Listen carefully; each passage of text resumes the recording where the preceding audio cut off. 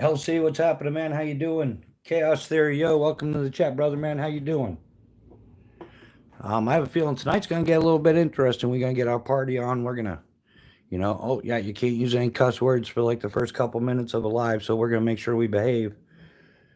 Joanna Azar, welcome to the chat. How you doing? So yeah, we got all kinds of news tonight. Well, we got a little something nice in the mail today, so we're gonna show you that. But we're going to get into some of the nefarious things going on YouTube, some stuff in the background, and we're going to talk about some losers on YouTube tonight for sure, without a doubt. So, um, you're feeling better. That's awesome to hear, man. Yeah, usually we heal up with a little time, a little rest. Always does good, but good to hear you're doing better, LC. Chaos, man, how you doing?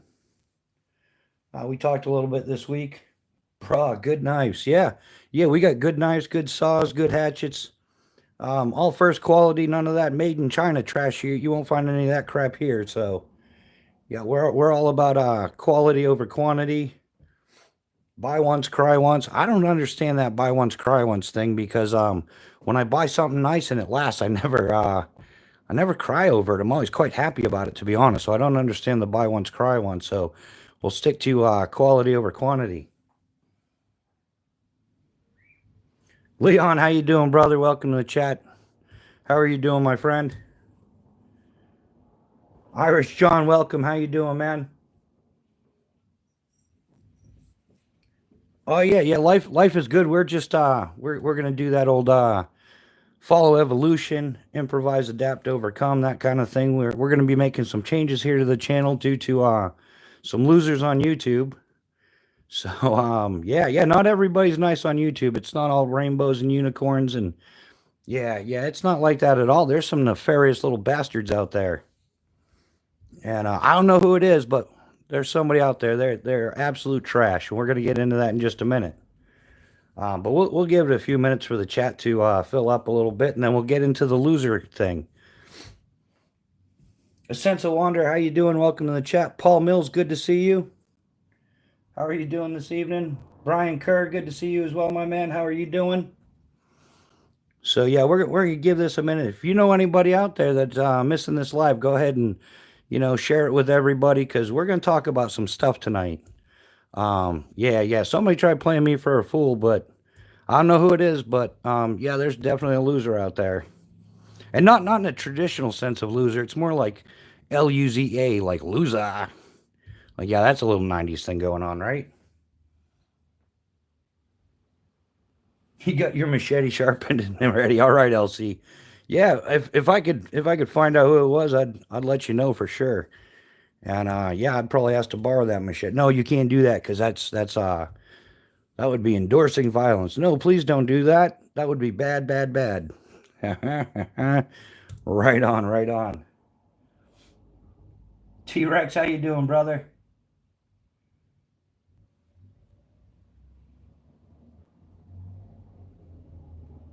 Brian Kerr won a new shotgun last night. We can at least fire it. Yeah. So as a lot of you know, my channel is I put in for my channel to be monetized, and you guys won't believe this, but my channel has declined for monetization due to reuse of content. Reuse of content under YouTube terms means that I stole somebody else's content and posted it without editing, without narration, without a subject opinion. Just the straight up footage was put on my channel. And so basically, I stole somebody else's video and posted it as my own, which is complete malarkey because I don't even know how to do that.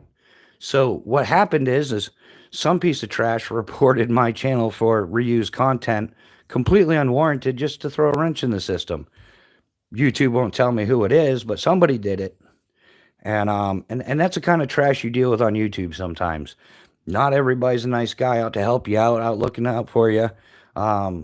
So yeah, that's the kind of stuff that behind the scenes. So my channel couldn't get monetized. I have to appeal it with a video and jump through all kinds of hoop because somebody said that I stole somebody else's content.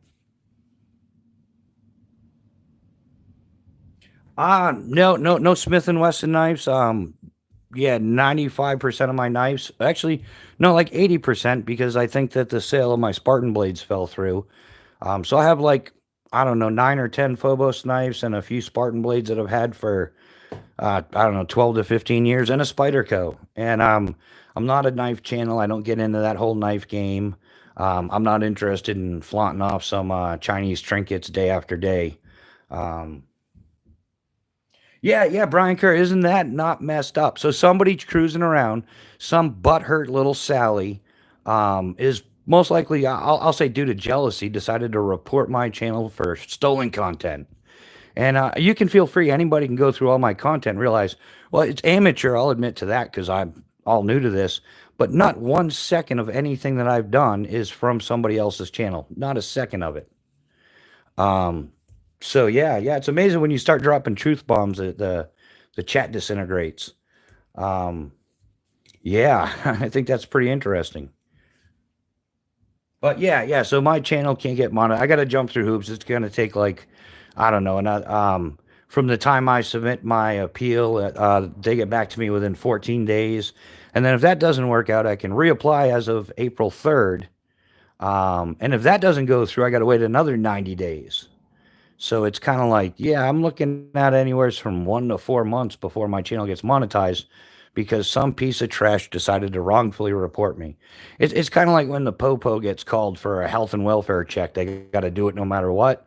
YouTube handles these matters the same way. If somebody reports your channel for something, then they have to handle it the same way. Yeah, Paul. And the sad part is it's somebody in the community. Like it wasn't. I highly doubt some random person. And I don't know which community it was. It could have been the bushcraft community. It could have been the camping community. It could have been the Graham Weenies got butthurt because I don't play the Graham Weenie game.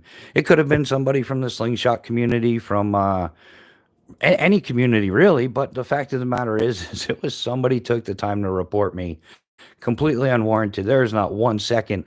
Like I don't even do that. I wouldn't use somebody else's content and then narrate it. I'm not a big fan of those formats.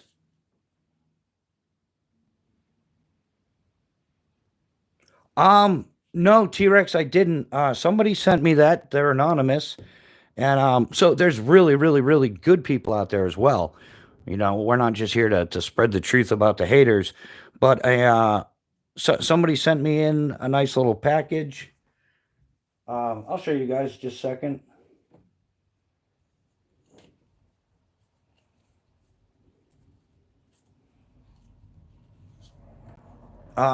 There's one of the subscribers, viewers to the channel, sent me in a new slingshot frame. Nice, really sweet. It's a wasp. It's like full milled aluminum, really nice quality, attention to detail, all that good stuff. I ended up switching out the bands. I put maybe like 30 shots through this. I think I got to adjust my right band here. It's a little off.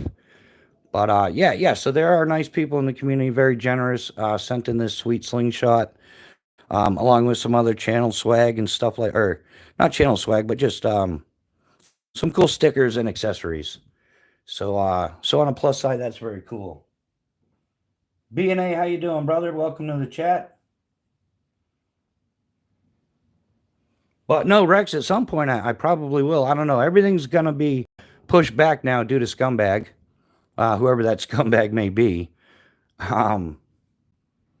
So yeah, I'll try out a little bit of this, a little bit of that. Oh, awesome. Yeah, Rex, I couldn't figure that one out, brother. Sorry about that. And when I contacted the post office, they're like, is your name still on your mailbox and all that stuff? And I'm like, yes, it is. I don't know what happened because I got other packages before and after. So that's just kind of weird. Mutsamba, how you doing, man? Welcome to the chat. So, yeah, and if I'm not mistaken, Wasp is out of England, the part of the UK, right? So, but yeah, sweet slingshot all the way around, and it's got a squat shot lanyard on it. He does great work. I finally got to check out some of his stuff. So, yeah, Squatch is doing great work. Good knot tension all the way through. Yeah, sweet lanyard, and they're fully adjustable. So, whatever size wrist you got, you can adjust it on there.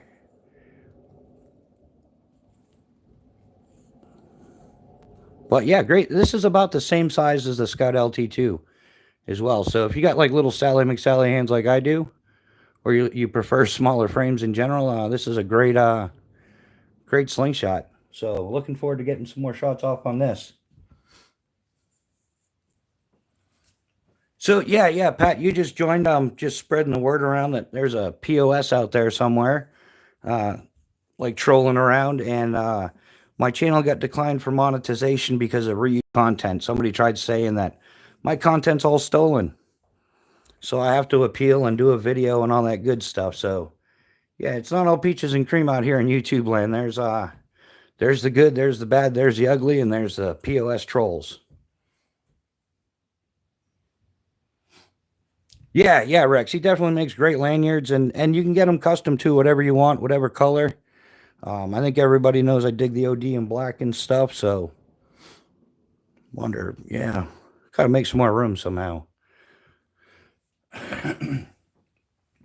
Yeah, Pat, it's a clown show for. I mean, not entirely. Like I said, I mean, it's like anything else in life. You got the yin and the yang, the pros and the cons, the good and the bad, and there's some definite nefarious YouTube trash out there that just I don't know. They maybe it's because you start getting successful, they see you, oh, you're sipping on my Kool-Aid, and well, it's an open platform, whatever. Uh, Speaking of open platform, I am going to be switching up my lives a little bit. As much as 8 to 10 hour lives on Friday nights are fun, I'm going to start like dispersing those hours throughout the week. Maybe have a little bit more fresh content. I'm trying to come up with a few things to do. Oh yeah, Gonzo, we're having a great night, man. How are you doing? Oh, right on. Yeah, T-Rex, go for it, man. Like, thanks for stopping by. Yeah, I'm not. What time's your premiere at? Like Eastern Standard Time wise? Maybe I'll make it. Not sure.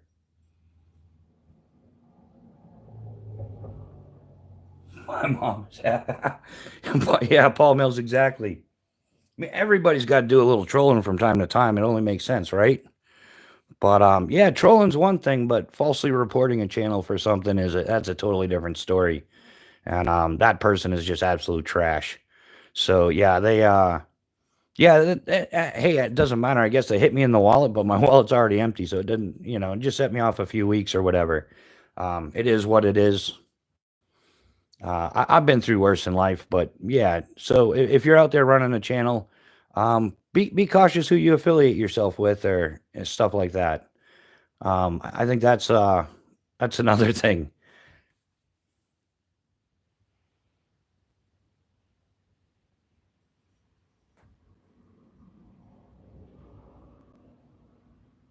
Yeah, does it get any worse? Oh yeah, and they're not just like I've learned a lot about the troll situation. Um, not all trolls are just like random trolls like we think they are. Some of them are like alternates to people that have other channel. People have a channel, then they have alternate accounts, and in their spare time they like to go down and try to beat down the competition. I guess that's a really big thing. Like, yeah, I've done a lot of research and talked to YouTube, and I've learned quite a bit in the last week. Last couple weeks, I've noticed some really weird things, and it all makes sense now. Yeah, trolls aren't as random as we think they are. Some of them are supported by your favorite channel, and their whole job is to go out there and discourage and disappoint the alleged competition.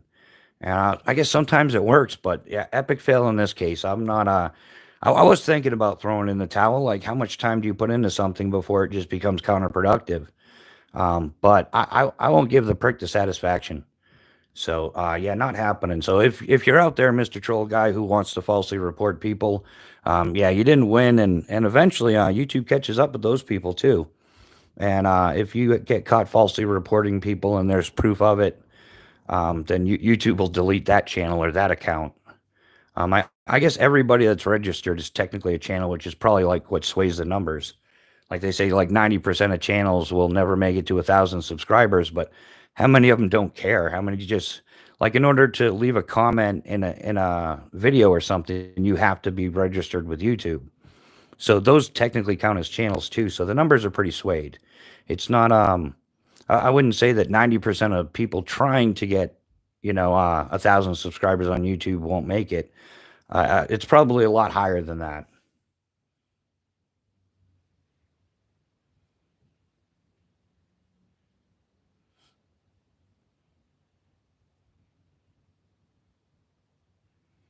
Oh yeah, yes, yeah, Chaos South Alert has got Ton, especially the it's not just the rats, it's the iguanas, man. The iguanas are out of control. Keith Nitz, how you doing, my man? Welcome to the chat. How's your evening going?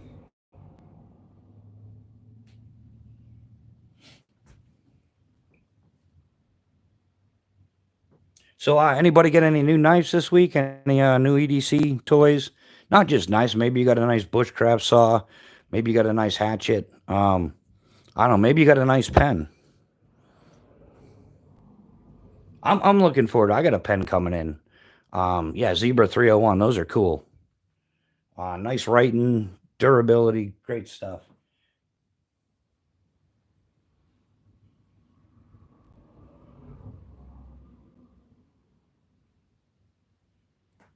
Oh yeah, where's the scriber? Yeah, so one of the discussions going around is Altum. How many Altum fans are there out there? Kelly Weaver, welcome to the chat. How you doing, buddy?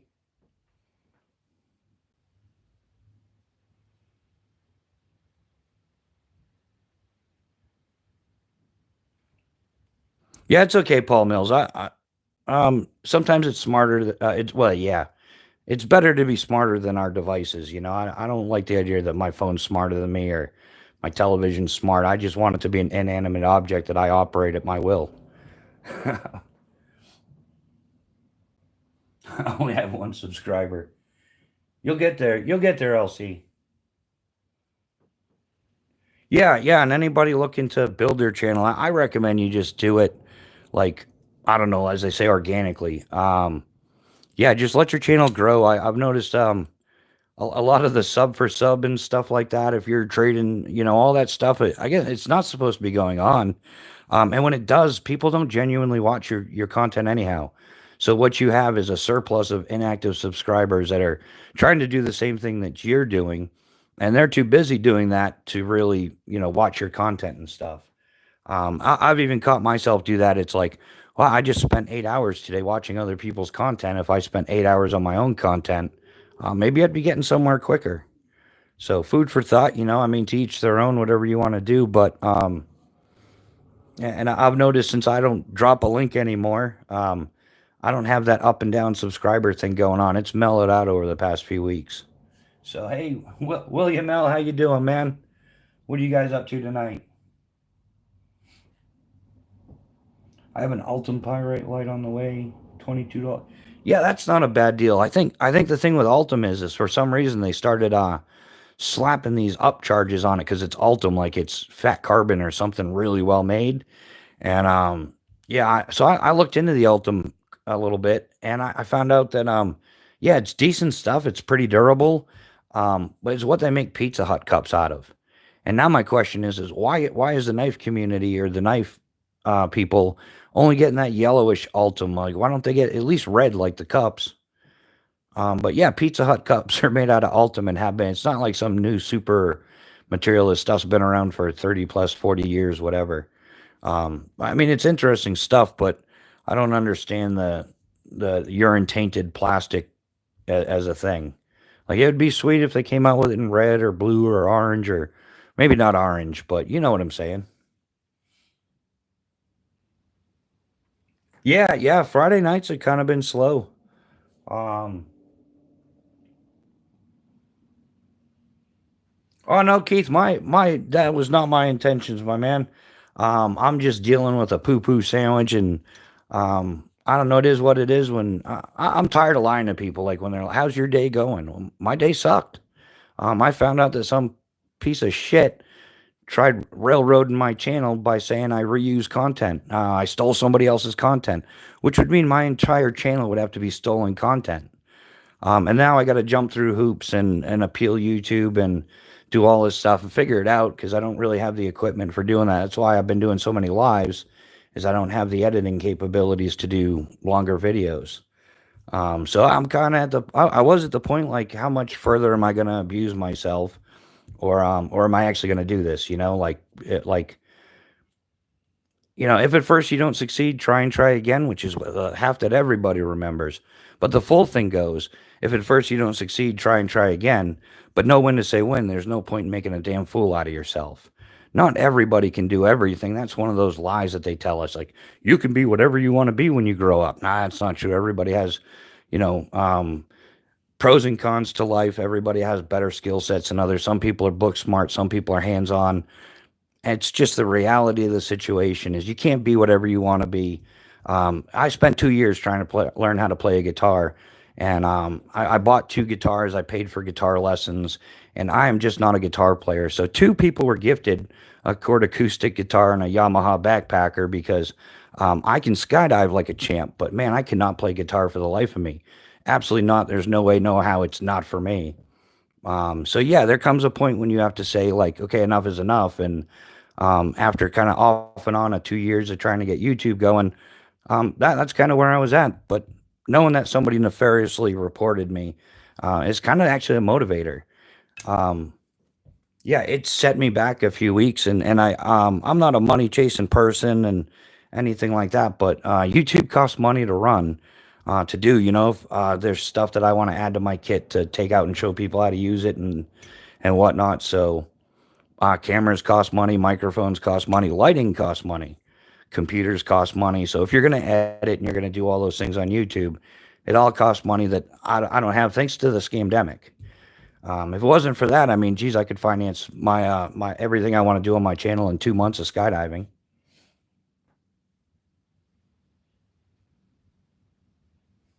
Yeah, Kelly Weaver, that's exactly the question. So apparently my entire channel was stolen content, but the way YouTube handles it is once it's reported, they have to pursue it and I have to prove otherwise, you know, guilty until proven innocent. And that's the way it works. Unfortunately, that is the um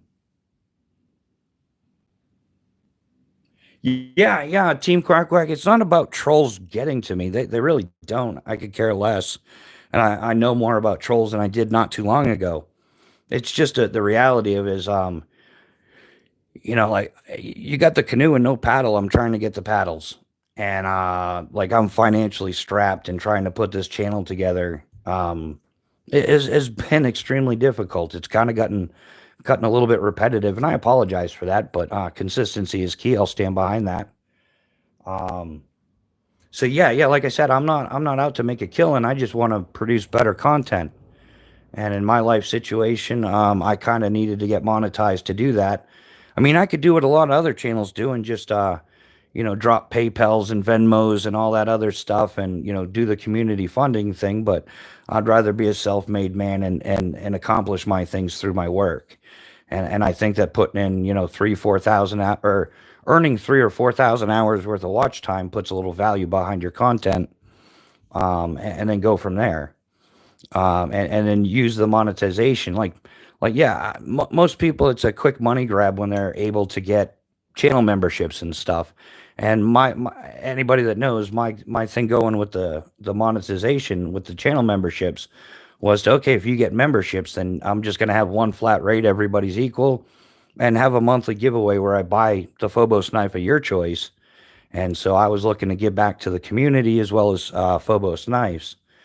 But now I can't do that. It's going to be a ways off now because, yeah, and it's not just like the trolls in the chat, you know, like, oh, saying stupid stuff or whatever. That's one thing, but going after somebody's ability to make money, that's just total scumbag move.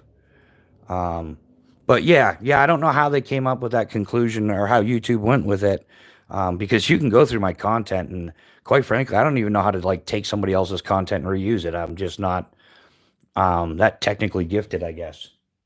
In fact, I just learned how to do it the other day. Somebody was telling me how to, like where I do like the long live chats, I can go in and make a clip or something and post it as a short. Or if I have a talking point for a while, I could cut that out and make my own long form video out of my own content. But then I was told you could do that to anybody's content, which I have no interest in. There is not 1 second of somebody else's content in any of my videos. And I only really have shorts and like mostly long form because I don't have the means to edit long videos. After a few minutes of editing, even if I only try to do like 5 minutes, when I go to render it, it ends up reverting to the blue screen. So, Clint Crosby, how you doing, man? Welcome to the chat. Neil McKenzie, good to see you, man. making sure I didn't miss anybody. So yeah, I wonder if I can do that.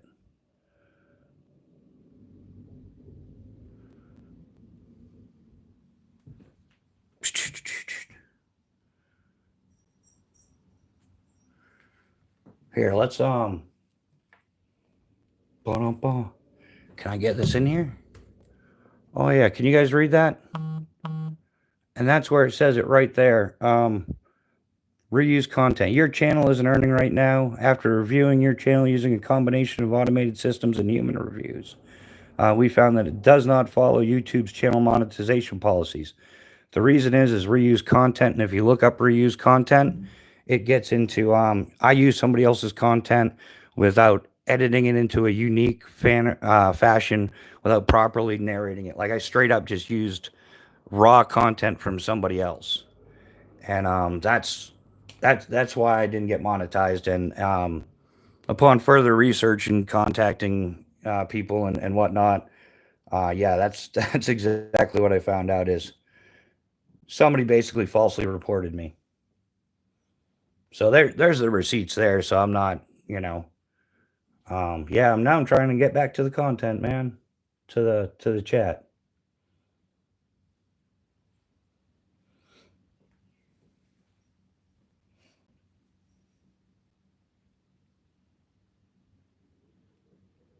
Yeah, random adventures. I can appeal it, and what I have to do is make a 5-minute video or less, proving that this is my setup and I'm really making the content, which I think is ridiculous because they could just watch like 5 minutes of my lives and realize that, or show up at a live. I don't know. I don't think YouTube's that motivated though.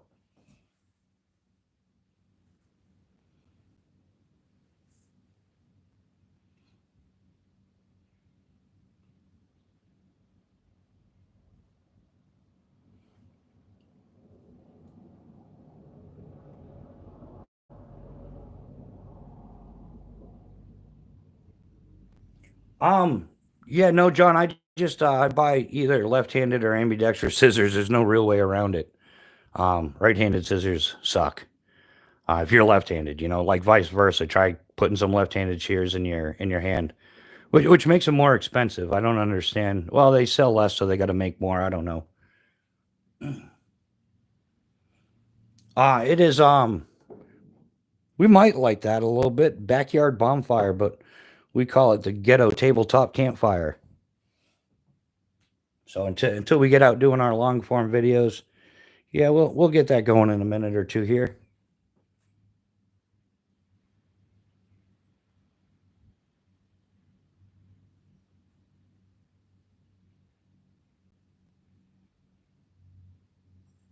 Yeah, I'm just getting caught up on the comments here, guys.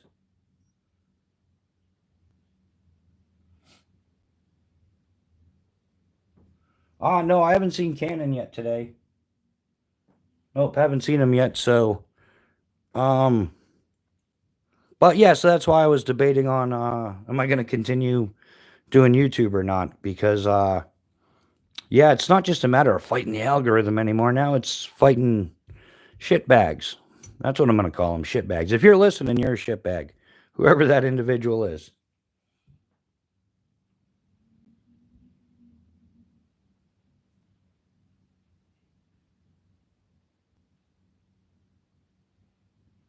Yeah, LC, but that's the whole thing. Me shooting a slingshot really isn't somebody else. It has to be like pre-existing content. Like I would have to go to somebody else's channel and like take their video and repost it, which I would never do, and I don't even know how to do. Like so. See, Knife Monkey, what's happening, Justin? How you doing tonight? But yeah, like I said, I'm gonna do some serious changes to the way I'm doing content. Even the live chats. I'm gonna start doing more live chats during the week. Instead of doing like 8 to 10 hours on Friday night, I might only do a few hours and divide that up throughout the rest of the week. Meet some new people, have some morning sessions, some evening sessions, maybe a lunch session. Who knows? But I'm gonna smash it out of the park. And yeah, yeah. For the people out there that are trying to make me fail, and I've heard other channels talk about this, and I'm like, that just seems awkward and unrealistic until it happens to you. But yeah, now it's actually happened to me, and I do have some friends that I talk to on the phone and stuff, and yeah, so I think I'm just gonna keep smashing it. I'm gonna change up what I'm doing. I know that people are after me for no reason, or because they don't like my opinion. In which case, good luck with you and your leftist mindset. Yeah, it's always the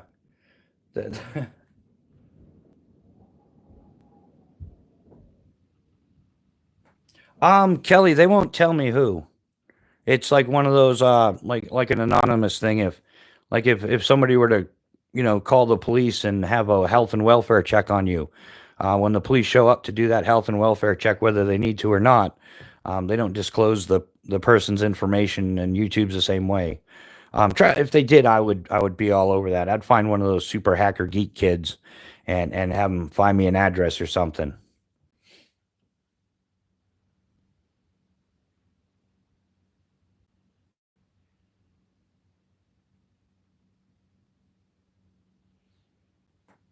Yeah, yeah. I don't think it's a logo thing. It's just straight up.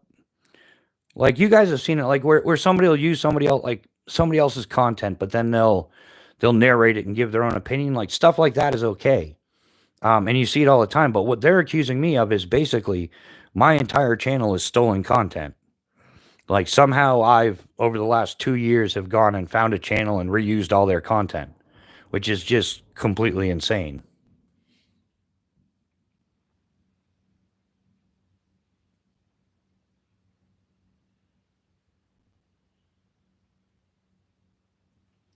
Yeah, yeah. There's no way to get the info, and it's like I'm not gonna ponder it on any longer. Trust me. It's if you haven't seen me around in too many lives this week, that's part of the reason. It's kind of like it. It's weird because who can I trust? Like who's out there? And I've caught people with alternate channels, alternate accounts, alternate screen names or whatever you call it. So there's that going on too. Where even if I go in somebody else's live chat, I'm getting trolled in somebody else's live chat. Um, and later on, now that I've got the technologies, I'm going to go and clip those out and narrate the hell out of it and put graphics on so I can't get the reuse content strike. And I'm going to call those people out. So, yeah, there's going to be a rude awakening in some communities around here. Because they thought I had left the chat, but they were wrong. And yeah, they threw themselves under the bus.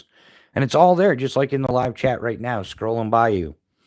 And yeah, so yeah, somebody tried to mess with me, but I don't know, that they think I'm stupid, and to a certain degree, they're right. Like, I'm not a tech savvy individual, but I am far from being an idiot. My problem solving skills are higher than average. That's how I made it as a parachute rigger.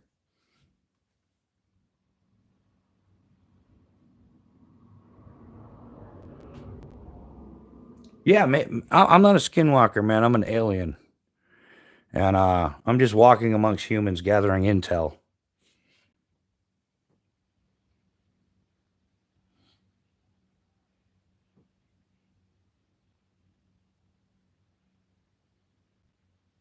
Right.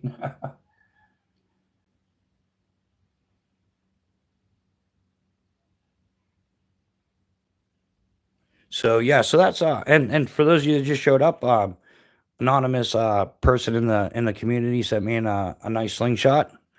So we'll be showing this, and we'll get out shooting this one as well. This will definitely be some fun.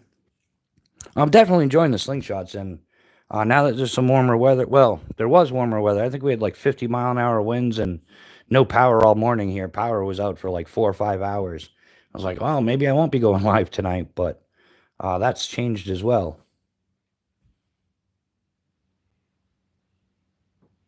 Most definitely, Alexa. Yeah, it's all about steel balls, balls of steel. Actually, I've been shooting clay. It's way cheaper and easier to practice with for me right now. So instead of just waiting on the normal process to get monetized, it could be like another 1 to 4 months depending on how things go. So yeah, thanks to that dude.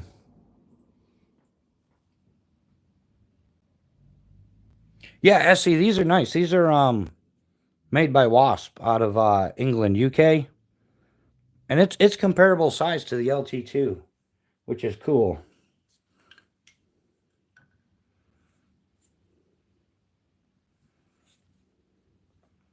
But yeah, both of them are great. So yeah, it's a pretty good fit. I think I naturally fell into a brace fit or brace grip for the slingshots. Get the band all twisted up here. But yeah, I think the brace grip became like a natural. You can do that like the other grip. Um, yeah, which I tend to slide off of that. So I think that's why I like the brace grip. And it does have a little pinky hole thing. But yeah, I'm still learning. It's a fun game to play. If you haven't done the slingshots, it's definitely worth a try.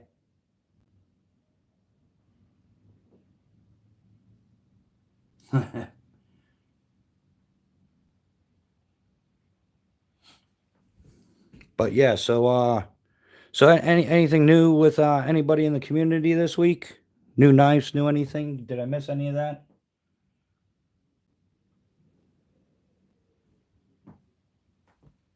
Yeah, yeah, unfortunately, I don't think YouTube does anything about false accusations. They should though. Just like I think they should do something about repetitive trolls. Like if you've been banned by so many channels, you should lose your account. Like if you're going around from channel to channel just being a troll and getting banned, I think maybe after you get banned from 3 channels, you should lose your account. But no, it seems to be all the pressures on the people running the channels, content creators, whatever you want to call them. And yeah, the trolls get away with anything, so maybe that's why they keep on trolling.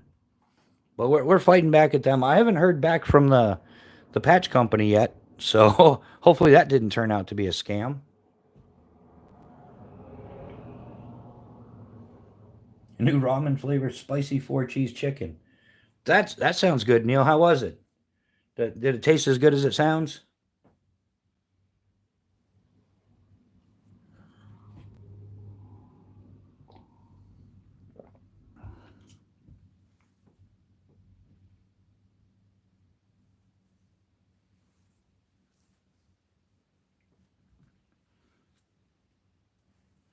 Oh, you haven't tried it yet? Yeah, let me know. I'll be once I start doing some of the outdoor stuff, I will most definitely be cooking up some ramen. There won't be any tomahawk steaks on my plate for a while, but yeah, John, and it is all about the money with YouTube, and that's funny because YouTube, like everybody says, like, oh, the algorithm's against me. It's like, no, it really isn't. The more channels that YouTube monetizes, the more money they make. So YouTube doesn't do it to like YouTube wants your channel to get monetized. Because if my channel were monetized and they're like super chats flying by and all that, like YouTube's pulling 30%, they get to interrupt our conversations with ads that they keep 50 to 60% of. So yeah. I think it's more so like the money in YouTube is more fought after by people with channels because they're all trying to get a piece of that pie. So I think that there's a lot more. Yeah, it definitely has a lot more to do with the channels than YouTube because YouTube benefits the more channels they have that are monetized, the more money that Google is going to make. Um, but the more people watching this channel, or the less people to watch another channel, and that's where the money comes in the evil part of it.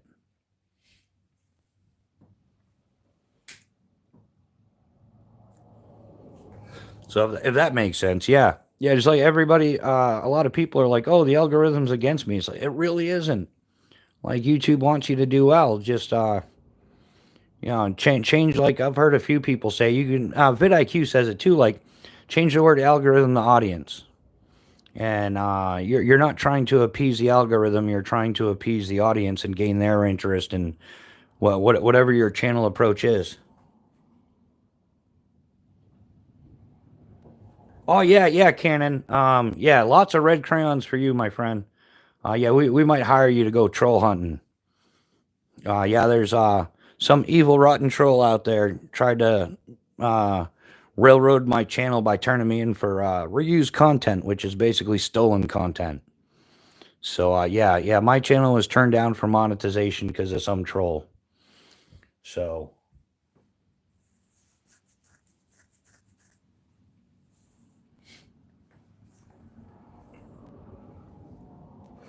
So, Kenan, how was your week, man? Anything exciting going on? Did you get out, do anything? Pick up any new pew pew toys or pokey slashy stabby thingies? Or yeah, it could be maybe a new tent, new hammock, new tarp. Find a new piece of kit, or maybe you don't have to buy new kit all the time.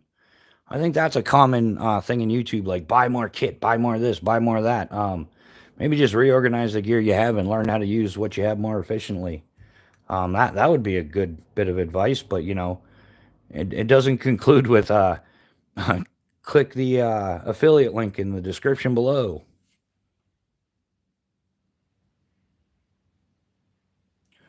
John, it's been great. I haven't gotten to use them nearly as much as I have. I've had them for like, I don't know, maybe 5 or 6 years. But yeah, it's a great tool. Leatherman makes great tools. The only thing bad I have to say about it is um, when these were purchased, they were $80, and now they're $100. That's the only thing I can't really figure out. You'd think after a while of having a repeat design, you would be able to lower the price, not jack the price up. But oh yeah, yeah, Ken, and it's absolute BS. And yeah, and I had my receipts. I showed it earlier in the live. That I was declined. So yeah, it sucks. But whoever it was, yeah, they might have hit me in the wallet for a little while, but whatever. It'll still happen. So I apologize if my content still is a little bit recurring, redundant. It's not even all that repetitive, but that's my point is you don't have to buy something new every week to play the game. You just need what you need. But yeah, it sucks, and it's somebody out there. Somebody was watching my videos, or somebody doesn't like what I'm doing, and tried to railroad my whole channel. But they're gonna fail either way. I mean, I suppose I could still do it recreationally, and maybe not put as many hours into it because I need to have a life as well. Elsie got a new tobacco pipe. Nice.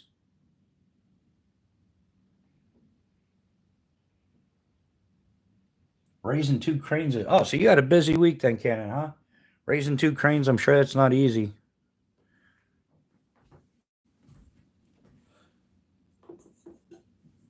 But yeah, I can't lie. I was pretty surprised. I'm like, well, I stay within the YouTube guidelines. I don't do this. I don't do that. I thought I was in the green. But yeah, I was pretty surprised when it came back. And for the reason it came back is just mind boggling. Like, yeah, I have not used 1 second of somebody else's content for the lack of editing skills and the lack of know-how. But either way, I don't really like those channels where, I'm sure you've all seen the shorts where somebody's green screened something behind them and they sit there and just point like, oh, and they don't say a single word. They have no interaction with it whatsoever, just their little goofy head sitting there. And yeah, that to me is like straight up stealing somebody else's content for clicks and views. I would never do that. If I were to do it, I would have to have some type of solid interaction. Like this person showing you how to do this completely wrong, or yeah, there'd have to be some warranted reason behind it. No, John, my surge is all factory. There's no real. The only thing I added on there was a pocket clip, but that's a Leatherman pocket clip. I might look into modding it a little bit further down the road. I do have all the bit kit and stuff. I just don't have them out. The only thing I'm missing is that ratchet driver, which I'm really not sure how much I would use it. Um, but yeah, I would think about modding my. I like to modify gear. I would rather spend more money or like money improving the gear that I have than buying like redundant, seconds, thirds, fourths of the same thing. I do want to get a Wave Plus though for EDC, for like on the pavement type stuff.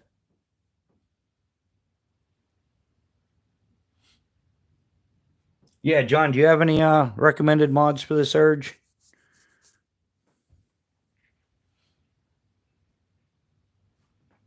Oh, the slingy thingies. Yeah, Leon. uh yeah, that's another thing that could be fun to mod. Like one of the things I want to do with a slingshot, I want to get the pro version, which is the full aluminum milled body and stuff, and I want to get that Cerakoted. I don't know, just for the fun of it, because why not? Um, yeah, the slingy thing, man, I wish we had like 50 plus mile an hour winds today. We lost power for like 4 or 5 hours, but it would have been nice enough if it wasn't for the winds, especially shooting lighter clay.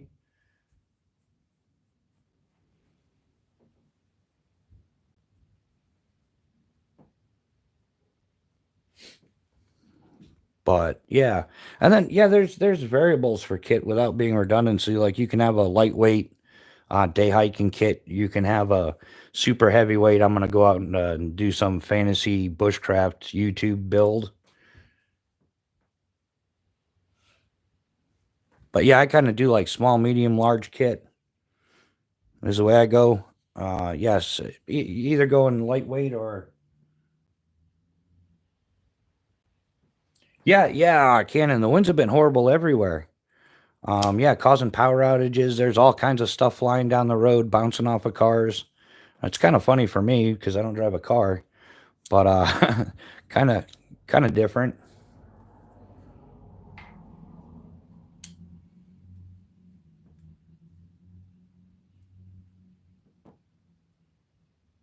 But yeah, and one of the things I'm going to get into while I'm waiting to go out and do my outdoor videos while I'm doing these lives to diversify the content is I'm going to do more research on how YouTube functions or how the back door of YouTube functions or the behind the scenes and the nefarious things that go on because it's a lot more evil than what people realize.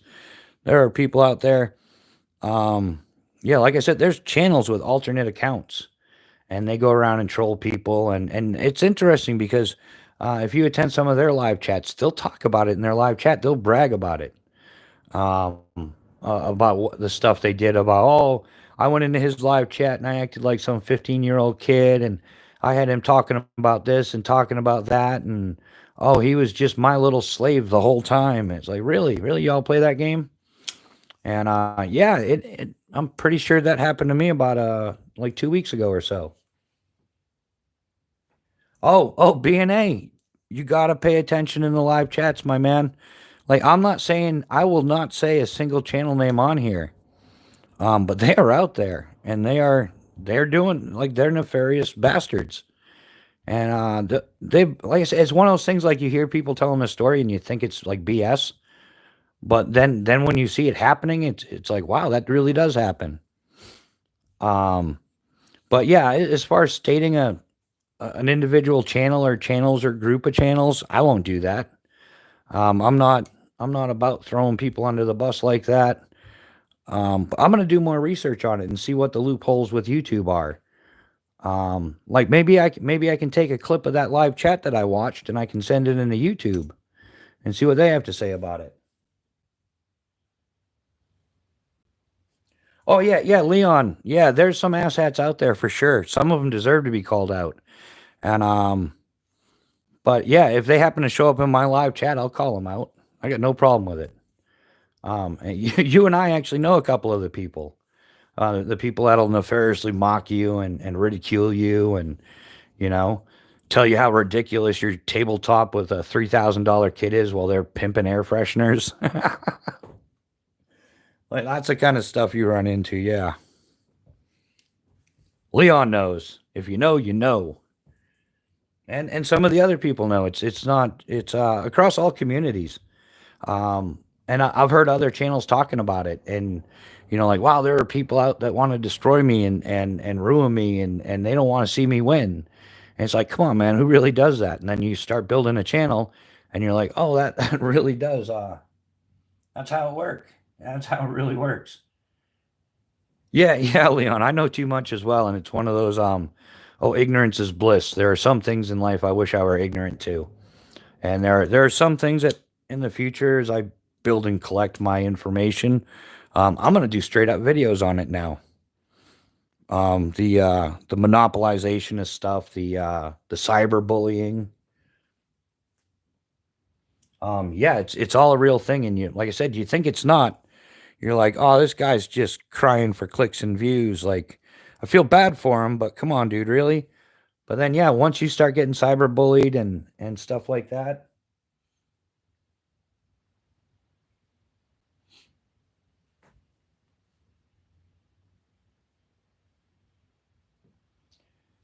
Sam, can I show how to open a pocket knife? Is that like a legitimate question? Like, really, ask your dad or ask your grandfather. Like, uh, come on now, Charlie. How you doing, man? Chad, welcome to the chat, man. You been doing out getting out doing any slingshot stuff lately, or you winded in like the rest of us? Sam ship account.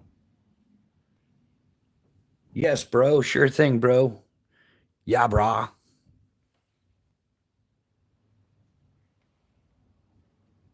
Yeah, man. And it kind of makes you a little bit like questioning like what's going on. Like, yeah, I don't even have a pocket knife out. I don't think I. Here, I have this folder right here. Pow. And I'm not even good at opening it. But I don't see the need to open a knife in a tenth of a second.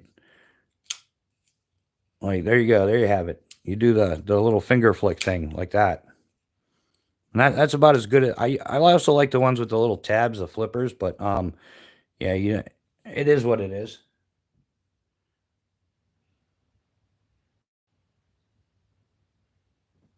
What? I don't even have a Sharpie out or anything. What are you talking about, Canon?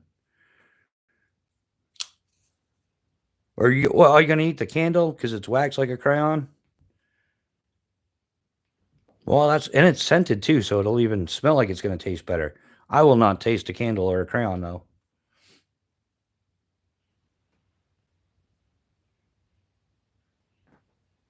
Yeah, I used to have a nice indoor 10-yard archery range and never picked up a slingshot the whole time. Now I'm wishing I had that little it was indoor in the man cave.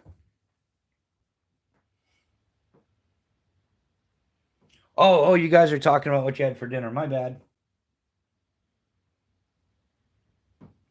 Yeah, all right. I'm gonna side with Cannon on that. Now I'm hungry. I just had dinner a little while ago.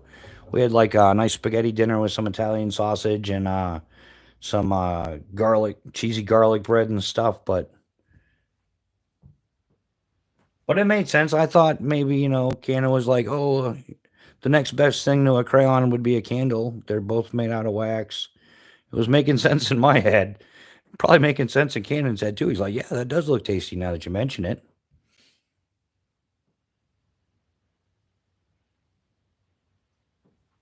Yeah, yeah. Sir Puffington, yeah, bro's got a higher view count than IQ. Wow, that just goes to show you haven't known me for 10 seconds, you idiot. Like, yeah, you come in here acting the ass clown, thinking you're all witty and stuff, but really you're just a moron. And please don't ban him, let it roll. Like, yeah, man, what do you know about my IQ? Like, you're displaying your IQ with your immature, adolescent, sophomoric behavior. But yeah, my IQ is low because you're an idiot. And we're just gonna have fun with idiots like you. Like, I don't care. Troll away, man. I already got declined for monetization, so I might as well just roll with it, you ass hat. Like, yeah, Sir Puffington. What I flushed down the toilet this morning had a higher IQ than you. It was more entertaining watching that turd go round and round than listening to your sophomoric. Yeah, here we go. Let's roll with it. And this one time at Skydive Camp, he's one of the dudes, right? That Sir Puffington is one of the dudes that shows up for his tandem skydive. He's on the ground. He's Mr. Billy Badass. He's, I got this. I ain't scared of nothing. But the second we get him in the door, he white knuckles that door like his life depends on it. Oh, yeah, Mr. Tough Guy in front of all the girls until it comes time to do that jump. Like, that's stereotypical of people with your behavior, my friend. Yeah, yeah, we roast away. Yeah, Sir Puffington, you came into the wrong live because on this channel, we troll the trolls. You all right? Do you need a tissue now? Go cry to your mama. But mama, Mr. Bushcraft man hurt my fee-fees. Pando, what's happening, brother, man? How are you doing this fine evening? Bro, need to roast some. I have been, man. I've been roasting calories like a mofo, like kicking the pedals, going out, getting a little cardio in and stuff. Yeah, you're right. When you're right, you're right. Like I'm not gonna deny anything, you asshat. But is that the best you got? I gotta roast some calories. Come on, man, do better. Go ahead, type something in real quick. We'll wait for you. You telling me I got a low IQ? Like Jesus, I type one fingered faster than you do.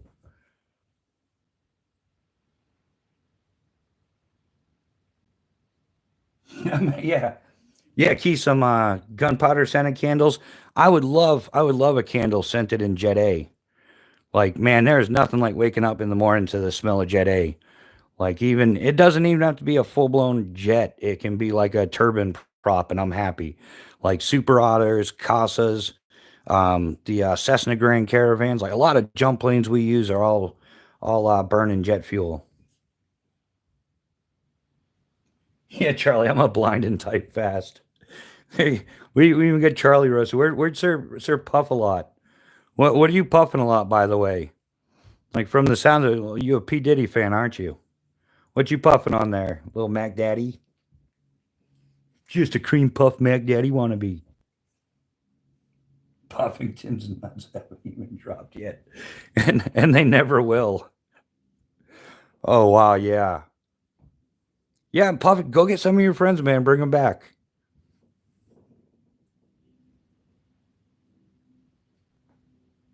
Yeah, yeah. But see, chaos. We can ban them right away, or we can hurt them in the head. We can live rent free in their head for the next month.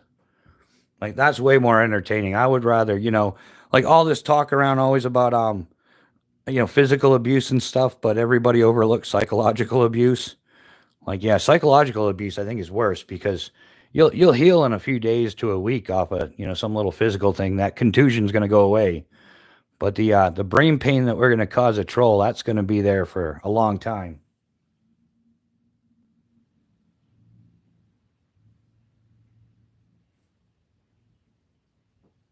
All right, Keith, have a good time, man. We'll catch you later, brother. Yeah, so where was we? Oh yeah, if you're new, yeah, this was this what's it called again? A Wasp Evo Enzo. Yeah, it's a Wasp Enzo. This was sent in by one of the viewers, subscribers of the channel, for us to play with. So we'll definitely get out and get this in some videos. Um, I think yeah, I'm gonna try to do some lives out shooting, maybe carving up some sticks. I don't know. Oh yeah, Bando. This is sweet. It's like all CNC milled aluminum. I don't know if you can hear that. Yeah, it's definitely sweet. Yeah, Bando, remind me, man. I gotta shoot you over my phone number so we can talk about what you got going on with yours. Um, because it's something I want to expand on the channel with. But yeah, I don't know. Everything kind of got halted because I thought I was, getting close to being good. Oh yeah, Clint, if you're just getting started, man, yeah, it's awesome. In fact, I want to get more on video sooner than later of just getting started because there's plenty of pro like one shot, one kill kind of slingshotters out there, but I'm interested in showing the learning curve to it. I'm not embarrassed about like what I don't know and what I'm learning. That's half the fun in life. Adventure 50, how you doing, man? Welcome to the chat. How's your day going? How's your week? Well, yeah, it's been about a week. No, I was in one of your live chats at the beginning of the week, I think.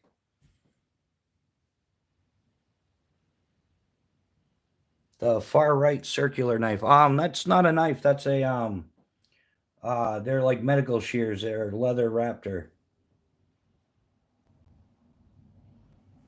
Um, yeah, they're definitely not a knife, but kapow kapow, and they're for cutting all sorts of stuff. They do fold up. They fit in a pocket great, so on and so forth. And there's also a hook knife on here. Little carbide tip if you got to smash some auto glass or something. And there's also a ring cutter built into it. Ironically, I've used the ring cutter so far. But they were supposed to be used more, but due to life changes, I don't pocket carry something like that every day now. Yeah, Bando, it's just a matter I got to put together the video and do the editing and not get the blue screen of death in the process.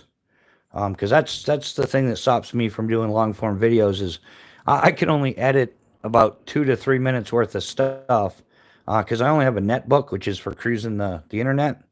It's not really designed for like gaming or editing or anything like that. It just brings up the interweb.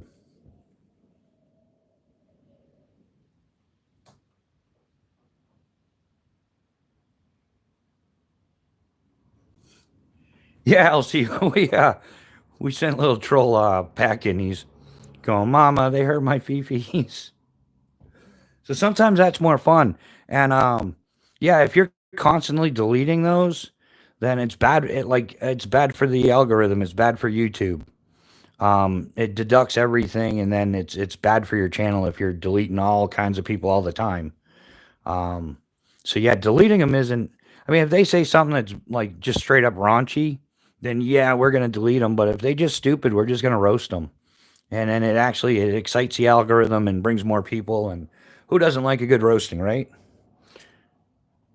I mean, how many people are buying that the 5.99 rotisserie roasted chickens? I know I love those things. Oh, which one?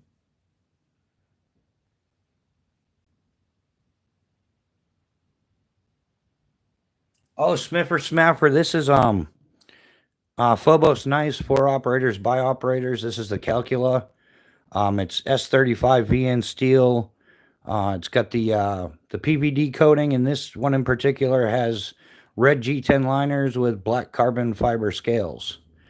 And this is, I think, a nice all around like EDC camping knife. Like it's in the middle. It's like a jack of all trades, master of none. Maybe not. I don't know. Um, if you got some like real slashy pokey fighting skills, this would be I think an insane like self defense like military knife type thing. But yeah, I like it as like a nice mid range. It's big enough to get a lot of jobs done. But it's not so big that it scares everybody every time you take it out. Yeah, great overall knife.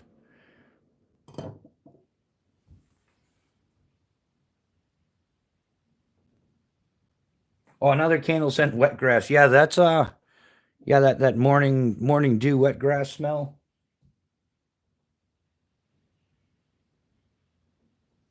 Yeah, I'll see. Yeah, you'd stay up late and watch the roast of the celebrities, which that's fun stuff too. But roasting trolls can be equally as fun.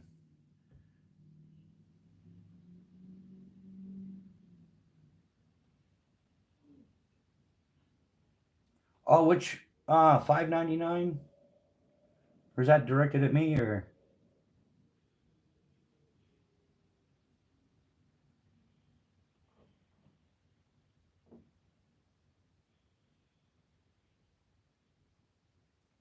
well, I'm not tracking with you there, Cannon. Are you still talking to Keith about dinner? Sorry about that. I know like when I have conversations I always tag the person and that way there it's like directed at them. So yeah, I apologize if I'm jumping in the middle of somebody's conversation.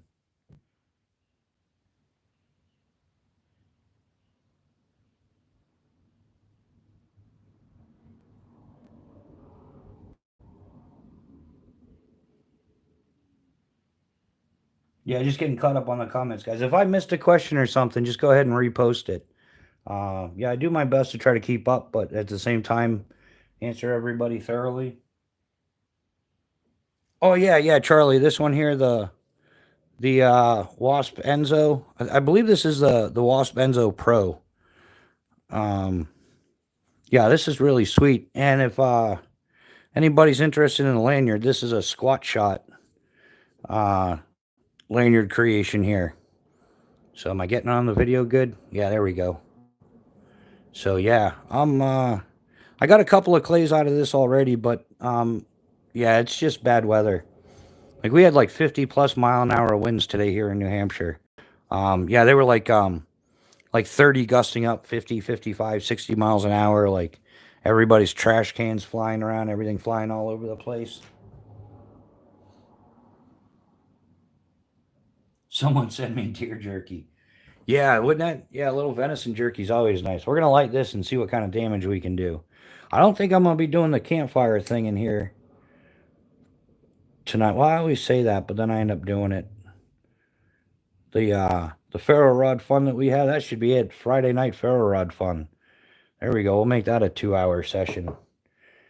Might start coming up with goofy cliche things to say throughout the week. You know, like the Tonto Tuesday, which I tried participating in that, but I don't have a Tonto, but I played along anyhow. And anybody who disagreed, I just called them a blade bigot. You know, that's the way society works nowadays. Like, just because it's a Tonto does not mean it can't participate in Tonto Tuesday. Like, it should be open to all knives, not just Tontos.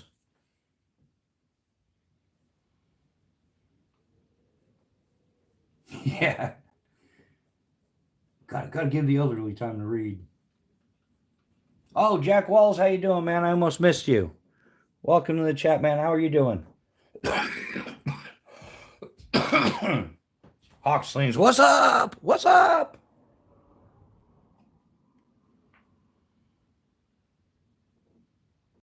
No, that's not the only thing that gets fired tonight. Yeah, let's we'll move the Granfers Brooks and stuff a little bit out of the way. We'll bring our 2 slingshots out. Kapow, kapow. And this one time at Skydive Camp. Anybody else onto the Marlin spikes?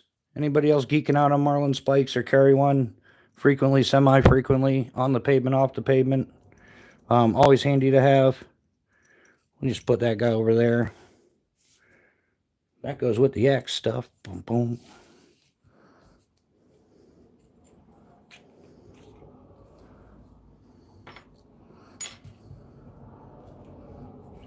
Kapow, that's what we're rocking out for now.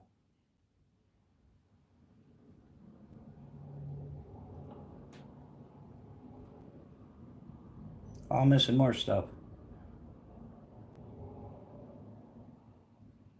Found a candle the other day, called it the Lady Bits that smell like ass. Yeah, guys, if you forget to go ahead, double smash the double tappity tap a taparoo thing, or if you're on a PC, do the clickety click thing and click the like button or whatever button you feel like clicking on. Except for the report button. Don't be that guy. We already don't like him.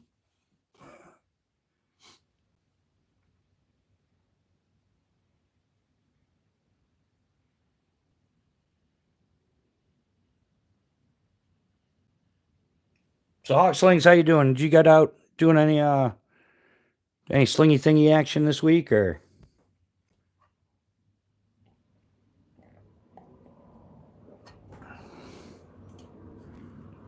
Has anybody got anything planned for this upcoming week? Any camping trips, hiking trips? You're gonna build a crane, maybe?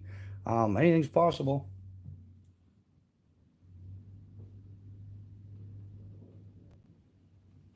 What's that, Cannon? The Marlin spike you got in your back pocket? Or yeah, that could be a number of things.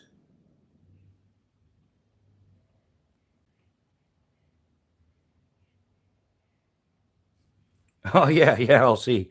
Yeah, that's when band-aids aren't enough. Stitches apply. I still haven't. Yeah, one of the reasons why I've been holding off on some of my videos is I was hoping to get monetized so I could start doing more, have more content and stuff. But yeah, so I still haven't dyed this, which I got to do. Maybe I'll just do the video anyhow. I don't know. I'm kind of.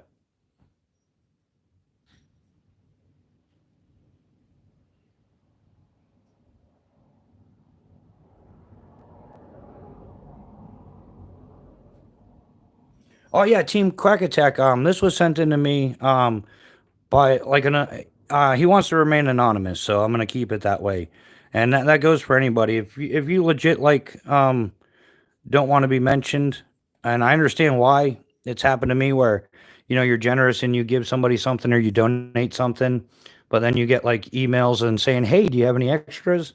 Yeah, it gets a little bit awkward. So if anybody does donate to the channel or something and you want to remain anonymous, then I'll most definitely keep it that way.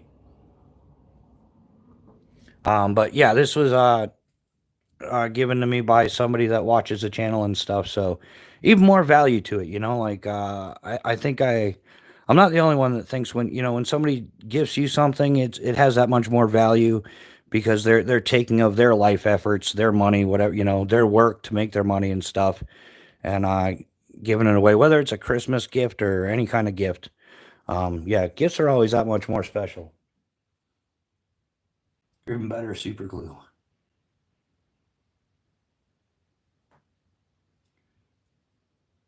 Ray, how you doing? Welcome to the chat. First time here. How you doing? So, any other Phobos knife owners out there, or people aspiring to grab some Phobos knives? Because that's by far my favorite. I've been digging them. Kapow! Maybe I can talk to Eric at Phobos. We can start matching up scale colors to slingshots and stuff. That would be a pretty cool thing to do.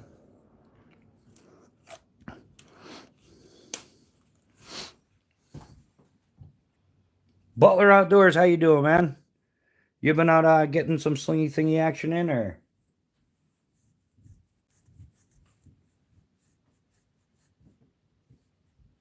All right, Clint. Thanks for stopping by, man. We appreciate you hanging out. We'll catch you either on your channel or somewhere at some point.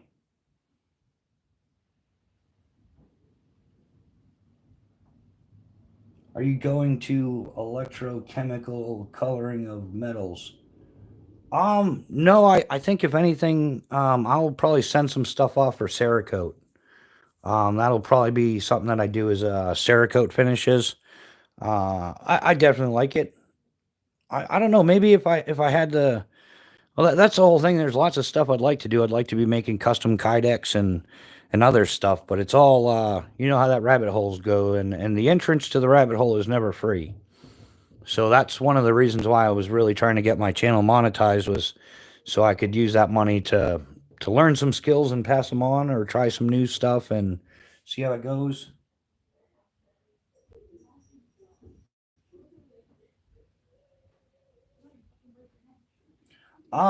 Reaper, these are wow, okay, this is an explanation.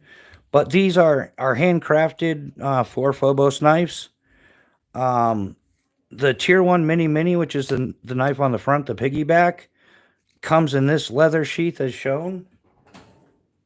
The tier 1 BC, the knife on the back, comes in kydex. The leather is available as an add-on option or separate. If you have a knife in this size range, you could get the leather.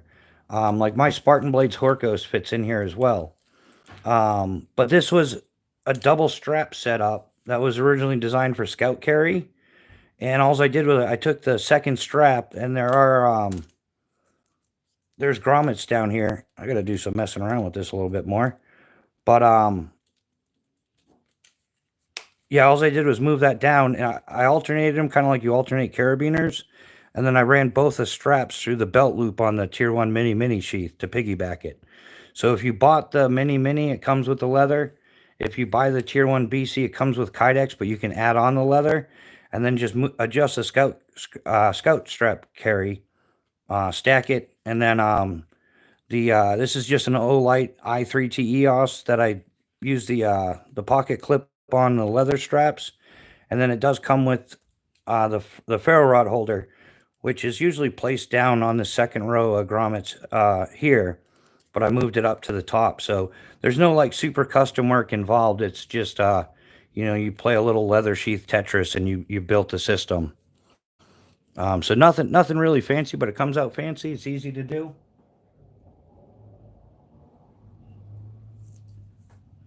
Yeah, prepared medic. All of the leather sheet, everything's ambidextrous. So like you can take the belt dangler off and reverse it. I'm left-handed, so everything's set up left-handed. But yeah, all of his leather sheaths are ambidextrous. You could usually you loosen the screw a little bit and rotate the retention strap. But yeah, all of the sheaths are ambidextrous. You can do lefty or righty. And the same thing with the tier 1 BC sheath. Like yeah, it's symmetrical, so you can set it up lefty or righty. And if you get the leather and the well, it comes with the Kydex. If you get the leather, and like maybe you like the dangler from the Kydex better than the leather one, they do match up. You can take the dangler off the Kydex and put it on the leather, or vice versa. You can put the leather on the Kydex. So there's some modularity to it as well. But yeah, pretty simple setup. It's something I've always done. I've always run like a piggyback setup. Like this is my custom set from FOBOS knives, and I did the same thing with this, which is the original one. I got this one back in 2019. So yeah, just a little bit different. This is the Tier 1C model with convex grind and whatnot. But yeah, it was the same thing. I just moved the scout strap down, ran the scout straps through the Tier 1 mini sheath, and I usually have the Olight I5T, the AA version on here, and the Exotac Ferro Rod XL. Or yeah, that's what it's called. Something like that, the Exotac thingy-majiggy.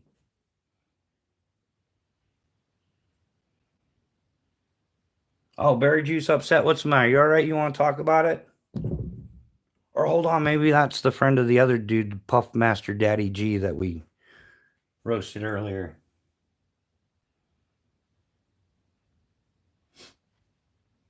Yeah, prepared medic. So either way you want to carry it.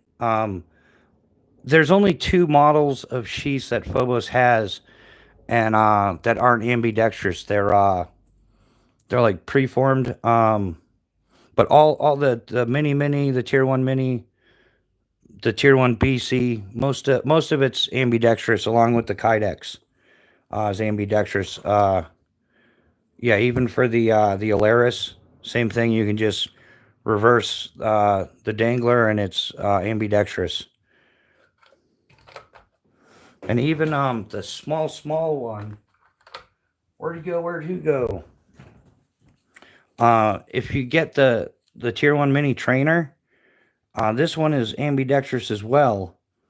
It's got all the settings, but instead of just reversing, because there's no dangler or anything, instead of it being put together with grommets, it's put together with screws. So it's a bit of work, but no big deal. It's just a few minutes. You take the screws out, and the 2 halves come apart, and you can remove the ulti clip or whatever and reverse it to the other side. So just about all of his sheaths are ambidextrous.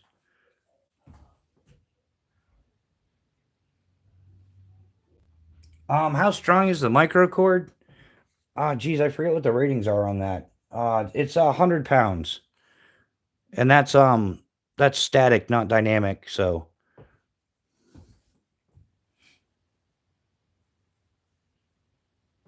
I stopped looking up. I stopped memorizing all that stuff years ago. When I was going for my senior riggers exam, your first step in becoming a parachute rigger, the the DPRE, the designated parachute rigger examiner for the FAA, taught me a valuable lesson about that stuff. He's like, there's some things in life you shouldn't waste your time memorizing, but you should know how to get the information quickly. So having like a library of resources that you know how to access and find the information.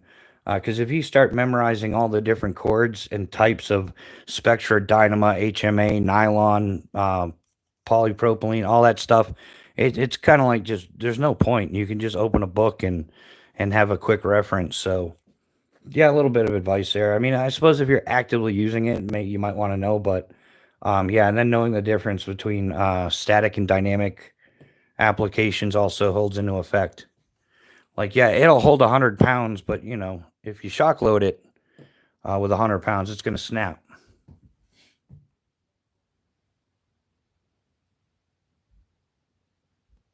Yeah, yeah, I think we did. Yeah, we sent Puffington back.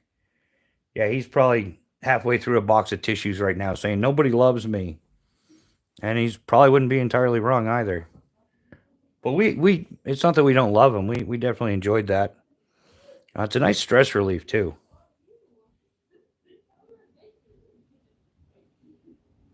Which one, Alan? Or are you asking me if I prefer LMAX or CPM 3V?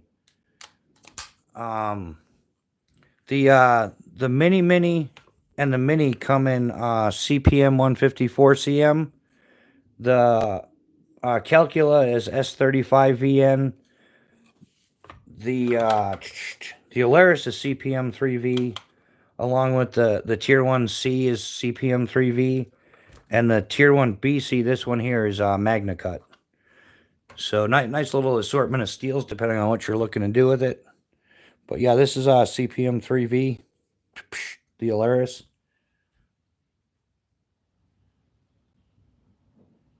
Oh yeah, that's why we're not burning stuff down yet, LC. She's still up and doing stuff. I think she's I don't know what she's doing, but they're doing stuff. But fortunately, I'm in here doing stuff. Isn't life great when you get to do what you want to do?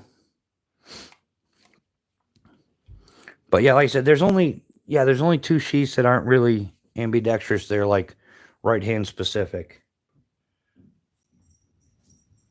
But yeah, everything that the stock stuff, like what the knives come with, is all ambidextrous, as well as most of the leather. Which is a huge feature. There's well, I can't count the number of knives I've been really interested in life to find out that it comes with a high quality, very expensive right-handed sheath. And it's like, okay, so out of the $350 knife, I'm basically throwing away 100 of it, and I have to get some custom leather or Kydex done. And yeah, so ambidextrous is a huge benefit. Or like, even if you're right-handed, you want to set it up cross draw or something, it's still handy.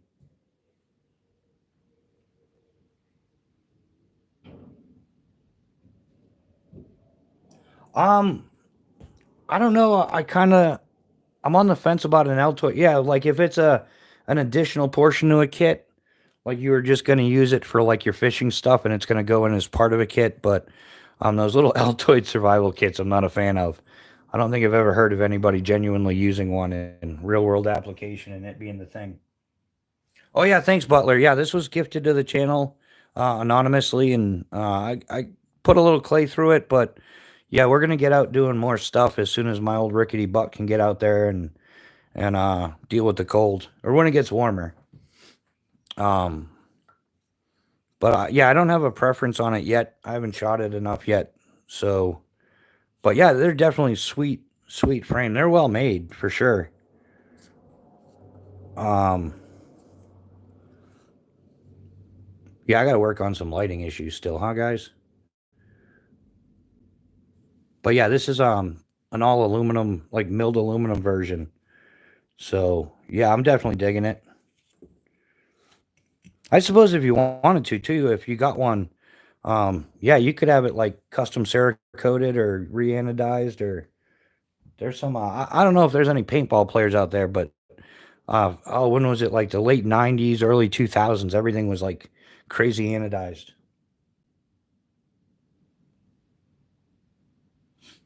Yeah, I didn't see about the groundhog.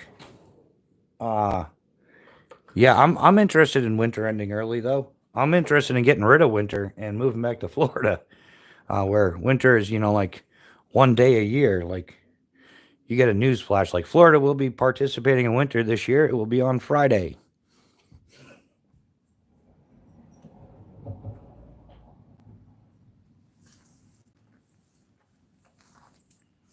But yeah, so that's something new we got this week, along with some different some swag, nice little bag of swag. I've got to pull back out, and yeah, he was very generous. Sent me some bands and everything as well. So I got to get some more steel shot so I can, but I got to get a catch box, and then I'm gonna do this. The steel shot and catch box kind of go hand in hand, and the clay is what I'm using now. The gentleman that owns some farm property, he lets me go out on his land and shoot, and he prefers that I shoot the clay. So I'll be shooting clay when I go there because it's out of respect. The guy's nice enough to let me use his property, so I'm gonna do what he asked me to do.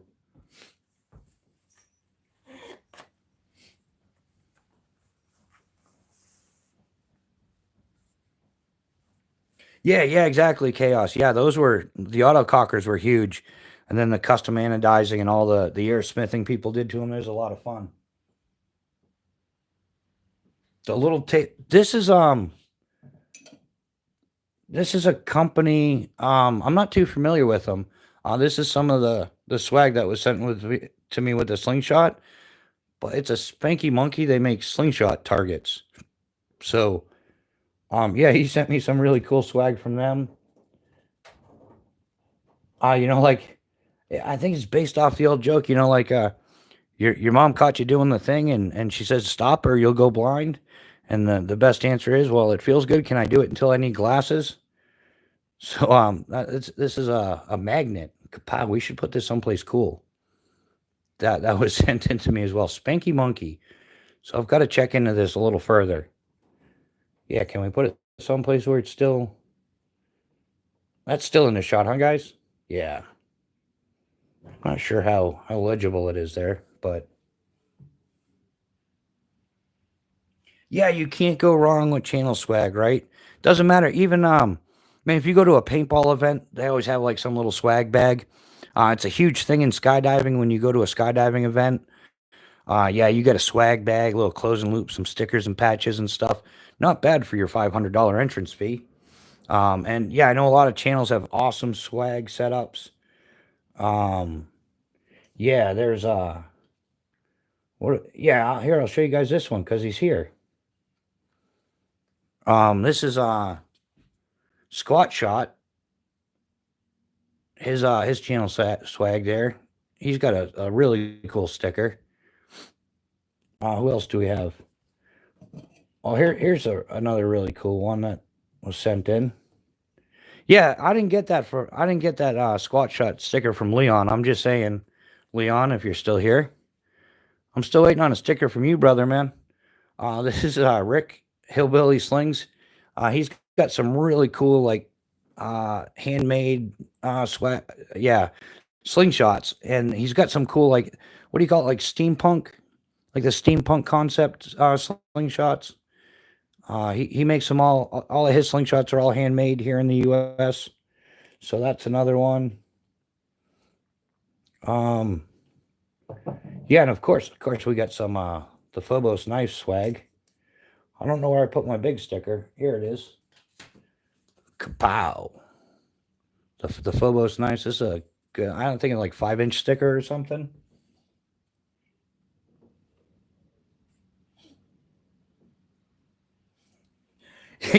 Yeah, Ken. And if you had swag, it would be a crayon with a couple of bite marks out of it, right? Or like the tip chewed off. That would have to be red.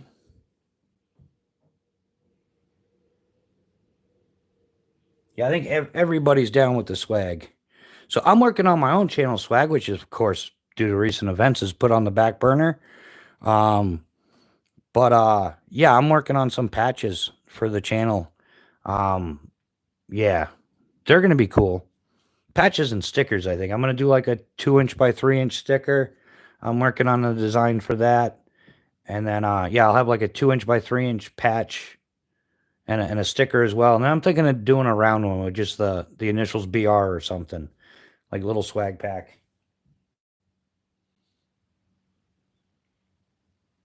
Yeah, Elsie, that's what safety glasses are for. I almost did that last summer. I was going out trying to shoot some videos of the slingshots. Oh yeah, yeah. Hey, Cornbread, how you doing, man? Yeah, I actually had a miserable week. It absolutely sucked. Yeah, so we're not gonna lie here on this channel, and yeah, man, my week sucked, but we're working past it. We're getting over it. We're figuring out how to circumvent said situation. But yeah, thanks for asking, man. Cornbread, how was your week? Hopefully better than mine.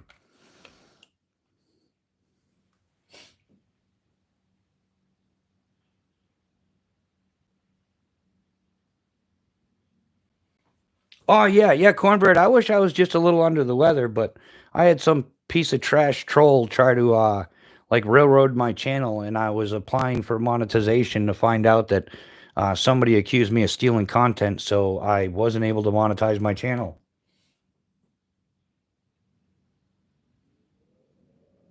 That guy, yeah. Oh, it's over.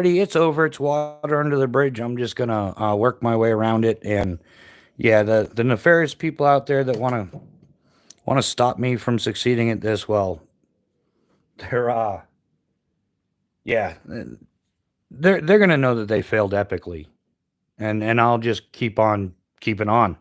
Like not much else. Well, there's not much else I could do, but yeah, I was on the fence. I was thinking, geez, how many more hours am I going to put into this? And because of what that person did, it could be anywhere from a month to 4 months before I get my channel monetized, which isn't that big of a deal.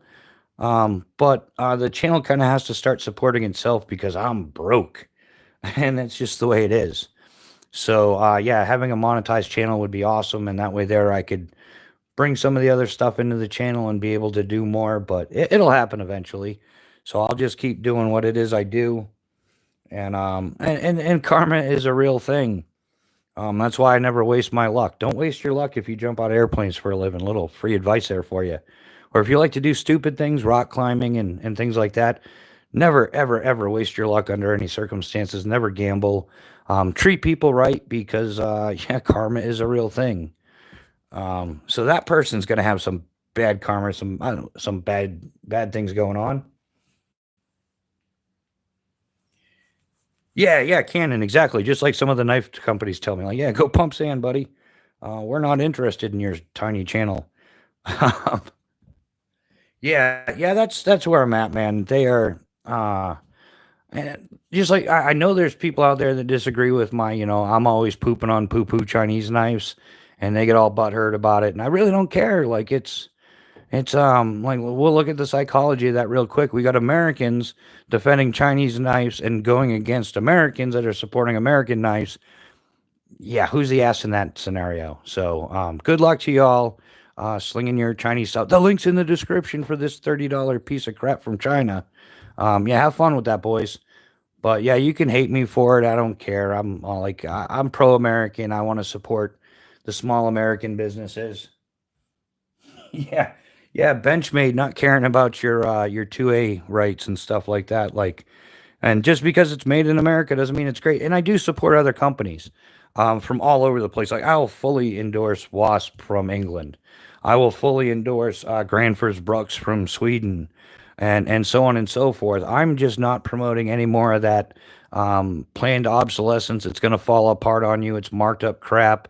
It's rebranded cookie cutter garbage. Um, yeah, I'm not playing that game like oh yeah, but China's making great knives. Yeah, well, you know what else China's making great right now? They're making a stealth fighter specifically to compete with the United States. Um, in fact, I can't remember the name of the channel. Yeah, but I like why are we supporting our own demise? Doesn't make any sense. So who's the bad guy here?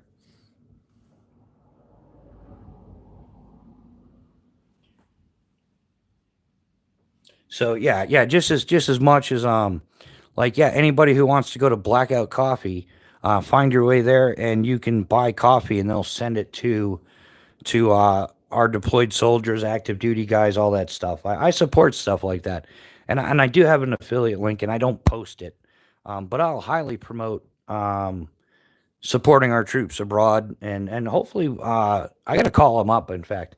And speak to Mr. John Santos and say, hey, um, your uh, your program to support our military guys, can we send that to our border? Like the Marines. I know Seventh Group is there, right? Seventh Special Forces Group is doing some work at the border. So is a bunch of our crayon eating jarhead brothers, right? Shout out for Cannon there, brother, and your brethren that are finally defending not. I know it's not our military. I know how it works, but it's nice to see our military guys supporting our border for a change instead of somebody else's. So if we can support that any way, shape, or form, we definitely should be.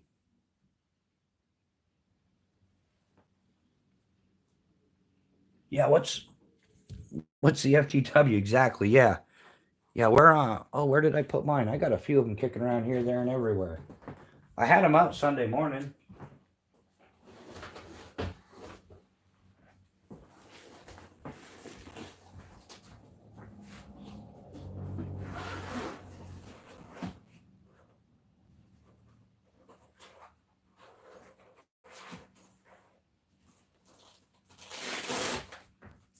There we go. Now we're gonna make some room for some of the best swag there is, right? The only thing better than slingshot swag and knife swag and channel swag and stuff is kapow. Some of this swag. Everybody should get one. And I don't know where you get it. So no affiliate links, no nothing, but nothing wrong with supporting the red, white, and blue. With some yellow trim, that's okay too. Exactly, Charlie. And that's why they're always playing the divide and conquer game with us, trying to get us to argue about this, that, and the other thing. And it works, man, because I got people arguing with me over freaking American knives and Chinese knives. Like, I get it. You like your little Chinese pocket bangers. There's nothing wrong with it. Everybody's got a budget. But don't be hating on me because I don't support that. Ah, gotcha for the win. Exactly. Thank you, man.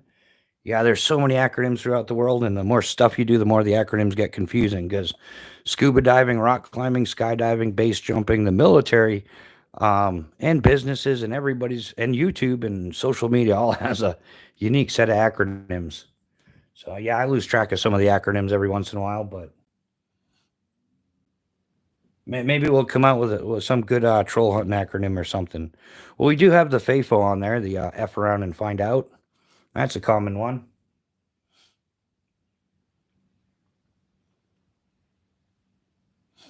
Yeah, just getting caught up on the comments. If I missed a question from somebody, sorry about that. Just go ahead and drop it again.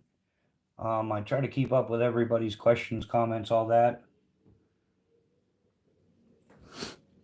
So yeah, at some point I'm gonna come out with my own channel swag, but yeah, that's another few $100 investment, and I have more than a few $100 tied up into the troll hunting club patches, which I'm still patiently waiting on.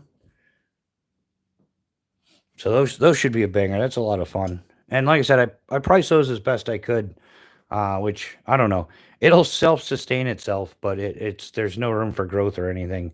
Like I can just once I sell out, I can reorder. But yeah, I gotta figure out how to invest more money in this stuff. And and if I don't hold on to stuff for people anymore, that's gonna be a policy that I change unless yeah, because I was waiting for those Spartan blades to be sold, and for 2 months I held on to them, and now I'm getting ghosted. So that's yeah, when it rains it pours, but hey, what can you do about it?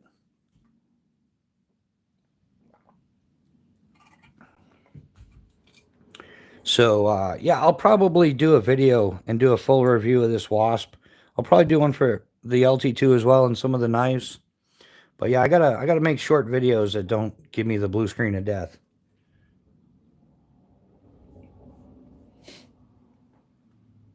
So does anybody else have anything exciting going on this week, or um, how's all that looking?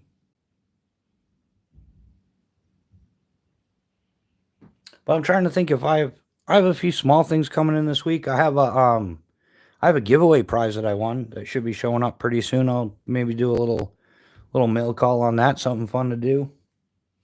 If anybody has any requests or anything for videos, yeah, drop those. I'm always looking for new thoughts and opinions on content.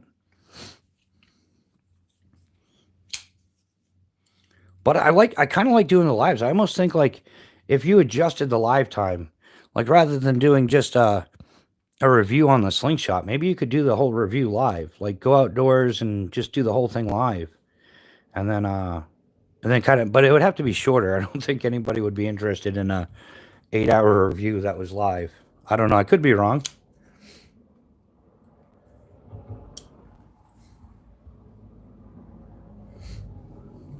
But yeah, and I'm gonna start spreading the word about for those of you that are looking to create channels. I know I don't have a big channel by any standards, but I'm gonna bring some like channel awareness. Like these things really do go on. Trolls be trolling, and they're not as innocent as we thought, or I thought. I could admit I'm kind of naive when it comes to the interweb and stuff. But Martello, how you doing, man? Sammy Hudson, how you doing? But yeah, we're gonna bring to light some of the nefarious, the evil things of YouTube, like stuff that we don't want to believe is true, but it's really true. Like, yeah, not all trolls are random geeks hanging out in the basement. Some of them are alternate accounts to other channel owners. Um, and they're just in their spare time, they're trying to beat down the competition by trolling them. And I started catching on to some of it because yeah, I've been in a lot of channels for a lot of years, watching, observing, participating, and whatever you want to say. And there's a lot of stuff that I caught on to that, like questions that were repetitively asked in my live were pretty unique and very consistent, and it came across as odd. And yeah, I was in a live chat last week, and I actually caught somebody like switching accounts. So that stuff goes on. So be careful of what you do. Also, some moderators are out to get you. They seem like they're your friend, but what they're really doing is they're holding your channel back because they delete every comment they can. They ban everybody they can, and that has a gross overall effect on your channel and how YouTube puts your channel out.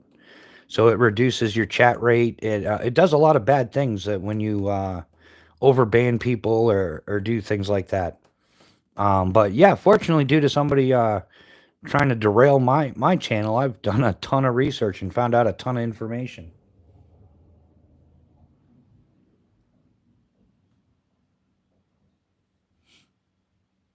Oh yeah, yeah, Martello, you good? Are you a Phobos knife person as well? I most definitely am. I stumbled across them back in like 2019, and I've been a fan of Phobos knives and his work for years now.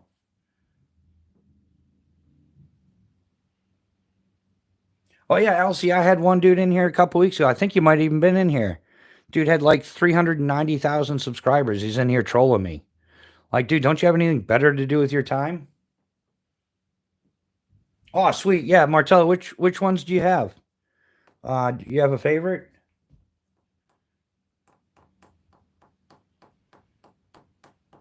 Oh, congratulations, Sammy. That's awesome.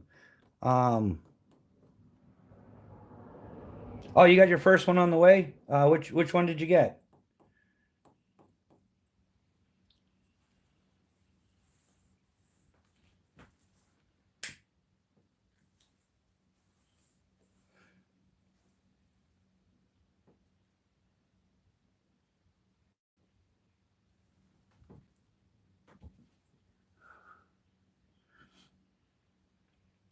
A tier two. Oh, there's I don't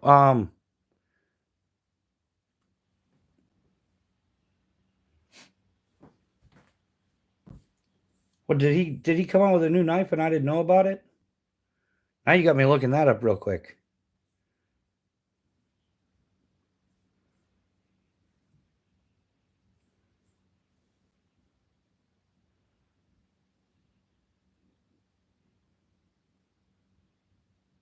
Or I think they're all tier ones, but then different nomenclatures. Oh, the tier one BC. I think that's one of the biggest ones. Like this.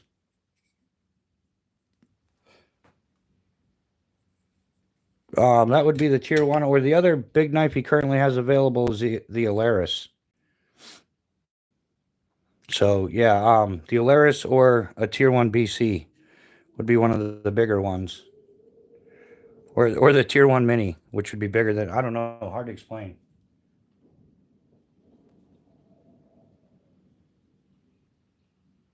Oh, cool, cool. Yeah, you're gonna love this knife.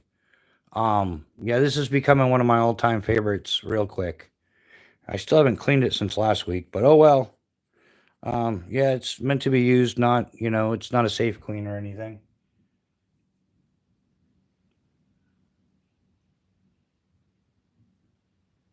Oh, is that yeah, Chaos? You were here for that, right? Like, yeah, dude was in here trying to like dupe me and like, oh yeah, bring some pew pews out and stuff. Like, dude, don't you have anything better to do with your time?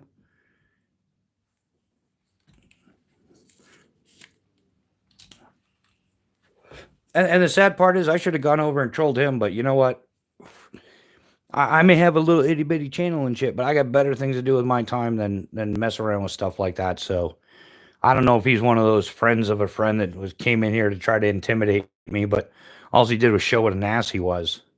And yeah, I'll say it to his face. Bring him on in here. Like, thanks for coming in here acting the fool, like Mr. Big Man, Mr. Big Channel, Mr. Too Cool.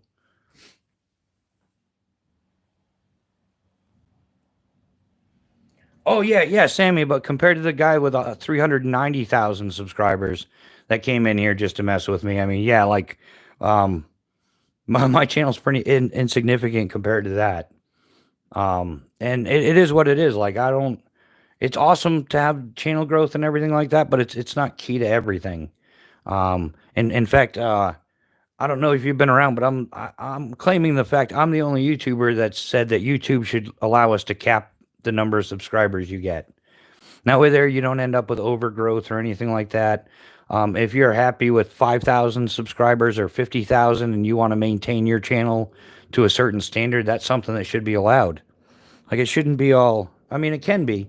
Like you can do whatever you want, but they should allow us to say like, no, no, no, no. I don't want more than I can handle. Like, my live chats are getting out of control and I can't keep track of it. So how do I cap that?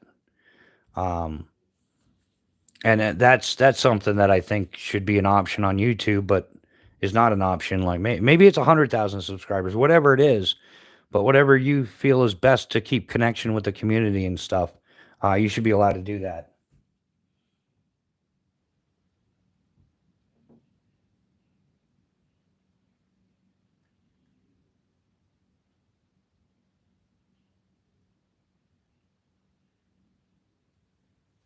But yeah, and it's a lot of work, and that's the whole thing. Yeah, yeah, 5,000 subscribers is almost insane. When you think about like 5,000 people, it's 5,000 people. I don't really look at people as subscribers or not looking to build a tick list or anything like that. It's definitely awesome. I definitely appreciate everybody. Yeah, because with it, it doesn't matter what you're doing. Everything's kind of like based off of the community. And yeah, the more people you can reach out and share information with, the more useful I think the channel is.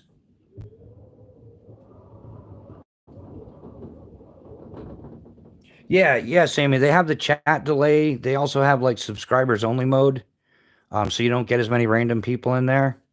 And at some point, I'll switch my channel over to doing stuff like that.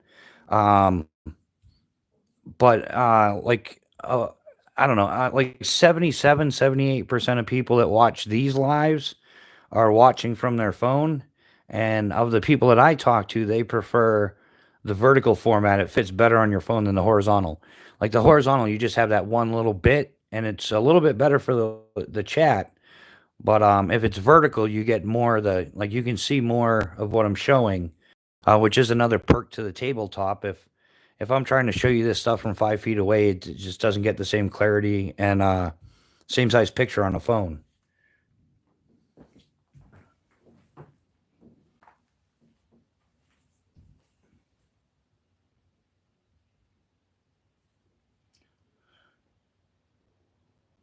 Yeah, yeah. I don't know how the settings work. I don't think I have all of those settings yet. Um, in there. Yeah, the only thing I can do so far is create a poll from what I'm seeing, and I think that like yeah, once you're monetized or something, then your option it's like playing Skyrim. You got to just keep leveling up and unlocking features and skills. Yeah. Community moderation, participants, moderation activity, reactions, pop out chat, send feedback. Yeah. Yeah, they limit what you can do in the beginning, and I think yeah, you unlock more features as you go along. No, Sammy, I just got railroaded. Somebody reported my channel for reused content, which basically means all of my content belongs to somebody else. Which somebody was just being nefarious and like wrongfully reported me, but I was actually in the application process for monetization and it got kicked back. I actually brought the screen on earlier and showed everybody like I've been denied. And yeah, so somebody like just reported me trying to ruin my channel and now I gotta peel and jump through all kinds of hoops and everything. So yeah, I'm not only have I not made any money, but I'm about $3,000-4,000 in the hole. Trying to get stuff done and do things. I don't know. I'd have to figure out the exact math, but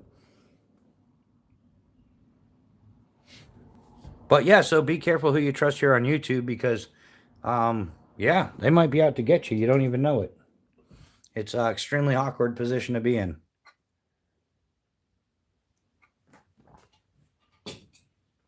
But yeah, somebody had too much time on their hands and decided to try to derail my channel.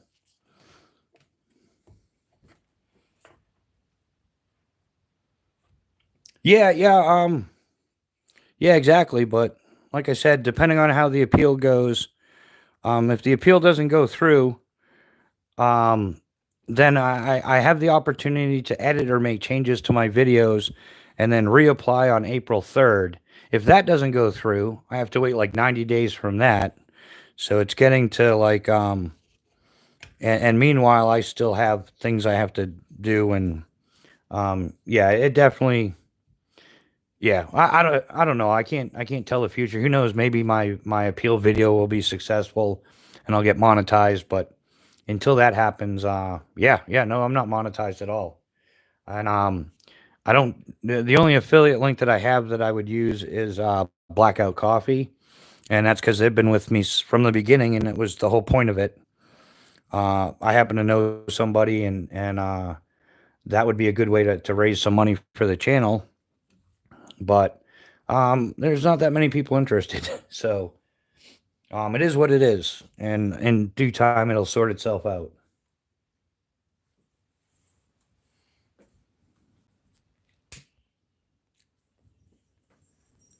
But if the person out there that wrongfully reported my channel for stolen content is listening, um, I kind of hope you get hemorrhoids, man. Like, not just like inoperable, severe hemorrhoids, like you have to carry around one of them silly donuts with you.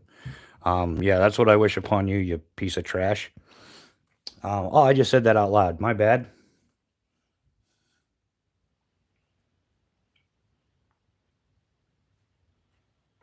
Yeah, well, yeah, man. If it's you, send me an email. I'll send you my address and we'll go around back and take care of it. Yeah. All Chinese knockoffs, huh? Yeah, there's not a single Chinese knockoff here, my man. Yeah, I don't do Chinese knockoffs. I don't do Chinese rebranding.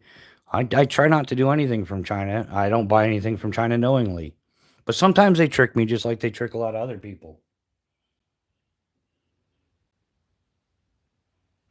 Yeah, that's the whole thing, Elsie. They're trying to say my entire channel is reused content. My entire channel. Like, that's kind of hard to prove. So in the appeal process, if I fail the appeal and I reapply, like what do I? There's nothing for me to change because I haven't used 1 second of anybody else's content ever. I have no interest in doing that. So basically, the claim is that my entire channel, which is I don't know, 90%, 80% live chats, really, pretty close, something like that. So yeah, there's really no way for me to change it. I would have to delete my whole channel and start over. It's kind of like it's a weird, awkward position to be in. It doesn't make any sense at all. So yeah, if the appeal doesn't go through, that's what I'm looking at. Like, and they don't tell you which video; they just tell you you're allowed to go and edit. In fact, before if you're gonna appeal, you can't change anything. If I deleted one video or anything like that, um, yeah, that's just how it goes. Like it is absolute insanity the way this is being dealt with. And what bothers me the most is it's somebody came in here, somebody doesn't like me. I'll tell you that, and their retaliation was to try to destroy my channel. So it's probably one of the shit bags that has something going on.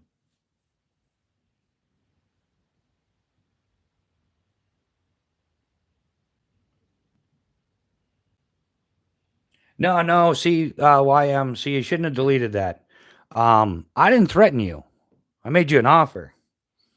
Like if whoever it is, whoever reported me, whoever that piece of trash is, email me. I'll give you my address. We can come and talk about it. Crown Fog, how you doing, brother man? Welcome to the chat. How's your week been?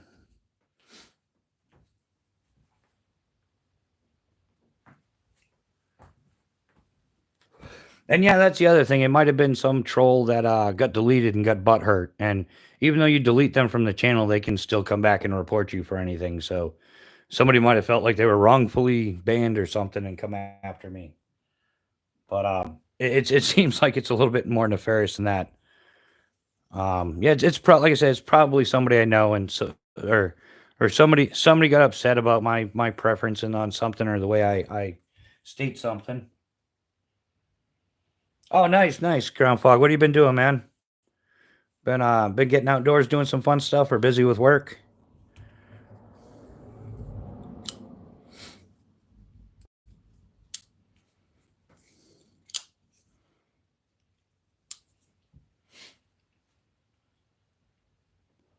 But yeah, and to prevent me being railroaded and stuff like that, my live chats are no like I'm still gonna do them Friday nights at 8 and Sunday mornings at 8 ish, plus or minus a little bit here or there. And the other 5 days of the week are open as well now. So I might just I'm probably gonna start doing randoms because I've noticed a lot of pattern changes and things like that. Um, but I could be right, I could be wrong, I don't know, but it seems a little too coincidental, some things, and I'll be changing that. No, I haven't really copyrighted my videos. Yeah, like I'm not up to par on YouTube stuff. I'm 10 years behind on YouTube. You know the old thing like grab your phone, make a video and roll with it. That's pretty much how I've been doing this, and I've been learning along the way, and I'm learning a lot more, and now I'm making it a point to learn a heck of a lot more. But yeah, I'm gonna start. Yeah, I've gotten some good advice on that. I'm gonna start watermarking, but it's not protecting my videos. It's not that's not the issue. It's not me. It's not somebody stealing my videos. It's somebody accusing me of stealing videos and just reposting. Like I've reposted an entire channel based on their input. You know?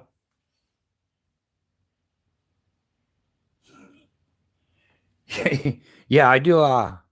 I do abuse the ferro rod a little bit around here. We do get a little rough with it, but it's all good.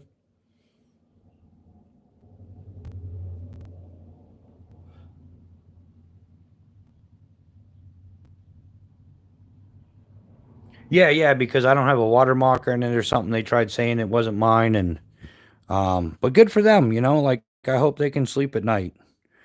And it's probably somebody with like a really crappy channel too. You know, it's probably somebody that has like 10,000 videos and only 2,000 subscribers. You know, that kind of scenario. Like they just jealous or something, or like I said, I think the biggest thing that upsets people is I'm always pooping on their poo poo Chinese knives. I don't care. Like whatever, you can hate me for that. I can hate you for importing all that trash, or the number of boutique knife companies, they don't really use knives. They just found a way to make money, and they go to these big Chinese knife companies and they just rebrand stuff. They've already been selling that knife for 5 years, but they put a different logo on it, and then, oh, I'm a knife designer and I'm a knife maker, and buy all my Chinese knockoffs. It's just like everybody running around with those Walmart knives. Like awesome, yeah, you bought a knockoff of basically what is it, a Benchmade bug out, and Walmart selling it to you for $10, laughing their way to the bank. Like whatever, if you want to support trashy Walmart, then go ahead, by all means do it. But I don't. Like once you start reading the facts about some of these companies, like Walmart sucks, and the reason why is they're one of the highest profiting companies in the world. Like in the world, they make money, tons of money, billions of dollars a year. But 43% of their employees collect welfare, food stamps, things like that. And then out of those people, 67% of them use those food stamps and extra money where they work at Walmart. So by Walmart paying their employees, or I'm sorry, their associates, like it's freaking Charles Schwab or something, but by Walmart paying their associates such low wages, they qualify for welfare, and then like Walmart collects 67% of that welfare money back in and maintains being one of the most profitable companies in the world. So yeah, Walmart's kind of a trashy company when you look at what they do. So they're like unofficially, indirectly subsidizing their profits with government money, with taxpayers' money. That's how Walmart operates, and that's why I don't stand behind Walmart or their cheesy little $10 knife. Like, good for you. I would rather, hey, here's a great gifted knife that was gifted to me from somebody, and if it never got 5 views, I don't care. And I haven't even done a video. It's been in my lives because I EDC the damn thing. But I'm not gonna like go spend $10 on a piece of crap knife because I can get a couple thousand views out of it. Like I'm not gonna promote trash. What you doing, honey? Say hello to everybody. Hello. Would you hear me pooping on Chinese knives again? No, the fucking cats are acting up. I told you the cats are the devil. The cats is the devil's pet. You can get rid of them. Um, anybody want a cat? No, don't say yes because I'll get in trouble. Free shipping, I'll ship it to you.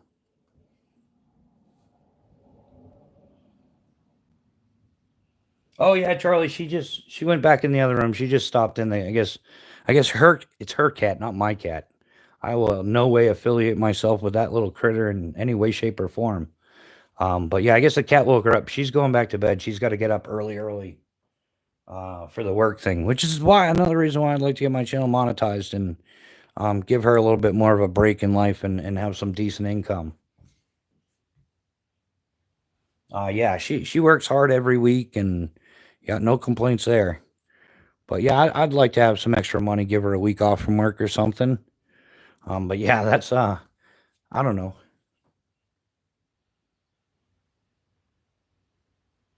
Martello, I don't have any prototype knives as of now. I was talking to Eric about it a week or two ago. He wanted me to take a look at something and show you guys and see what you guys think. But yeah, I got to get back in touch with him about that. I do have custom knives though. Um, yeah, these two are custom Phobos knives that Eric made for me. This I got these in 2019, and this is the tier one. Whoops, we just reconnected. You guys still there? We lost the technology for a second. Yeah, so these are this is a custom knife set by Eric Hansen. This is the tier one mini Gen 2, and on the back is a custom tier 1C.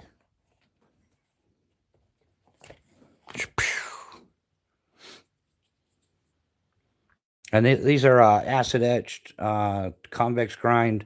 The tier one minis CPM 154 cm. This is CPM 3V steel. Um, Give me the furry baby. Well, I'll see how that would make a good snack, I think. And this cat kind of fat too. It's like a chunky little fat cat. It's pretty useless. It doesn't chase mice or do anything. It just lays around with the missus and watches television and stuff. Probably one of the most useless cats on the planet.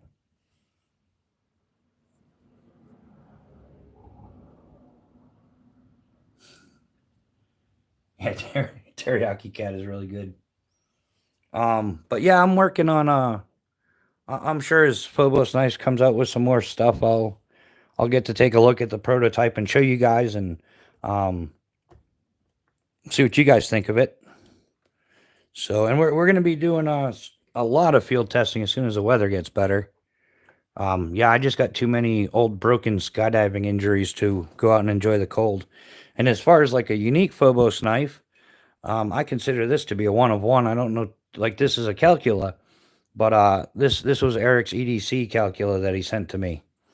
So that's very cool. You know, whatever knife company you're into, if you're an Emerson or whatever, doesn't matter what brand. If you had the EDC of the owner, the designer, the maker of the knife, that's it. Maybe that's why this one's at the head of the table like that. And I do use it. It's not a safe clean or anything like that.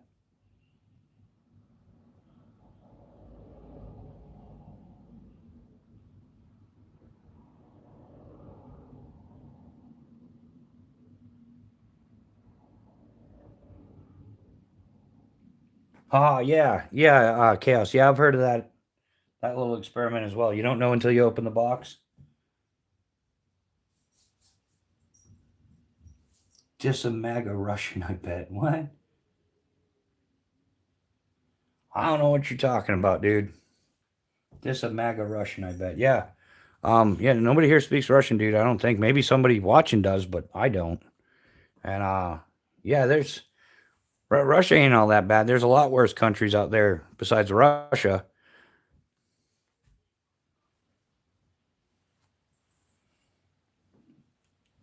At least Russia's not wanting another 350 billion from us. I'm just saying, entitled little punks.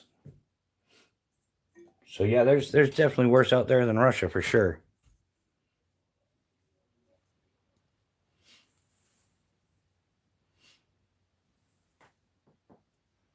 What is the lead time for custom Phobos?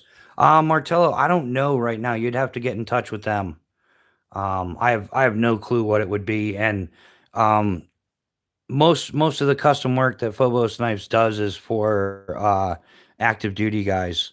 It's actually extremely rare to get a custom Phobos in the civilian world.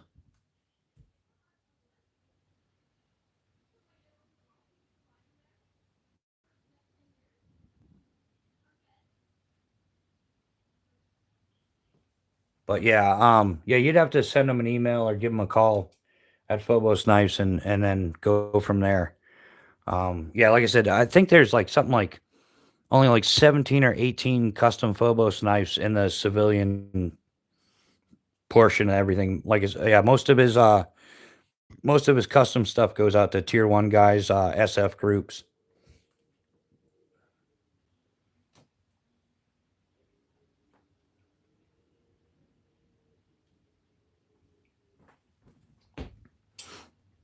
But yeah, they're extremely hard to get their hands on, and even some of his older designs.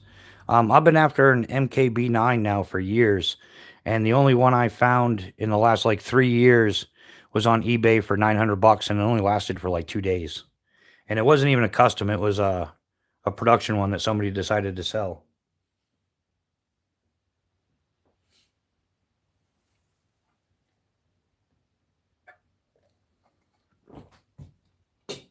So that's kind of the plan.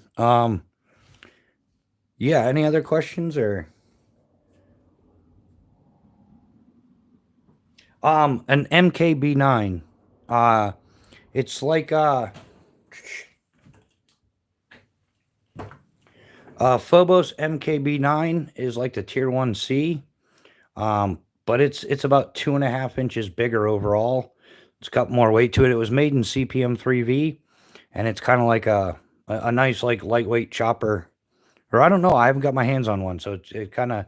But that was my intentions for it was as a larger chopper version for delimbing and being able to baton some wider logs and stuff. But yeah, I've never owned a knife bigger than this really. This is kind of in the 12-inch range was always my max overall length for a knife, 12, 12 and a half something.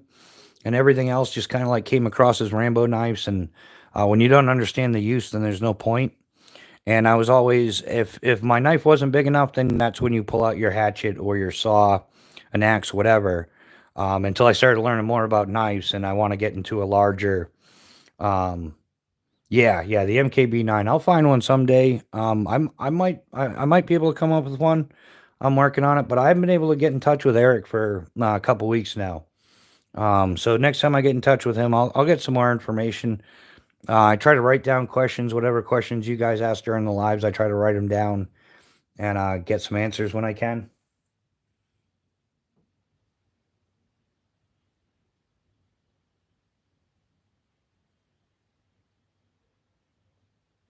Occupy. Do I wear the mark on my forehead? No, no, of course not. Do you?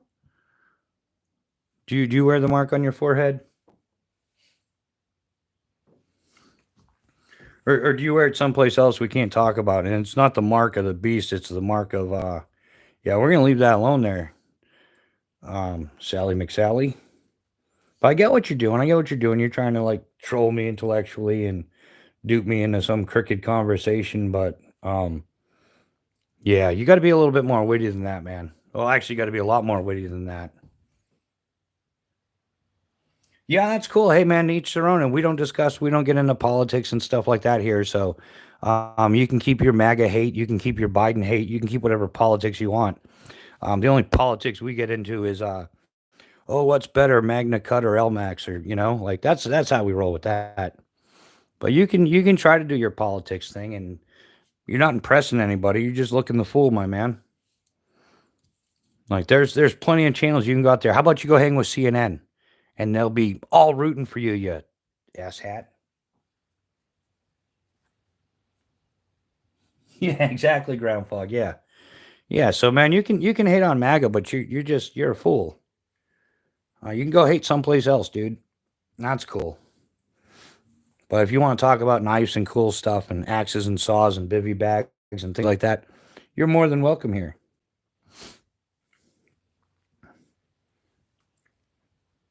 And yeah, just I got a question for you, Mr. Occupy. What about Make America Great Again bothers you so much? Like, what bothers you about having a great country again? Yeah, you can LMAO all you want, dude. Let the lulls roll, right? LOL, LOL. Is that the wittiest thing you got, you little ass clown?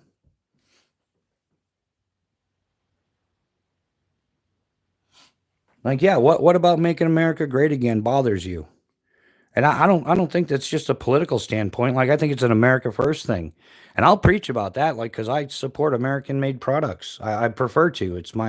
I like it. I like to see Americans do well in business. And everybody in this live chat that even remotely knows me will tell you I for no charge, no effort, no whatever.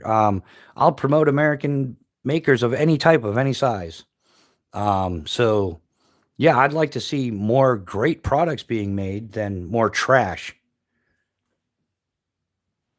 When was it great? Yeah, okay.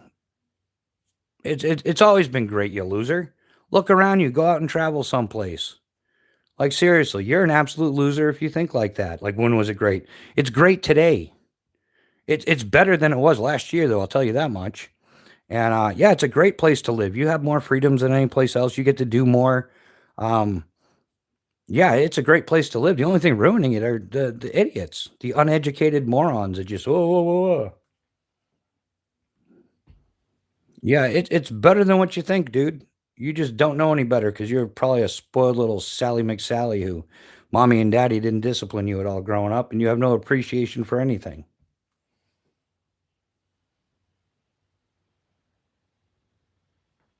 Yeah, you're just an idiot. Why don't you go be an idiot someplace else? Go join your little CNN friends or something. How you doing, honey? Hey, get a look at your that idiot right there. Yeah, take us back to 1776. Why not? How about you go back there and let us talk about our knives and stuff? Why are you trying to hijack my live chat with your hate? Like you should be reported for hate speech. Like you got it's got nothing to do with what we're talking about here, pal. So go find someplace else where they spread the hate and do all that stupid stuff. And I'm gonna use your comments to accelerate my channel. Like your comments are gonna stay here. They're not gonna be deleted.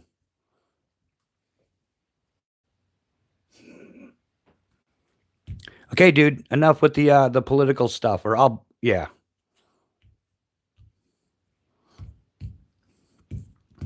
So let's do a quick pocket check. What's everybody carrying today?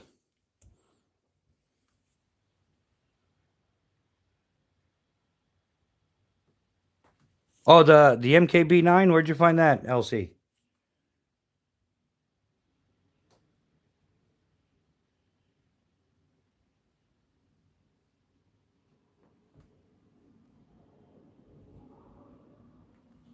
Oh, back of the line's carrying a SOG. Which SOG? That's a pretty wide variable there, my friend. Neil's carrying just a pew pew, but it's just enough. That'll work every time. Oh, Cornbread's got a Spartan Harsey and a G19. Nice combo there, my man.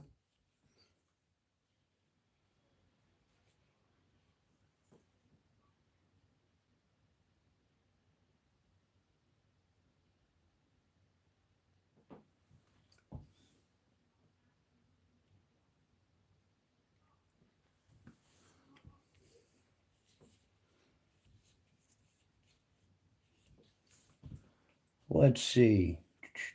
Oh no, that was the wrong button. We didn't want to do that. See, I'm learning more and more about YouTube. Also, Occupy, you've been on YouTube since September 2nd of 2013. And you yeah. Yeah, and then you're dropping yeah, now you're making even less sense, dude. Because you're carrying an SSY9 and an old Green Beret knife. Yeah, ask around some of the other countries, man. You can't even carry a knife. Like Irish John, what you think you can carry that pocket carry? No.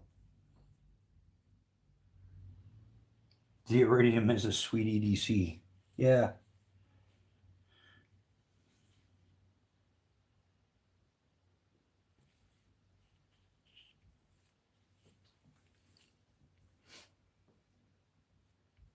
Elsie's carrying a Boker. Nice, nice. Little German engineering. Yeah, cornbread. I don't think he knows what he means. So, but it's all good. We'll entertain him, or we'll use him as entertainment. We're not really entertaining him. We're using him as entertainment. Like I like to, I like to learn how the certain people operate. You know. I'm still carrying my 704 folder and D2 Sig P226 Legion 9mm and my troll hammer.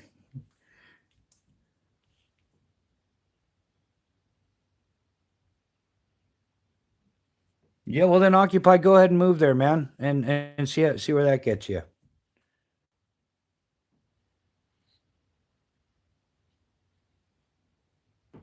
Yeah, yeah, exactly. Yeah, and that's what I'm saying. Like all these people hating on America, they don't realize the freedoms and the privileges they have.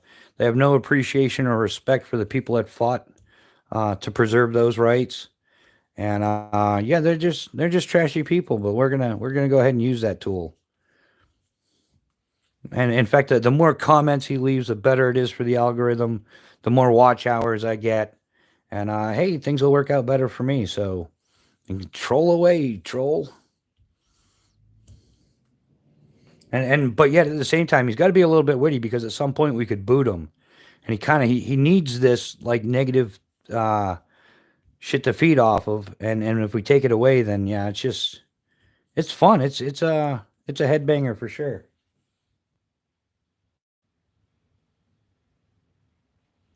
Ray, this is the Scout LT2 from Simple Shot.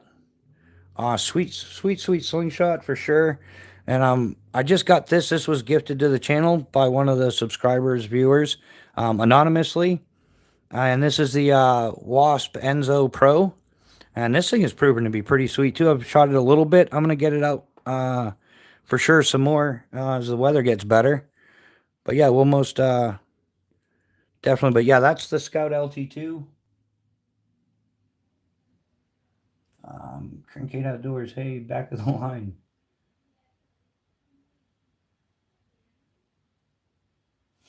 Yeah, there's yeah, that's always the thing. Like if somebody's hair matches Kool-Aid colors, this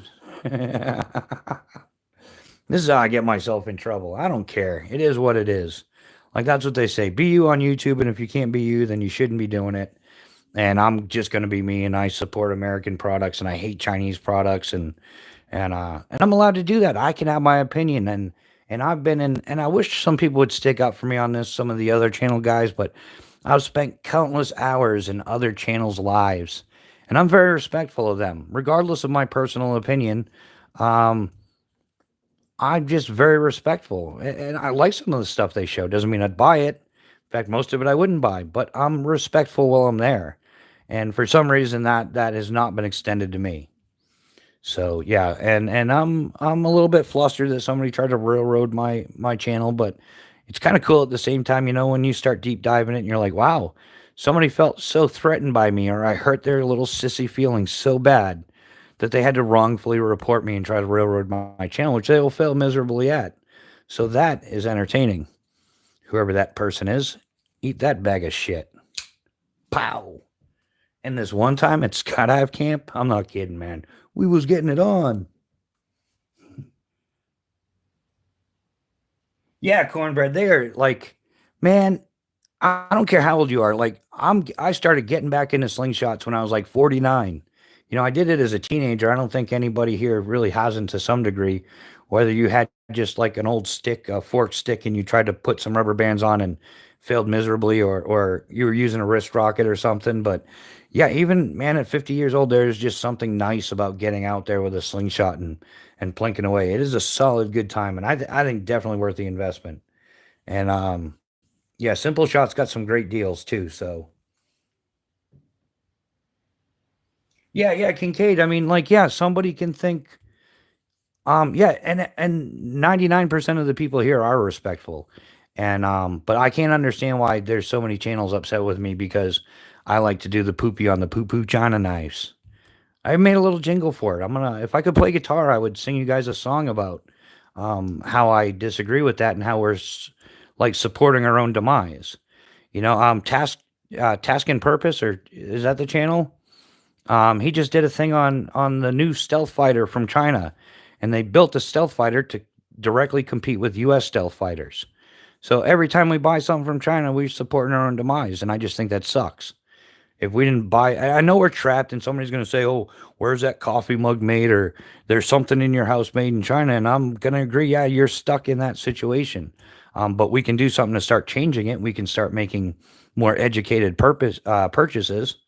That's all I've said. And I choose personally not to buy Chinese knives. Like, I don't even Taiwan. Taiwan's cool. Taiwanese, whatever. It's not China, is it? Yeah, Justin, I'm getting that. Yeah, I carry a slingshot every day. And that's what I like about these. You can EDC one of these. Like, I EDC a backpack because I ride a mountain bike, and that's something that I definitely like. I love that you can throw one of these frames and a couple bands and a few hundred shots in a backpack, and if you're out mountain biking or hiking, you can take have a little slingshot fun. Yeah, yeah, Martello. And the more that like you wake people up, like what Amazon does to third party sellers. Like Amazon will make all the profit. You have to follow all their rules. And like third party sellers and stuff just get destroyed and lose their business. There's a common video going around about a woman who made stroller bags, for traveling. So you put your stroller in and bring it on the flight and stuff like that. And she's getting stuff back with people's tickets still on the your luggage check and stuff like that. And because of Amazon's policy, she has to take them all back. But most of her returns are people like purchased them, used them on vacation, came back from vacation, and then capitalized on Amazon's no questions asked like 30 days, and they get their money back. And she's sitting on a ton of used product. There are these big blue bags that are designed for child strollers. It's gone around the internet quite a bit, and that's Amazon for you. And Walmart's just as corrupt, which is scary because the founder of Walmart is a Vietnam veteran, special forces guy, well decorated the whole nine yards. So he went from like American hero to the number one ripoff in America. Like he went from a green beret to a sellout. And yeah, I said that. I don't care. It's the truth. Like, do your homework. McDonald's French fry. Yeah, yeah, Martello, and you'll find that most of the time, when you go out of your way, you're actually saving like tons of money. Like Atwood Atwood microcord was going for 12.99 for a 125-foot spool on Amazon. 12.99. If you go to Atwood, it's 5.99 for the same thing. Like they're charging like what is it, 110%, 120%, and that's Amazon for you. That's what was it, Bezos there. He's not getting rich for no reason. And you'll find that a lot of products on Amazon, you do the same thing. If you take a minute to research it, you will find it direct for half the cost. So what started off as a good deal is now one of the biggest scams going. And yeah, occasionally, yeah, you're going to find a good deal on Amazon, but they're probably scamming some third party seller out of good money.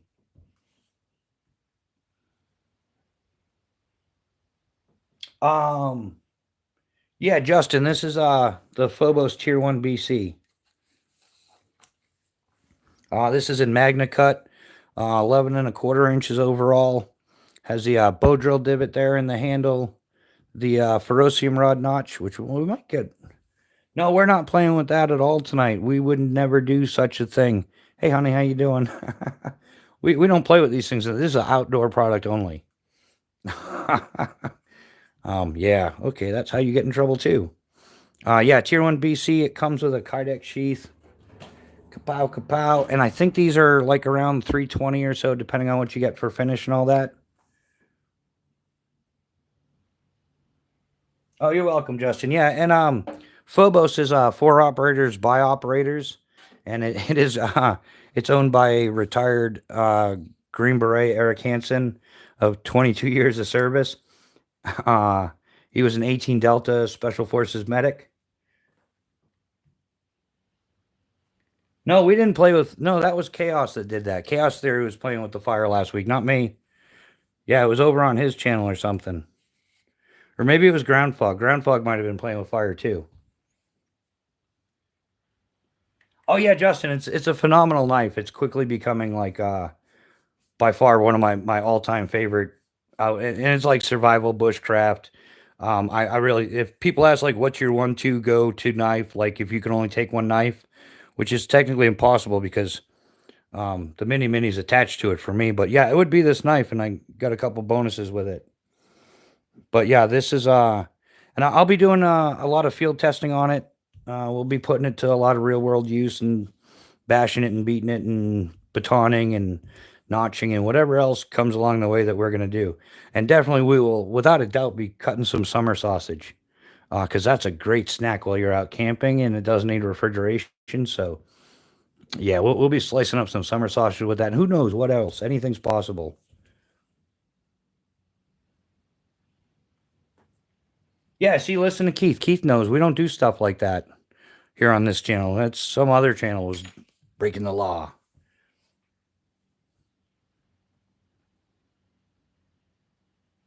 Oh yeah, yeah, Kincaid. Yeah, that's awesome, man. Hey, thanks for your service, brother, and definitely we appreciate the medics for sure. They're the guys that patch us up when things go wrong. So thanks for your service, brother. You'll find there's a lot of veterans that come through here as well.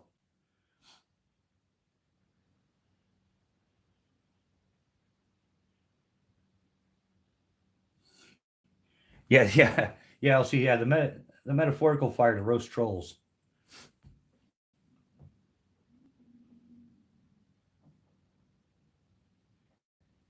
Oh, Kincaid, you were Air Force before that as well. Cool, man. Um,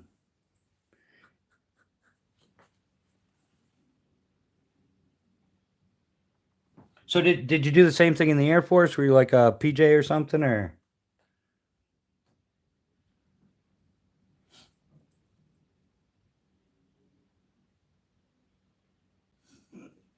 Yeah, well, yeah, but Chaos, you're all the way in Florida. I'm in the other room. So, yeah, you're going to take one for the team. If we were to do something like that, of course, but we would never do anything like that. But I'm sure you're that kind of pal that would take one for the team if we did do something like that, which we would not do. Oh, get tired of flying a desk? Yeah. Yeah, I guess it depends on what you're doing and all that admin. Um, yeah, I'm not a fan of flying a desk either. In fact, I'm not even a fan of flying a plane. If uh if sitting in an airplane is flying, then sitting in a boat is swimming. You got to open the door and get out.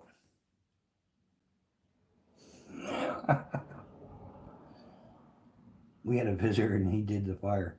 Yeah, yeah, it was a passer through. We were talking about it in the discussion. We only burn the candle around here.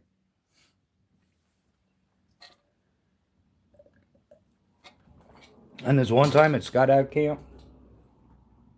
Yeah, nothing starts a fire like 5 gallons of jet fuel. That'll get your campfire going for sure. So what else do we got going on this week? I don't know, not too much else. The winds are still honking here. They got to be up around 30, 40 still.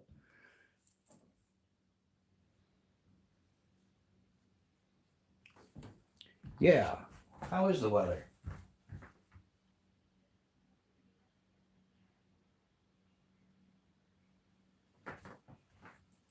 Yeah, and yeah, well, yeah, I guess we're not talking about that. The fire. And there's a lot of soot that came off of that stuff.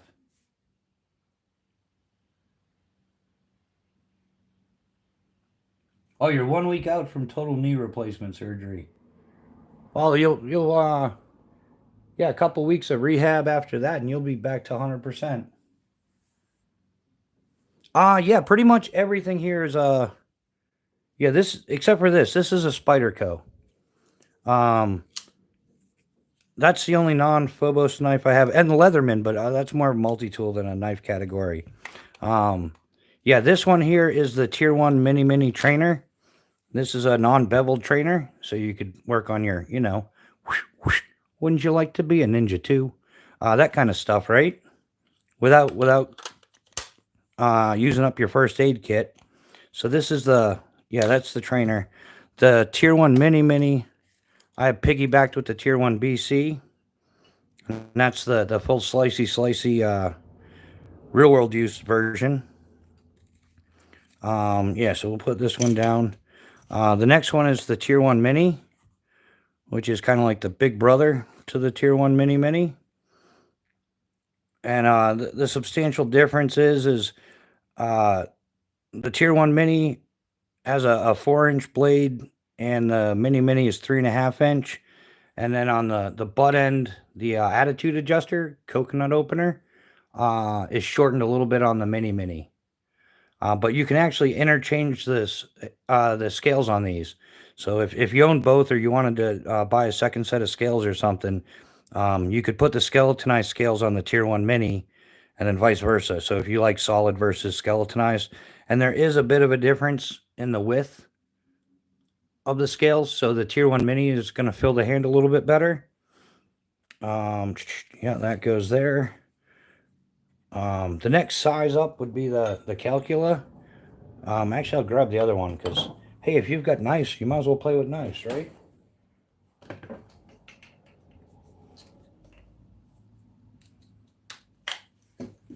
So the next one is the Calcula. This one's got the satin finish. It's S35 VN steel. So you got the PVD or the satin finish, both in S35 VN. The satin finish has red G10 liners with micarta scales, and red G10 liners with carbon fiber scales. And there's also pretty much 3 choices. There's either G10 micarta or carbon fiber, depending on what's in stock. And it is a little, I think, like 0.4 inches longer in the blade than the Tier 1 Mini. But it does have a more full handle, so if you got some big mitts or something, and that's what you're getting there. Kapow! If you have a Tier 1 Mini or you want a sheath, the Calcula will also fit in the same sheath as the Tier 1 Mini. So depending on how you like to carry and stuff, that's a difference. Where are we going from there? And then the next one up is the Alaris. This one is CPM 3V. It's got a 0.2-inch spine. This has got black G10 liners with ivory micarta. So if you like to dye your scales, this is about the perfect knife. You could do whatever color you want. Red, blue, orange, green. You could do fades and all that stuff. But this is a CPM 3V. It's designed as like an all-around camp knife.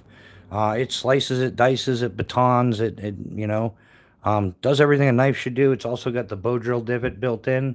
And the bow drill divot goes beyond the scales to the actual full tang. And I'll probably mention that all of them are full tang knives by far. But the bow drill divot goes all the way down to the metal. So instead of it just being in the scales and then cooking your scales, it goes all the way down, so it'll be on the metal. Definitely a perk. And then from the Alaris, the next bigger knife would be the Tier 1 BC, which is 11 1/4 inches overall. It's a Magna Cut full tang. It also has the all the way through bow drill divot, and it's also got a ferrocium rod notch on it, so it increases the surface area to your ferro rod notch. And the guys here will vouch, this thing throws sparks like a beast. And yeah, this one's got the PVD coating. They also come in satin finish. So that's the basic rundown of the Phobos knives lineup. There are no Tier 1 Cs in stock as of anywhere that I know of right now. But this is the Gen 2. He is coming out with a Gen 3 Tier 1 C, and I don't know exactly when. Like I said, I got to get back in touch with Eric and match up some stuff. Also, at some point, there's going to be folders coming out as well. A lot of people, including myself, are waiting on those. And the folders are designed off of these 3 knives. Well, let's get them in order. What are you talking about, 3 knives? There's none there. Well, here they are. Yeah, so the folders are going to be designed off of the Mini, the Mini, and the Calcula. So you kind of got like your small, medium, large. Pick the winner. I don't have a date on those yet. I know it's in the works though. So something to look forward to. But that's kind of the Phobos nice rundown. Did you have any other questions or?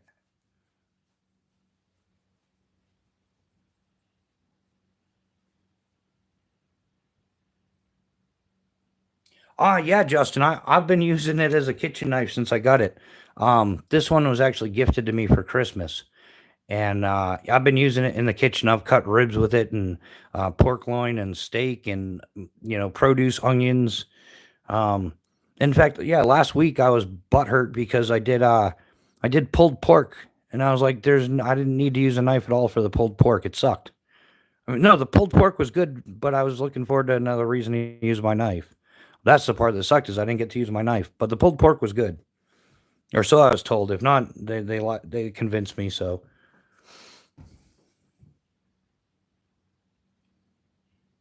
Mr. BB, how you doing? The Scout LT2.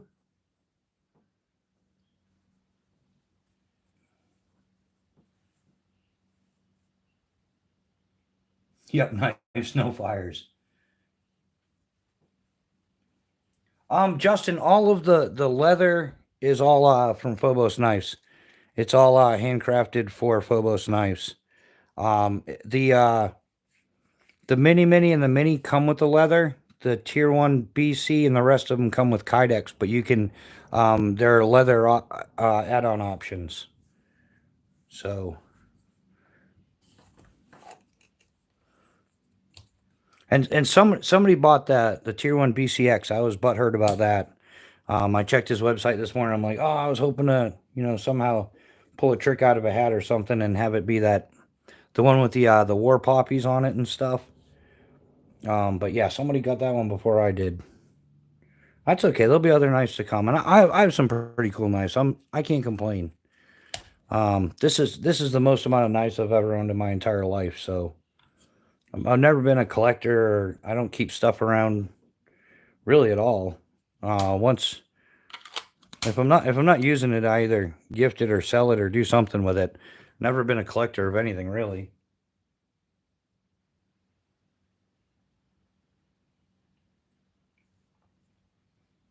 Yeah, John, I think the Calcula has got to be like one of the most well-rounded knives, for sure. I'll just put the knives out. That's always fun to do. That's a good view. It gives you like a good comparison of everything. Um, I don't know. Maybe I'm running out of. That would be awesome if I didn't have enough room for all my knives. Like that's a problem to have, right? I just won't put the Gen 2 out. The Tier 1 Mini Gen 2 for some reason. I don't know.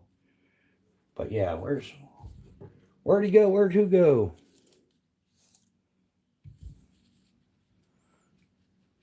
We should move him up a little.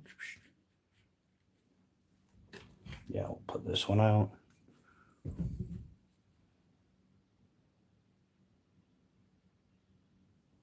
Oh yeah, Keith. I mean, they're all great knives for sure, and that's the whole thing. Is I think he doesn't have to have like 200 designs because the designs kind of overlap, but there's definitely differences in the designs enough that, is it going to be an EDC knife or are you going camping lightweight? You just have a knife as an accessory or a tool or a backup, or I mean, there's all reasons to carry the different knives. Whoops. So, oh, we got room. We can kind of move stuff a little bit more, huh? Or we can put another knife in there.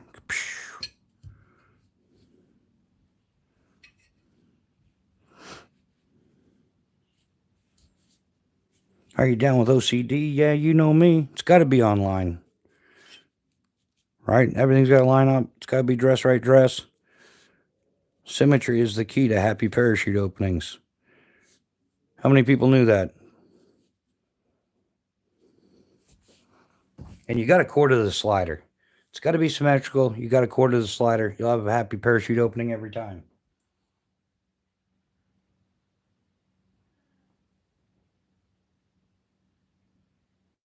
Oh yeah, yeah. I'll see the man. It's the crappiest paintball gun ever made.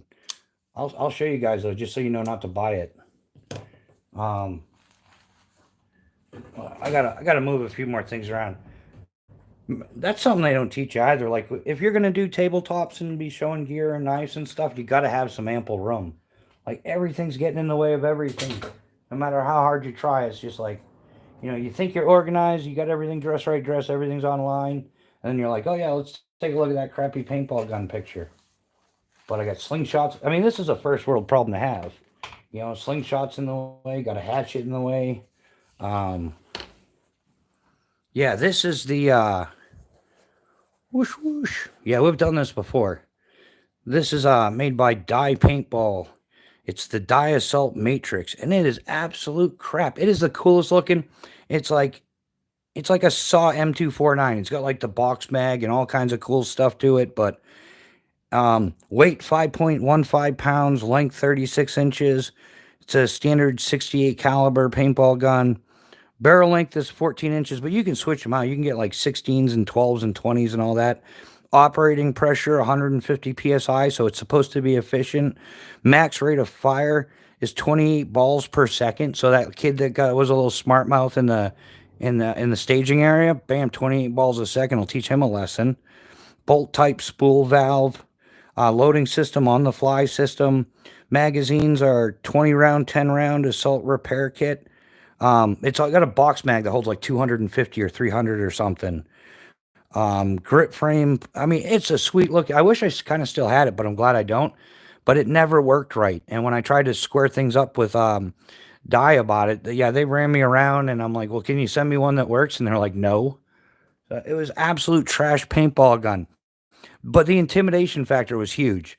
Like you walked out on the field with that, like a camo hat backwards, and yeah, everybody was afraid of you. But overall, it is absolute 1,800 bucks, man. Like you can build a solid AR for less than that. But yeah, and it's got all the fancy parts and yeah, absolute crap paintball gun though. I would one of those like, you got me on that one. You fooled me. I wouldn't show a marker. Yeah. Thanks for that. You're definitely right, Ground Fog. They wouldn't know the difference, right? I would do like a full video on it or something. Um,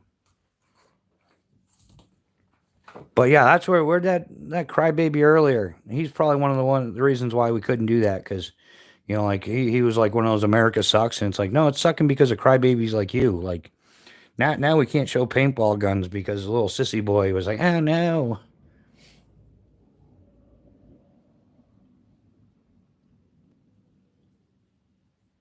Probably just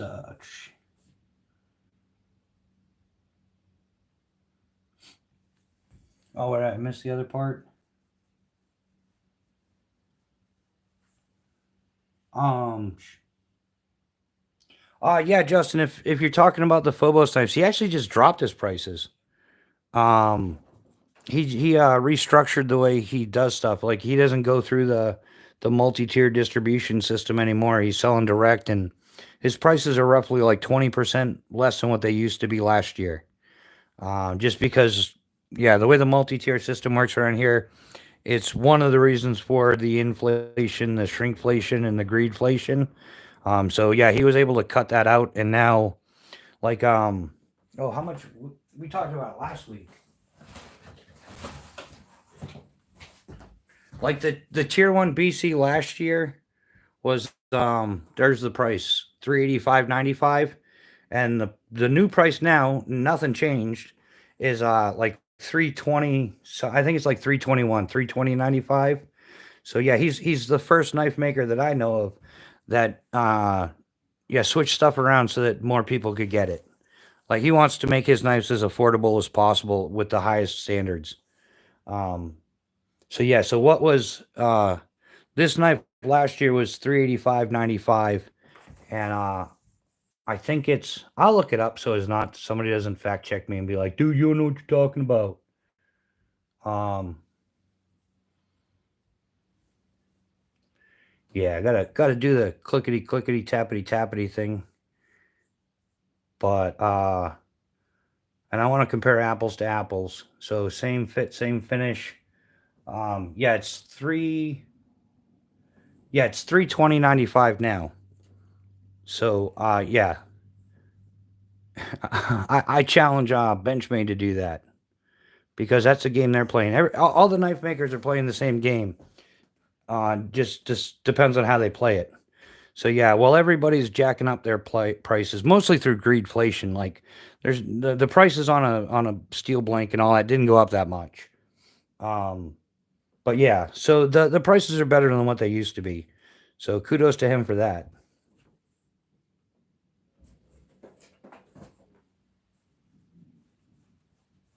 Oh yeah, yeah, all right.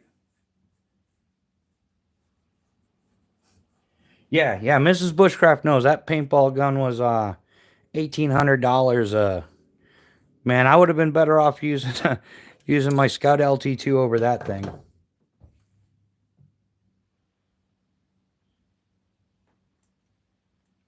Um, yeah, yeah, Justin. As soon as I get things back on track with the channel, um, channel memberships are going to be 100% towards giving away knives.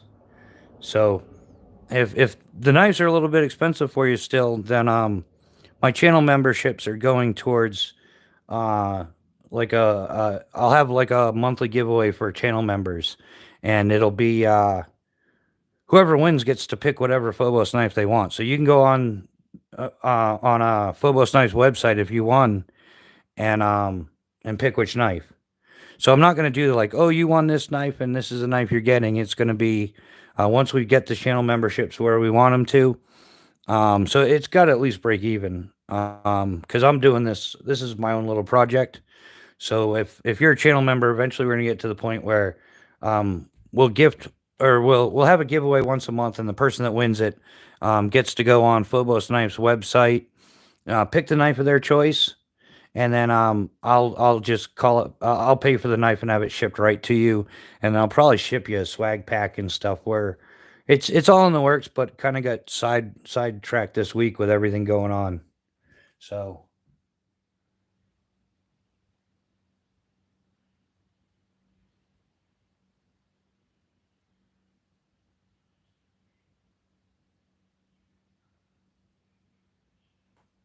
no, John, I don't follow too much of skydiving anymore. Um, yeah, and shame on that rigger. They should turn in their airman certificate and call it quits. Yeah, there's zero mistakes allowed in parachute rigging.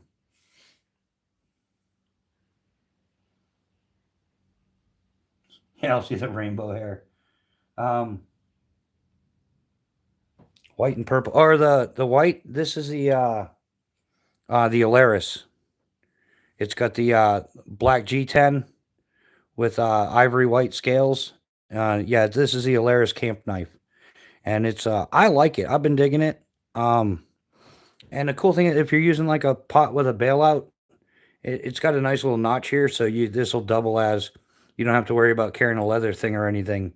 You can catch the bailout handle on your pot and pick it up with that. Nice setup though.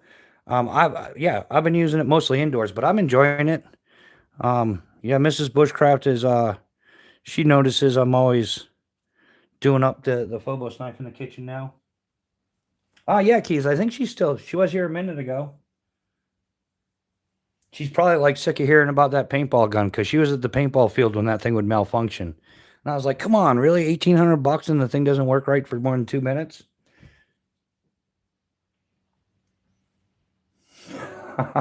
Yeah, she's lurking to make sure there's no fire. She's on to us, guys. Like how is it you do an 8 hour live chat come out smelling like campfire? Busted.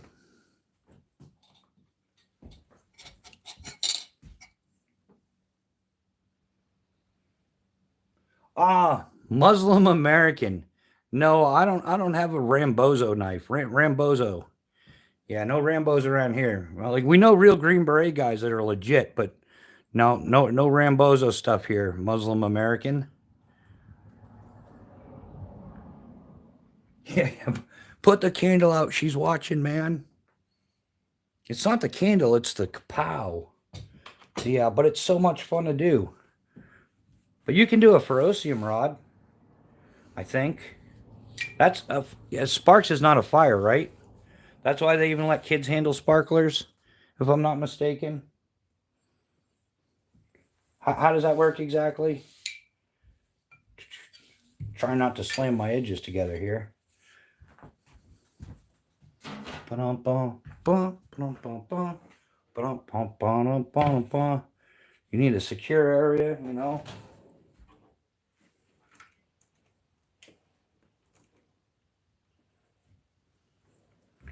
Any Christmas Story fans out here? Y'all watch the Christmas Story? You know, Ralphie. He wants the Red Ryder BB gun. Anybody seen that?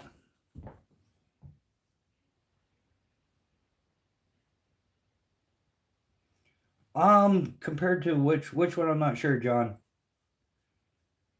Yeah, sparks aren't fire. That's why they let kids play with sparklers. I think I understand that. No, we won't put an eye out, Charlie.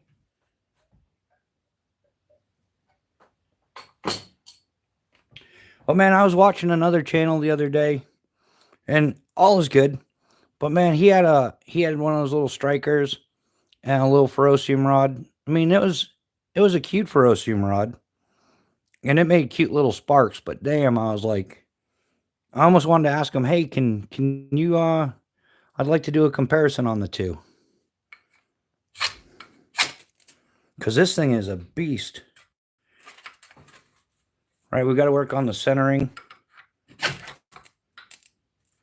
I'm like trying not to hit it. I just want to throw some sparks. Because it's always a good time. Oh, and just so you know, everything you're watching is fake stolen footage. This isn't really happening in real time. I'm not really answering questions. It's all been pre-programmed or something. I don't understand it, but yeah, this isn't really happening, guys. This is all stolen footage. Whoops. Whoa, that was an accident. I hit that piece of tinder with a spark on accident. That's how that happened. But yeah, if you saw A Christmas Story, then we would have to like definitely get into the like I double dog dare you, no, I triple dog dare you. And there's nothing greater than a triple dog dare. That's what it's magical and it's Magna Cut. Magna Cut is magical. There you go. It's magical Magna Cut Monday. That would be a great thing. Yeah, everybody's got like Tonto Tuesday and Fatwood Friday and yeah. Magical Magna Cut Mondays. I'm going to trademark that because I know somebody's going to steal it like Sunday at midnight.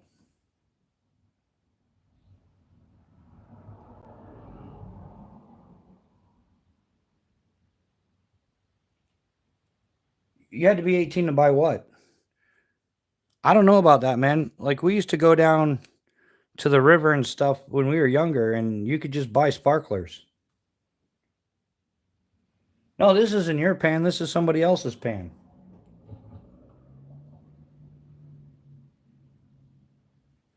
Yeah, but how old are you, S&M?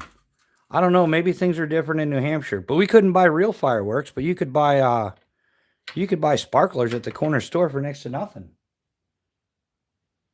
The jig is up, run Bushcraft. Yeah, she's on to me. Like, what happened to sleeping, woman? I thought you was going to bed. All my friends came over to see me burn the place down, but you're awake. And that was accidental contact. I didn't mean to get that one. We was just doing sparks.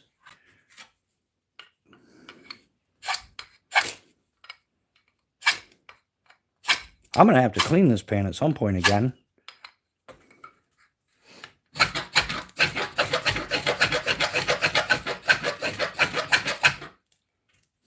It's like a cheesy rap song.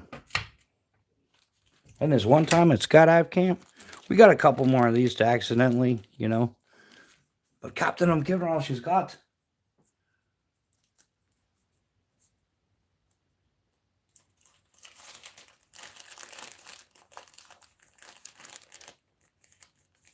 What is this sorcery?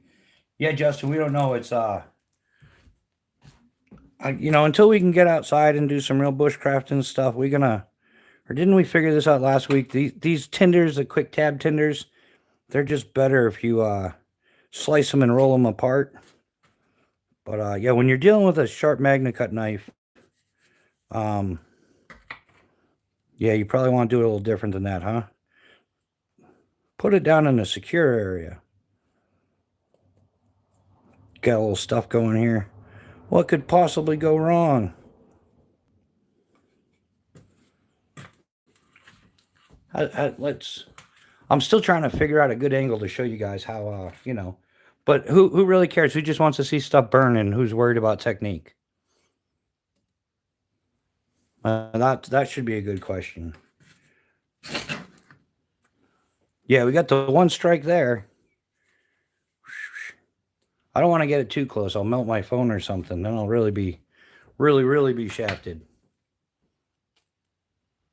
On 2 cookie sheets and right on, Chaos. Yeah. Donate to the burning down of the house. We appreciate you, man.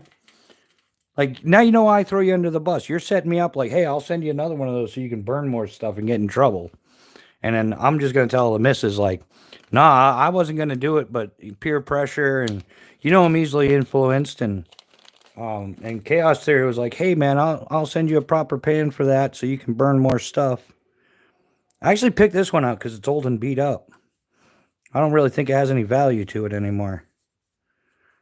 But yeah, and then if it's going out, you can put another tab on there. I think that a lot of this is left over from last week. I didn't do anything with it. It is a little bit waxy and stuff. But yeah, we got fires going on. Does that count as 1 fire or 3? There's 3 wicks. So I don't know if how to count that. Anybody remember that old cadence? Napalm, it sticks to kids. Napalm. That's not hell. You shouldn't say stuff like that. What's wrong with you, man? Napalm sticks to kids. That's a t-shirt, though, isn't it? Fire, fire, fire, fire. Yeah. Yeah, you got to get going like Beavis and Butthead. Yeah, fire, fire. Fire's cool. Burn it down. We need some like heavy metal music going with this or something. But no, then I'll get copyrighted. For sure. Copyright infringement for playing the wrong music.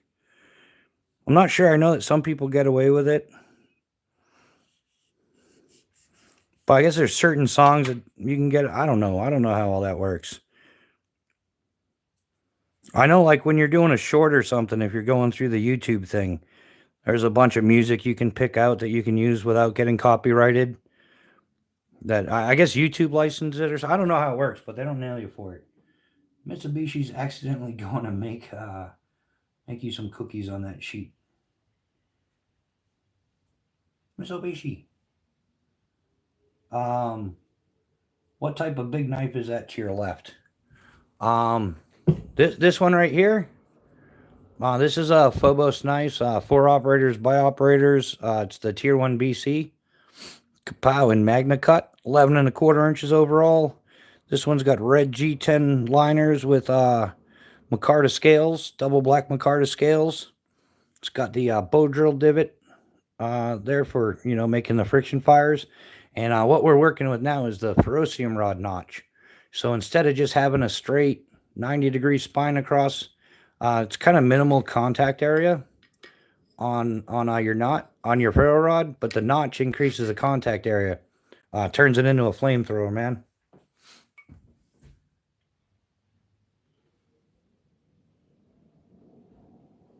Oh no, yeah, Chaos. I gotta clean this thing for sure. This thing is getting to be a little bit nasty. No, Survival Bear. No, I don't have a SRK. Geez, in the last 15 years, the only knives I've owned is Spartan blades and FOBOS knives. And my primary for the Spartan blades was the Horkos, and then I also had the Frike and the Enyo that I would carry, and then FOBOS knives is what I'm carrying currently. And yeah, but no, I don't get into like 100 different knives. I'd rather like master a few and stuff. Yeah, of course I got spoons. What do you think? I'm a savage? Yeah, I got spoons. I got long spoon, short spoon, spork. Yeah, they're kind of put away. I use the Cedar Summit a lot, but I'm gonna get into the Vargo. I like some of the Vargo stuff, but yeah, I use the Cedar Summit, either the titanium or the aluminum. I don't know which one it is.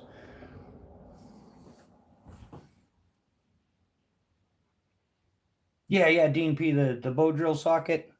And that's on a couple knives right now. That's on the Tier 1 BC as well as the Alaris. Have the bow drill socket. Yeah, you're right. I keep saying divot, right?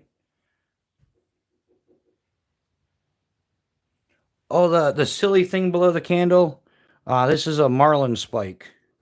Predominantly used for working knots and stuff, but also, pokey, stabby, stabby. You could use it as an awl, I suppose. But yeah, marlin spike for loosening knots and stuff. So instead of just slicing the end of your paracord or something, your cordage all the time, yeah, use a marlin spike.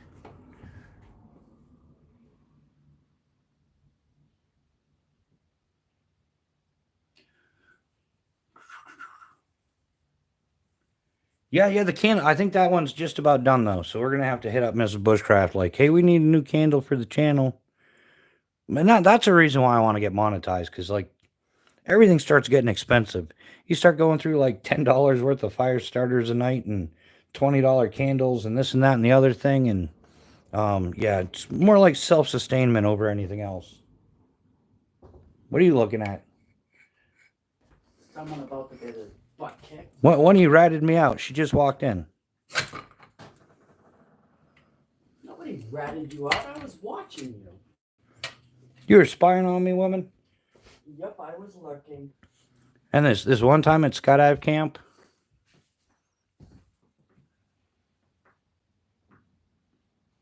does your patch have a little sear kit inside it? No, just a standard patch, no sear kit. Yeah, that's easy to do. You could just slice the Velcro and make a pocket. Or if you got a seam ripper, pick a few stitches and make a pocket. Those are pretty solid plans, though. You can put a little handcuff key in there and all that. Cookie dough. Come and feed me. Okay. It's a pre-triller. Oh yeah, Dean, microcord is definitely handy to have. I think it's yeah, it's good for a lot of stuff. You could even use it as like a heavy fishing line if you had some standard leaders or something.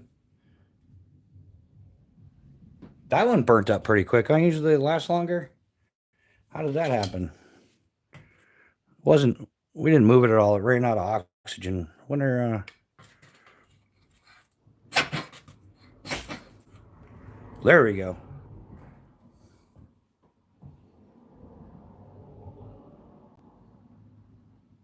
Yeah, Keith, we're all a little bit of a pyromaniac. It's just, you got to be careful who you tell. Certain people, you tell them you're a pyromaniac, they're going to give you a self-hugging jacket and several months to talk about it. Other people will grab you a gallon of gas and say, let's go burn something. But burn something that does, like, not somebody's property. Get a campfire going, or, I'm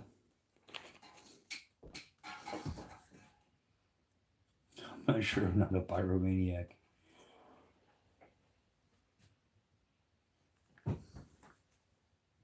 Wow, it's already 11 o'clock. We're not doing too bad, are we?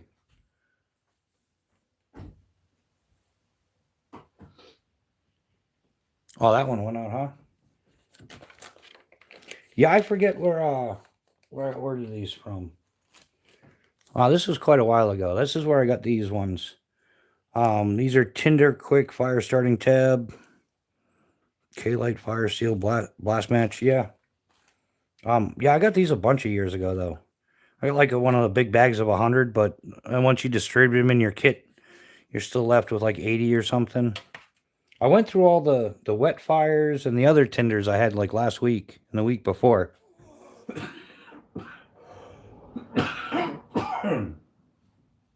But yeah, that's how we do that.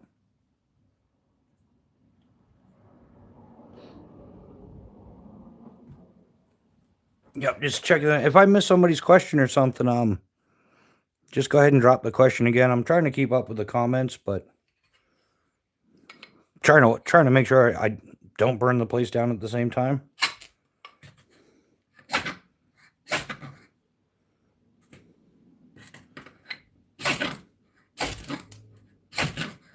Oh, this one's got attitude.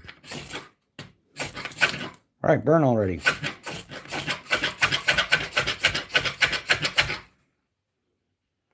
See, and that's what happens when you don't fluff your stuff up. Doesn't matter how much you spark it. It's not going to go.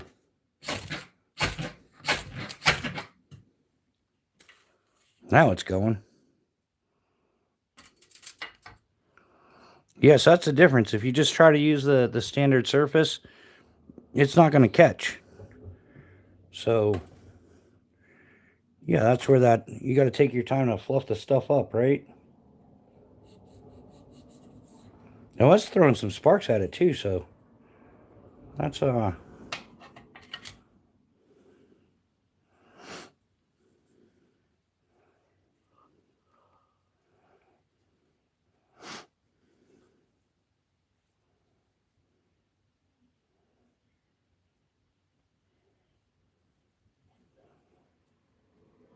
it just takes a minute to break this stuff up, and as soon as this one goes out, we'll spark this one up. Watch, this one will catch quick.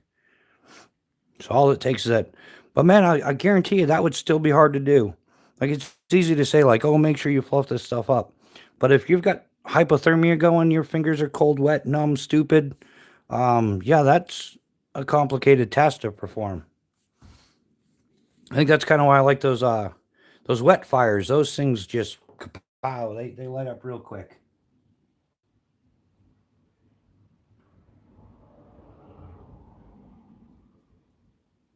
You're doing great. Fire, fire. Got a little smoky action going on there. So yeah, anybody got anything exciting planned for this weekend? Saturday, Sunday, any ice fishing, or gonna get out, shoot your slingshot, maybe play with a little fire?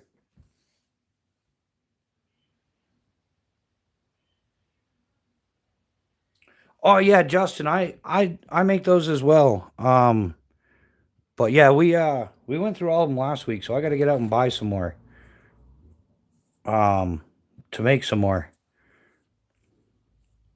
But we're on the shit sandwich budget around here, so I'm not running out buying a whole heck of a lot of anything, especially after this week.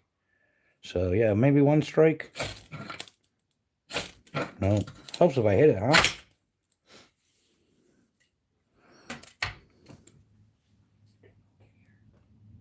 You feeling okay? Or you just okay? Just asking. Yeah, the stupid cats were fighting. The stupid cats were fighting. The cats are always ruining everything. There would be world peace if it wasn't for cats. That's what I always say. No, Chaos tapped me on the shoulder and said you were starting fires. Well, I throw him under the bus every once in a while. I have an old Smith & Wesson knife. Do you think it's valuable? I want to get rid of it because it's too big to be practical. Google account. Yeah, I'm not too sure. I wouldn't know. Maybe send some pictures or something if you want. My email's on the channel page. And if not, there's other places that have it.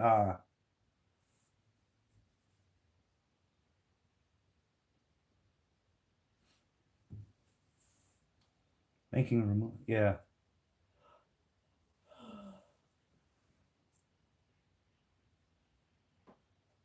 Oh yeah. The Night's Edge has his live stream in the morning. Isn't it like 10 o'clock or 11 o'clock Eastern? I can't remember.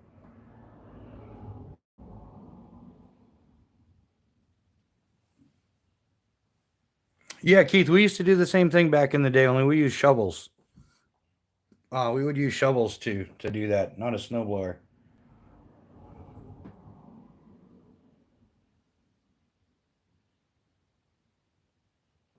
Yeah, those I've never heard of, but yeah, German engineering is usually pretty good. That would be worth looking at as well.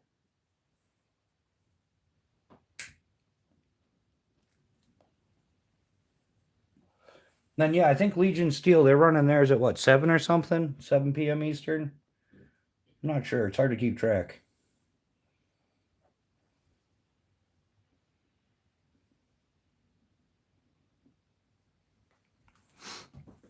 Or maybe we'll do one more. And then yeah, I'm not sure.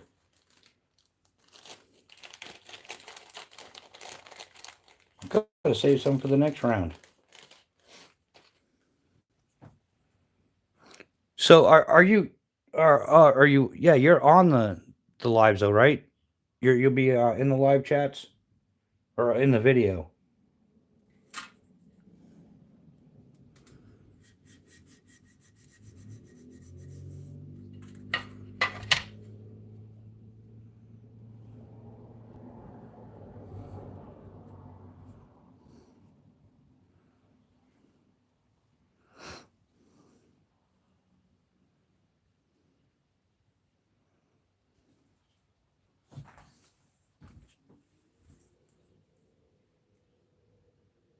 Hey, Soupy, how you doing? Welcome to the chat, man. Oh, okay, so you're going to be a guest on both of them. That's cool. I'll try to make it that way. Yeah, I have to increase my technologies before I'm able to run a multi-camera system, which from what I understand, that's how that works out to be. When you start having more than like guests on, then it's a multi-camera system, and you have to have like the right processor speed and all that. And I heard like Streamlab is better than StreamYard for that stuff. Like StreamYard is a browser-based one, and Streamlab runs off your computing power. So yeah, I'm trying to learn all that stuff, and eventually I'll have some guests on here. Yeah, Eric Hansen and I have a couple things planned. Once we get the once I get the technology going.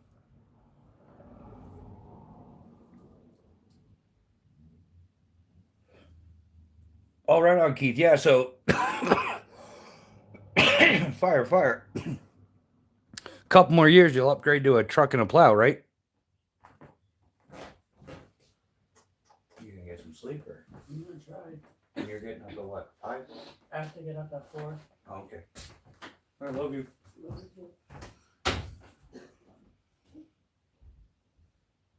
Yeah, Google account. Yeah, get a plow shovel, and they're so efficient. I used to use one.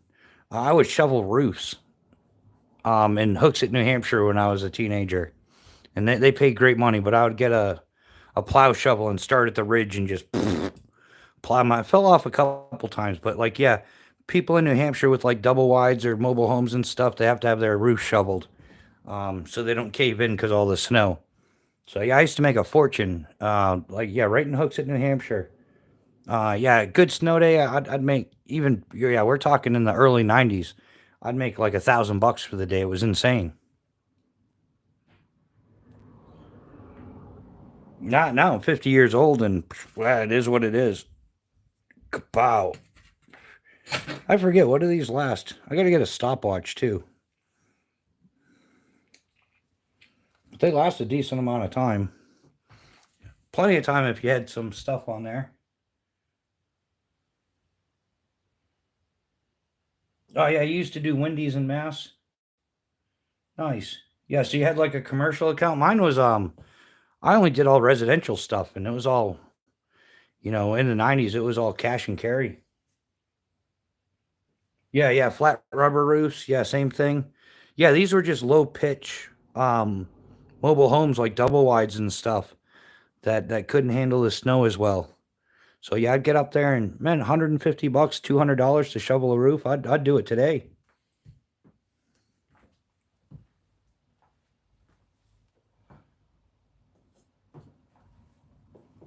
But yeah, that kind of work is getting scarce nowadays.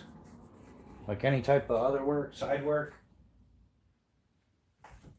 Like yeah, when the economy's not doing well, when people aren't even hiring side jobs.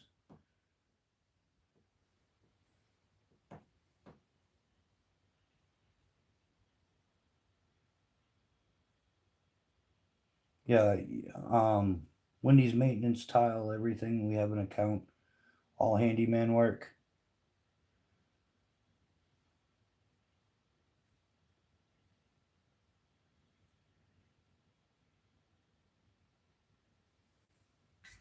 Yeah, that would be the plan. I wonder if I can spark one of these up again. Kapow.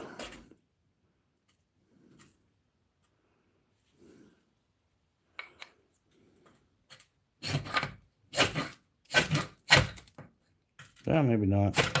It's kind of like smoldering a little bit, but not really starting.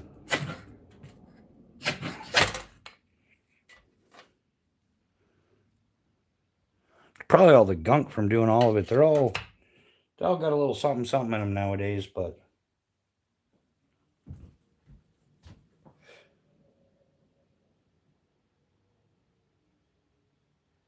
yeah, she's got to get up early for work, so no more getting rowdy up in here. She got to sleep. But it is what it is.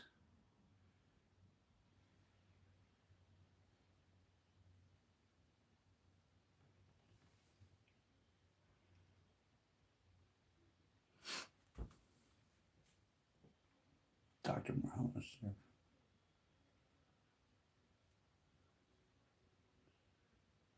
Yeah, not much sleep.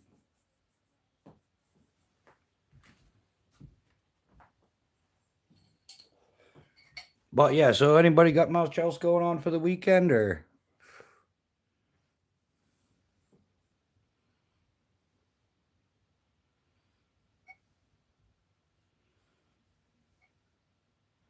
I don't know. I may do a couple pop up, or maybe not a couple, but I might do a pop up live for Saturday as well. Now, I don't know. I'm kind of like really motivated to get somewhere.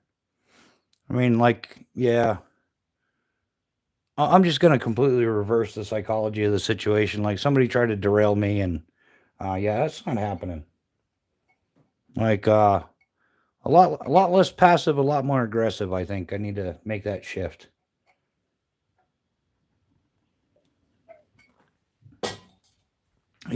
Passive worked as being a parachute rigger, for sure.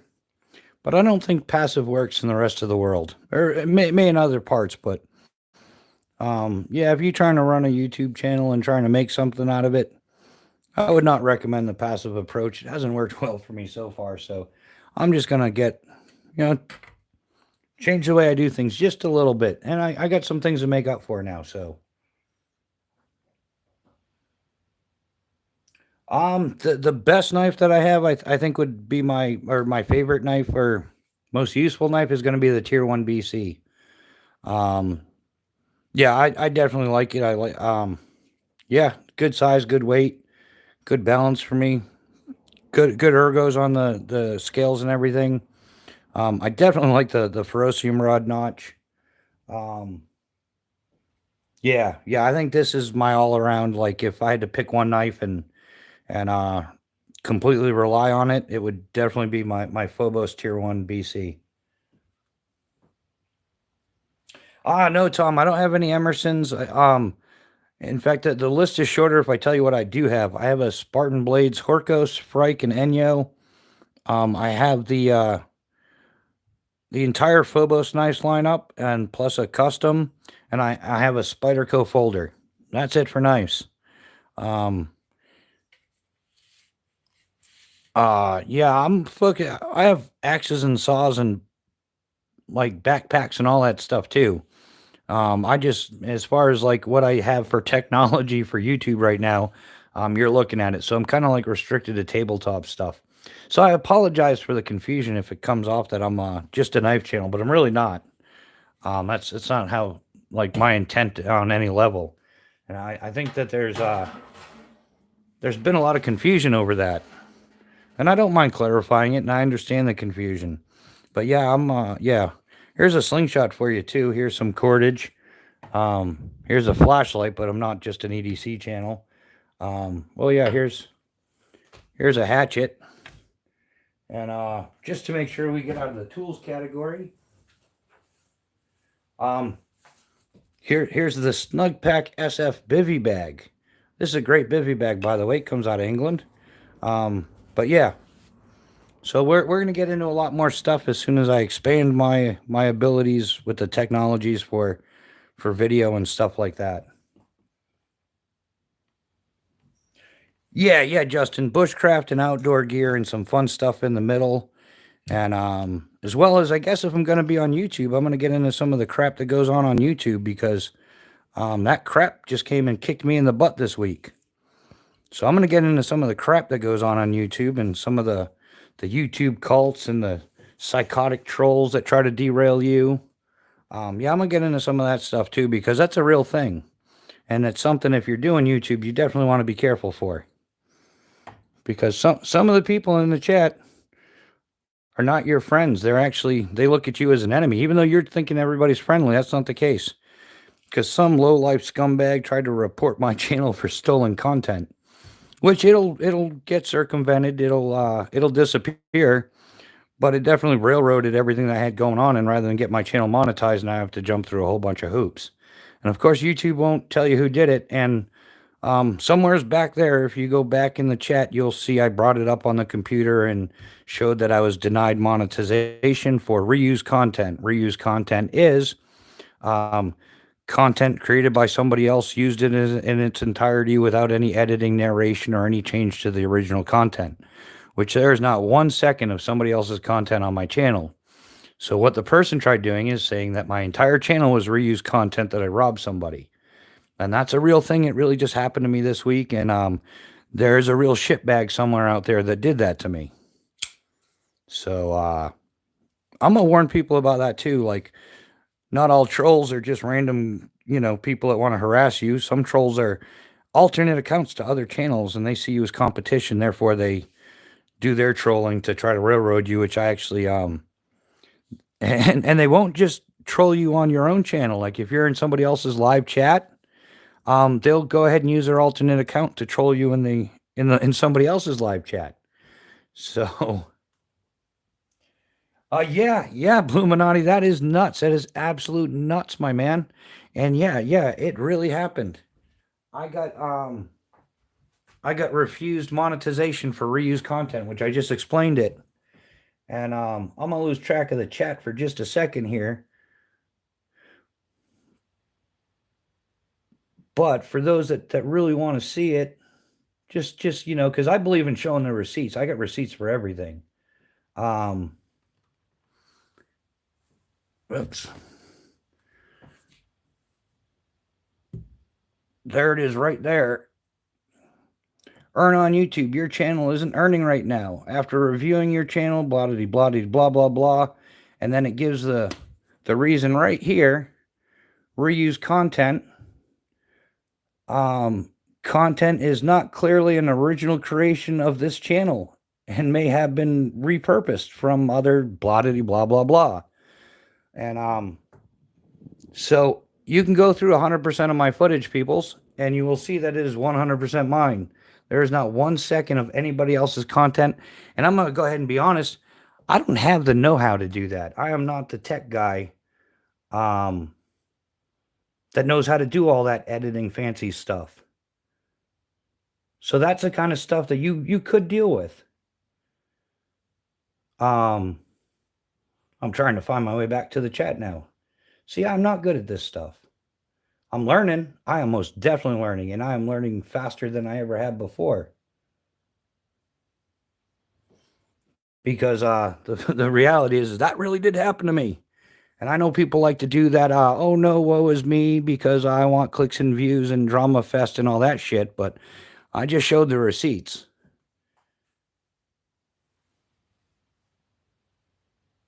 Yeah. I'm a con man and a schizophrenic robbing my own ideas. But yeah, I'm just getting caught up on the comments because I was out of that screen for a minute.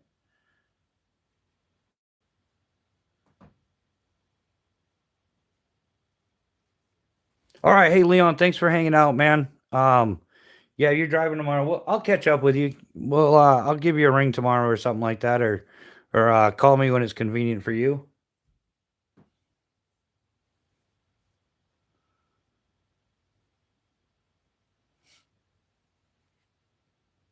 But no, I haven't seen any recently, LC.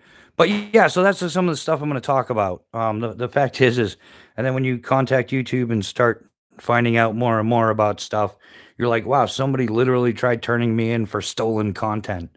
Like, could they have been more wrong? But yeah, and I got to do a video and an appeal and stuff like that, and it'll happen. It'll happen eventually. But yeah, I'll get more into that. And I've got, just like I just showed the receipts, I've got receipts of people using alternate accounts to troll me in somebody else's live. So if you don't see me in other live chats as often as you used to, it's because I really don't know who I can trust anymore, and I really don't feel like being harassed. So yeah, somebody out there that wants to railroad my channel, and I don't know why. I don't care, you know. Like I said, I mean, most of the people in here have seen me in other people's live chats. Am I ever like disrespectful? I'm regardless of my opinion. Like on my channel, I'll voice my opinion about the poopy poo poo China knives, but I've never said anything in anybody else's live chat. Like that's their thing to do. That's if that's what you want to advertise. I choose whether or not I sit there and watch it or leave. I sure as hell wouldn't report somebody or, you know, do anything like that. If I don't like what they're saying, I would just leave. And that's all you have to do is just leave. If you don't like what I'm saying, um, you don't have to listen to it. Like I don't know what else to say about that, but trying to like, but they did have an effect on me because rather than get my channel monetized nice and easy, now I got to make some appeal video to them, and I have to meet certain guidelines on that video, and I have to submit it to YouTube within a certain amount of time, and it counts as like not being qualified for monetization. So, or I can wait until April 3rd and reapply, which doesn't change anything because you can go back and change anything on your account. You, yeah, if you're going to appeal, you can't change anything. You have to appeal it the way it is. If you choose not to appeal it, I have to wait 30 days, which brings me to like April 3rd, and then I have to reapply. And then if I don't qualify at on April 3rd, then I have to wait 90 days before I can reapply. So some little Sally worthless piece of shit moron, probably some jealous little bitch, uh, reported me and railroaded my channel for like the next 30 to 120 days, depending on how things work out. All because they didn't like what I had to say. So, um, whoever it is, I don't wish. Yeah, I do. I hope you get hemorrhoids, like inoperable severe hemorrhoids, gross discomfort throughout the rest of your entire miserable life. Like, and you have to embarrassingly walk around with a little inflatable donut everywhere you go. And there, now I've said my piece. So that's where this channel is going to be going. So not just bushcraft and tools and stuff like that. It's going to be you know, like a fair warning to those of other people that are trying to do something with their channel to be careful who you align yourself with. Be careful what you say to people, because they might turn around and stab you in the back because they're just butthurt. Because in no way did I reuse content on any level, way, shape, or form.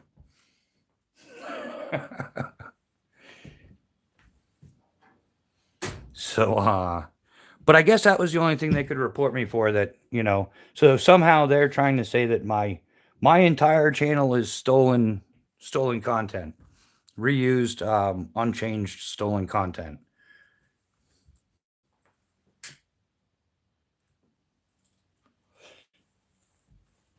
You know, it sucks that people think they can dictate what you're going to talk about on a channel that is yours.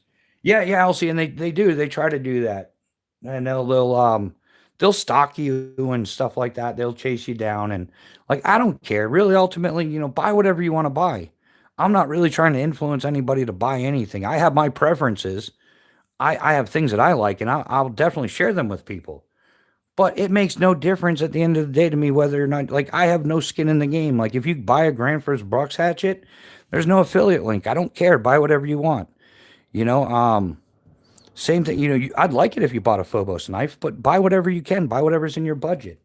I know the guy personally, and that's a perk to me because I know he stands behind his product. There's no guesswork. There's no hey, I tried to warranty this, and you know nobody's gonna get mad at me for any of that stuff. Um,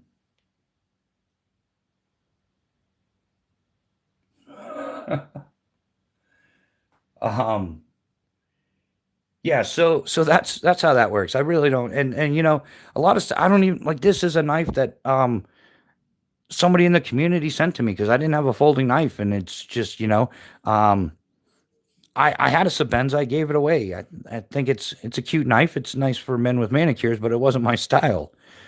There's some controversy behind that knife as well. I won't get into. But yeah, so this is the folding knife that I have, and for a while I didn't even know what make or model. I know it was a Spyderco, but I didn't know the model. I don't know. It's sharp. It holds a good edge. It's got good steel. Um, this is my folding pocket knife, and whatever you're carrying is cool. Like I'm not into like 300 different folders, and I'm sure it's not into 300 different folders from China. But that's just me. Do what you want to do, you know? Yeah, yeah, exactly. Yeah, it was a small Sabenza 31 in Magna Cut. um, with the little inlays and stuff, and it's like a fifth pocket knife. Like it's the kind of thing you throw in your pocket going to your daughter's wedding or something. But if you're EDC in it, yeah, it's for men with manicures, in my opinion. Like and it doesn't even open well. It sucked. Like the opening on it completely sucked. And then I checked out Chris Reeves knives, and like I got to pay $30 for a left-handed version. I got to pay another $30 to have this a thumb stud on both sides. So it's like $600 for a pretty little knife that opens for. It's like the worst opening knife I ever held. Um, yeah, so I don't get too much into that. And I know I like looking at them. Like I love looking at knives, and I'll admit it. I'm like some twisted knife voyeur, and it's been going on since the early 1990s when I found QVC, and I would stay up half the night watching QVC, and I loved it, man. It was an awesome, like nothing but Chinese knives all night. And then for the grand finale, it's like, but wait, yeah, but wait, there's more. If you order now, we'll include this Ninja Wakasaki. Like really, like more recycled aluminum can blades. But it was so much fun to watch, and quite frankly, a lot of times when I'm watching like YouTube knife channels and stuff, it's the same thing. I love looking at them. Doesn't mean I would buy one, but I sure as hell don't say anything negative in their live chat. I'm 100% disrespectful. I mean, completely respectful. I'm never disrespectful, and I don't know why people do it to me. And I've been trolled by a lot of people, and I know they're associated with other people and so on and so forth because people slip up and they make mistakes. And like I said, I caught somebody last week in a live chat playing a game with me.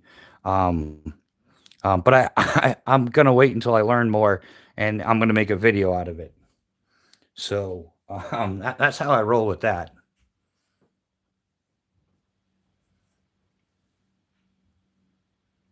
Yeah, yeah, and that's yeah. Like U.S. like Kershaw has U.S. models, and they have foreign models. And to each their own, really. I prefer personally, with everything going on in the world, I prefer to buy USA made stuff as much as I can. Or it doesn't have to be USA made. It can be from like Canada. It can be from Sweden. It can be from Italy. It can be from a lot of places, just not China, not Walmart, not Amazon. Those are like some of the three biggest evils we got going on. And I don't support any of those three things. Like, you won't see an Amazon link on my channel because they rip people off, like Walmart. Like you won't see me put an Amazon link in. I mean a Walmart link or promote Walmart because they like they're shoddy business people. They they subsidize their income by treating their employees with like crap or their associates. Like it's freaking Charles Schwab or something, which it isn't. But yeah, they pay their employees so low that they qualify for food stamps and public assistance. And then 67% of those people, like 43% of them, qualify for public assistance and stuff like that. And then 67% of those people spend their money at Walmart. So Walmart, by paying their employees like shit, ends up making more money from it. Like it's an absolute crud run company, and they're one of the most profitable companies in the world. They could afford to pay their people so they don't have to be on welfare, but Walmart benefits by paying their people to be on welfare. So yeah, I don't promote stuff like that. And like I said, Task and Purpose a week or so ago did a video on China's new stealth fighter to compete with the U.S. to fight against the U.S. I don't want to subsidize China and their stealth fighter program and making all the money. So yeah, like it takes time and changes, and yeah, it's hard to find U.S. products. It's almost impossible to do a complete bushcraft kit off of just U.S. products. But I'm working on it. It's something I've got my goal set to.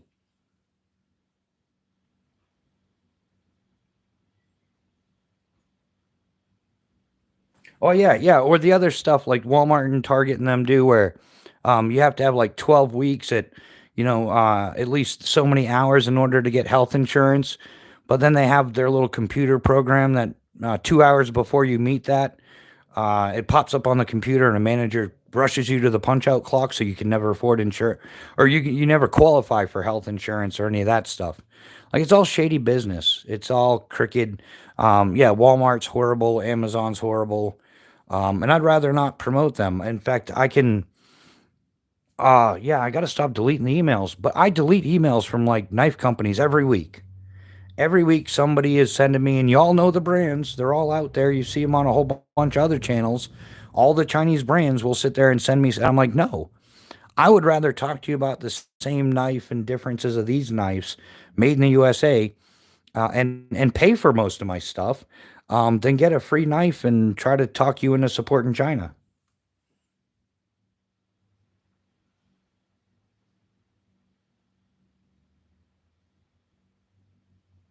Oh, yesterday. Oh, is he? Yeah, is he live as well? I don't know.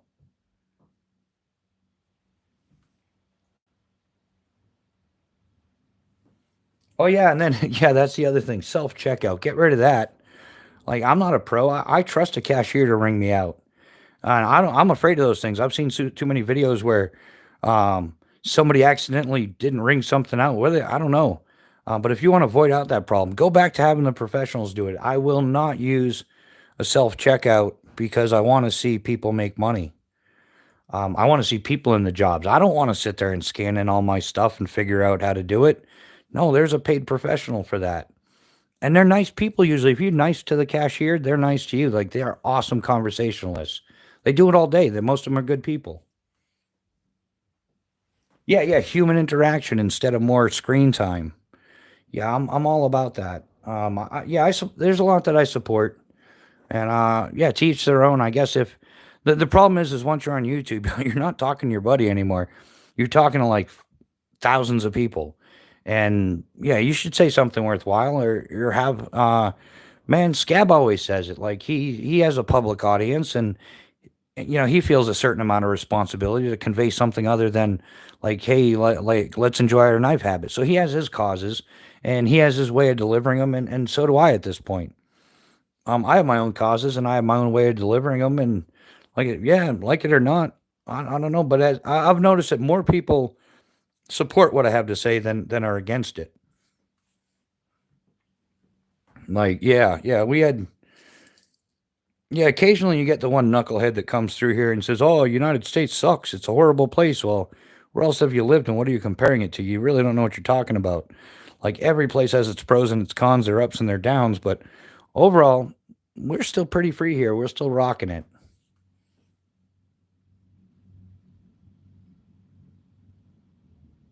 Oh yeah, yeah. Did you see the other thing where Walmart was doing like it was like a 2 pound 2 pounds of chicken, but it was like the label said like 4.98 pounds. So like thousands and thousands of people got ripped off on their little sticker scams. Um, yeah, like yeah, they don't care. Um, and what little lawsuits they have to pay is insubstantial, and yeah, compared to what they make. Like so what you made an extra $2 billion for the year off of your scam. Who cares if you had to pay a quarter million, 250,000 or something? Mountain bike addict. Dude, love the screen name. I'm right there with you. Yeah, dude, what do you like to ride?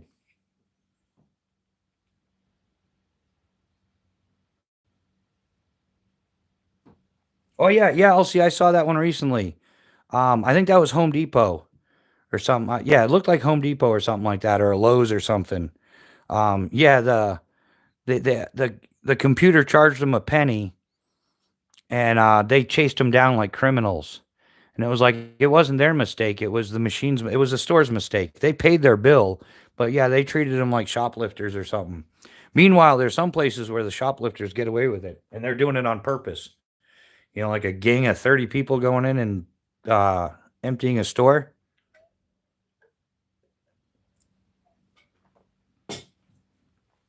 Kapow. Yeah, yeah, mountain bike addict. That's why I love my bicycle shop because they don't do any. They can't afford that self checkout stuff. Yeah, I love the bike shop, especially you're in a good bike shop when there's a couch and a television set up. They don't want you just there to shop. They want to hang out and get to know you. One of the best mountain bike shops in all the United States is in Boulder City, Nevada. It's called All Mountain Cyclery. It's right on the main street, and that is one of the best mountain bike shops I've ever been in. They are just absolute fun.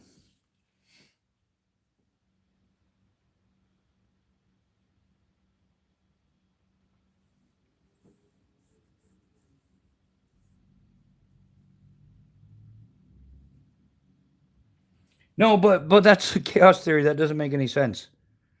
A scale is a scale, whether it's designed to measure meat or produce, it's designed to measure accurately. A pound is a pound no matter what the scale is. So that doesn't apply, my man. Yeah, a pound is a pound, whether it's produce or meat. They were robbing people.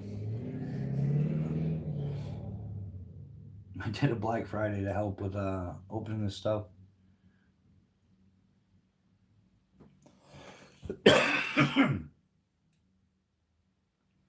No, Martello, that's the only part I'm missing. That is the one piece I'm missing. Um, and I almost actually Eric offered to send me one, and I was like, well, I'm not really. I think I have a lot of knives already, and so I just wanted to wait on that one. I should have gotten it though. No, I'm fine with my decisions. The thing, Eric has been like, man, I've been broke because of the scamdemic, and like I said, I've known Eric Hansen since 2019. He's definitely hooked me up, and it's more like a personal thing than a YouTube thing. And last time I talked to him, we were talking about that, and he did offer to send me one, but I was like, oh, let's wait, man. And my channel is getting close to being monetized, so I'd kind of like to buy it, you know. So yeah, I wish I should have had him send me one just so I could show people when they ask. Um, but yeah, it's well made. Uh, yeah, but I don't have one in hand, so I'll work on that for future reference. Yeah, sorry about that, Martello. Shoulda, coulda, woulda. Hindsight's 2020. Sorry, my man. But I'm sure it's the same quality as everything else that he makes. I could almost vouch for it without seeing it, you know? A mountain bike addict. I walked 274.9 miles. At. Oh, yeah, yeah, chaos. Yeah. Yeah, so you were reading the comments. Yeah, I caught that afterwards. My bad. Um, yeah, yeah, there were people in the comments that were like, well, that was, yeah, I do remember that now. Where they're like, well, that scale is for produce, not for meats. It's like, come on, a pound is a pound is a pound. Like, it doesn't matter what the scale is.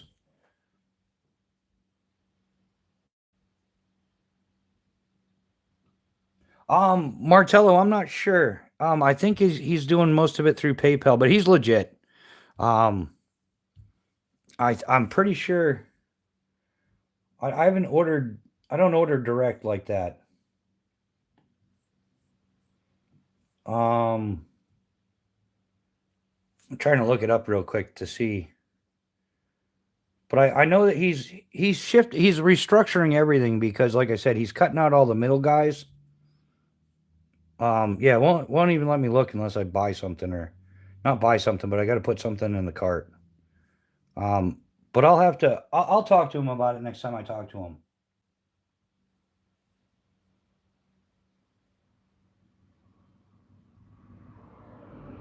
The Grail of oh, you're talking the tier one BC. I don't know. Yeah, for me, I don't know, man. Kind of like the Grail is the knife you can't have.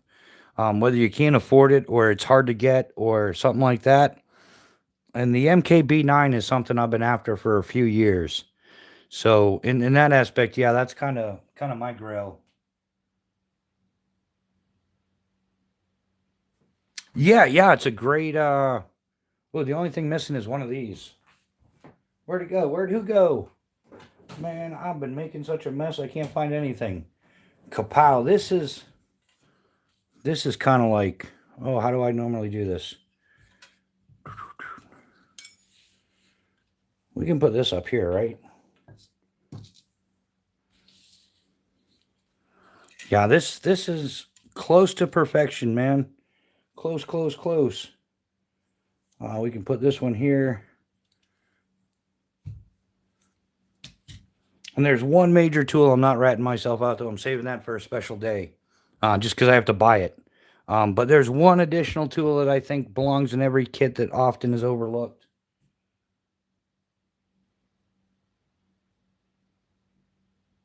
Florida sucks. I'm sorry. I lived most of my life there. Don't miss it now.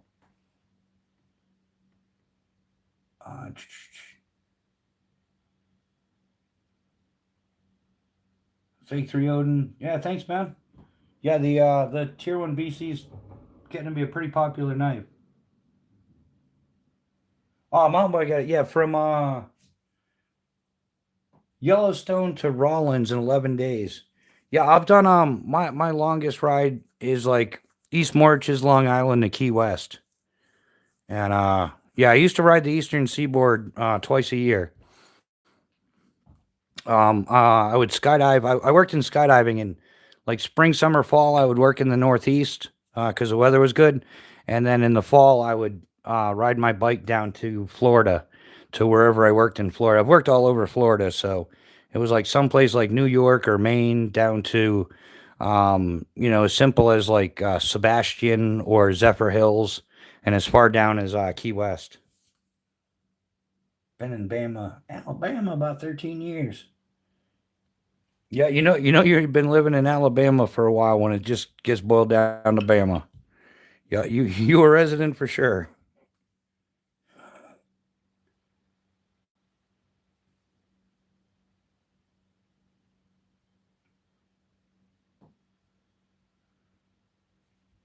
Ah, Perseus, na.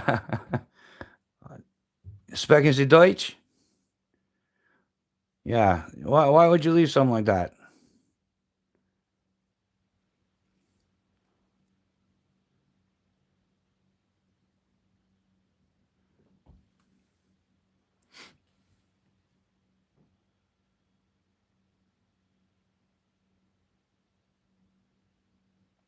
Yeah, Elsie, I think it depends on what you're doing in Florida. Yeah, Florida down south can be rough, but it depends on what you're doing. Like I have no complaints about Florida. I spent most of my years in Florida skydiving. And Florida is the world capital of skydiving, so I made good money, worked awesome hours, had a great time. So, Jasper, hey, hello from Scotland, hello from America. How are you this evening?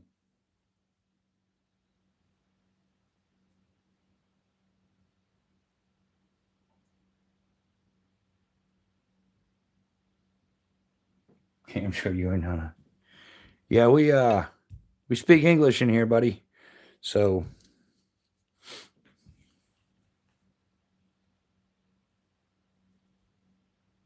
I'm doing all right, man. Hanging out with the guys, talking some shop on a Friday night. Yeah, we're having a good time.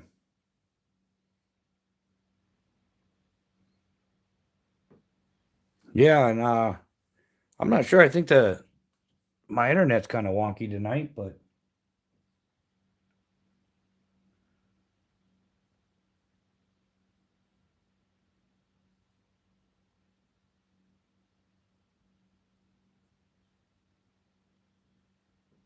oh, yours. How long did you get timed out for, Keith? I speak broken English.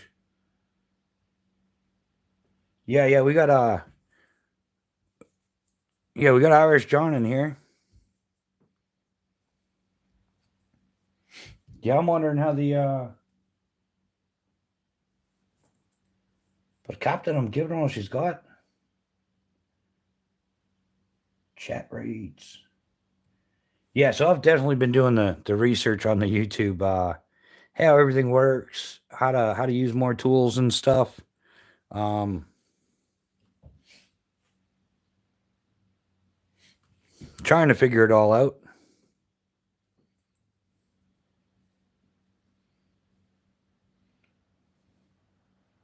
But yeah, so definitely, yeah, guys, make sure you hit that notification bell because we'll be doing a lot more random lives and stuff like that.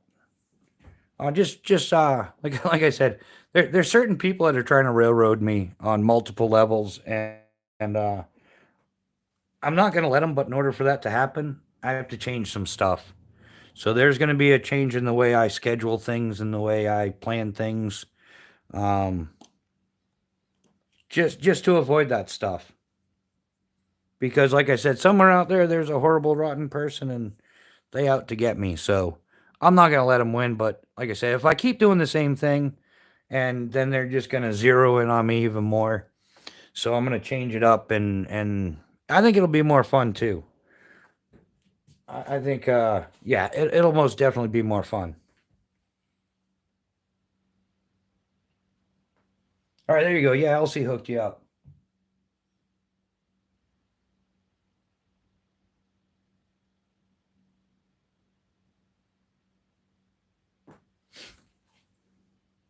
We're looking good.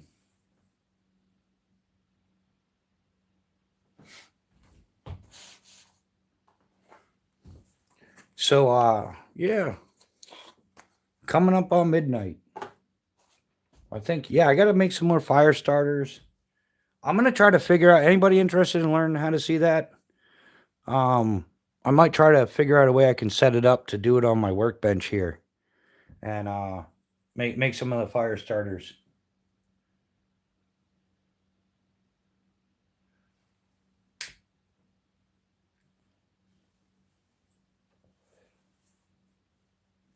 Keith, who timed you out there? Like, why'd you get timed out from Kodiak's? Because you're usually pretty polite, man. Did you crack a fart joke or something? Which are fully acceptable here. Fart jokes, we welcome them. You won't get timed out. You won't get banned over a fart joke because I saw that happen to somebody this week. Yeah, a lot of people getting banned from channels for silly little stuff. It seems more like a third party controlling a channel.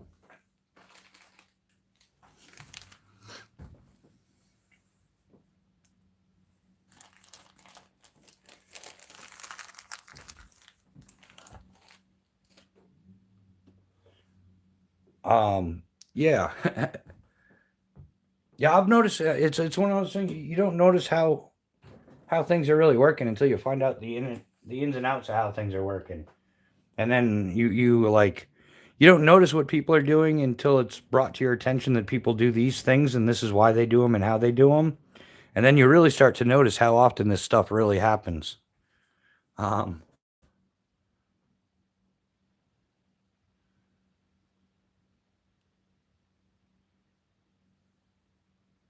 yeah, there you go. Ground fog will save the day.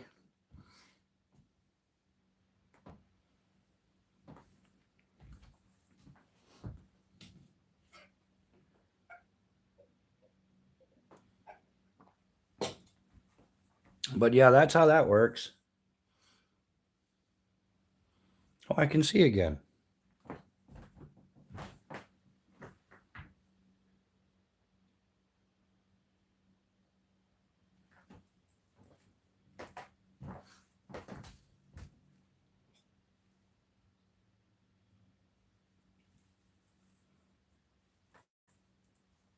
Yeah, I don't know. Maybe he timed you out and doesn't want to change it or something. I don't know.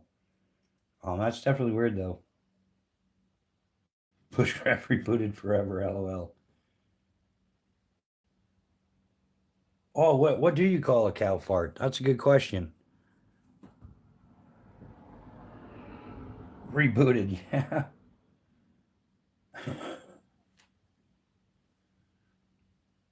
Derriere.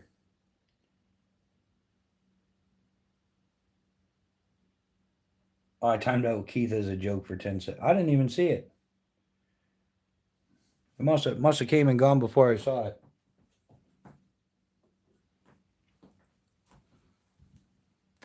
Yeah, I've seen those where people start timing out people for no reason. Then it turns into like a timeout war. And then yeah, I've seen people have to pass out wrenches so that people aren't getting timed out. That's kind of crazy stuff, but yep.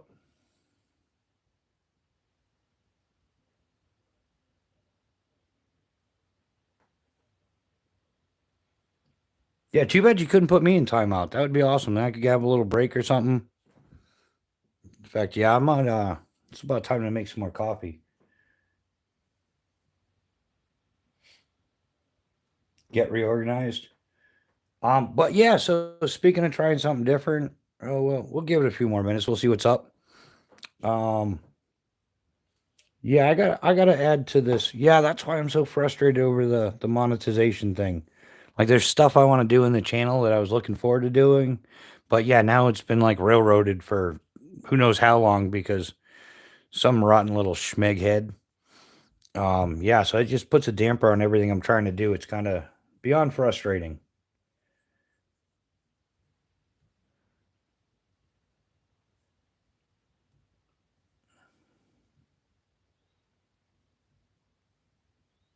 But yeah, we haven't gotten trolled that hard tonight. Like there hasn't been very many people at all. What's the smellest jacket you can buy? No clue. Yeah, yeah. I'll see. I have no doubt. Like it's just one of those things, man. It like you'd like to think that there aren't people like that out there, but there really are. And it's just where it threw me off for like anywhere from 1 to 4 months, depending on how things go and how YouTube decides to handle it. Um, but yeah, it's just like literally, I've never used 1 second of anybody's content for any reason, not as an example, not as a, I haven't even shown it. I've seen people do lots of stuff, but yeah, to sit there and that's just like, I don't know why. And they don't have, YouTube doesn't have to tell me. I'll never know why, but, and it's for, and I don't know who. So that person's still floating around out there, like maybe thinking they got to laugh. But yeah, really, they're just, it's, yeah, beyond frustrating.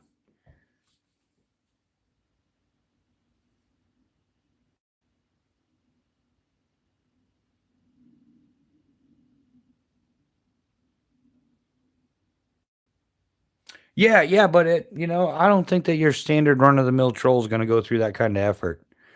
Um, so yeah, yeah, and I'm not gonna speculate who it was or make any accusations because that would be equally as wrong on my behalf.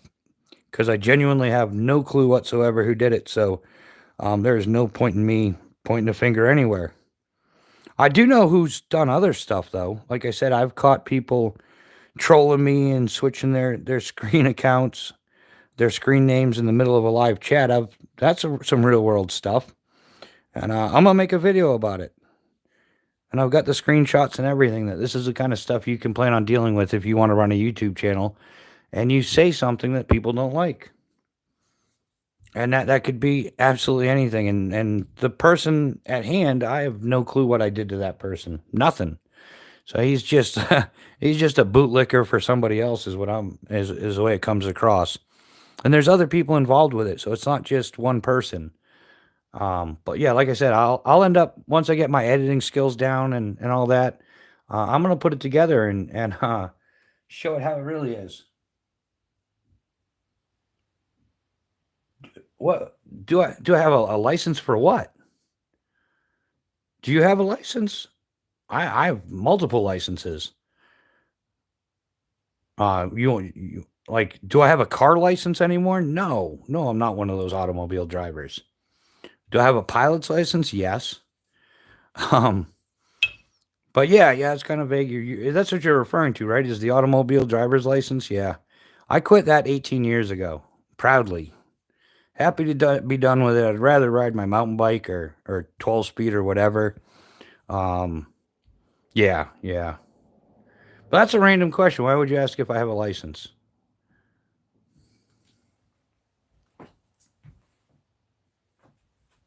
Like, do you have a license? And yeah, even if I did, yeah, I don't know. Some people just don't make any sense. Big Steve, yeah, those are some of the best saws in the world. The Silky Gomboy saws are absolutely amazing.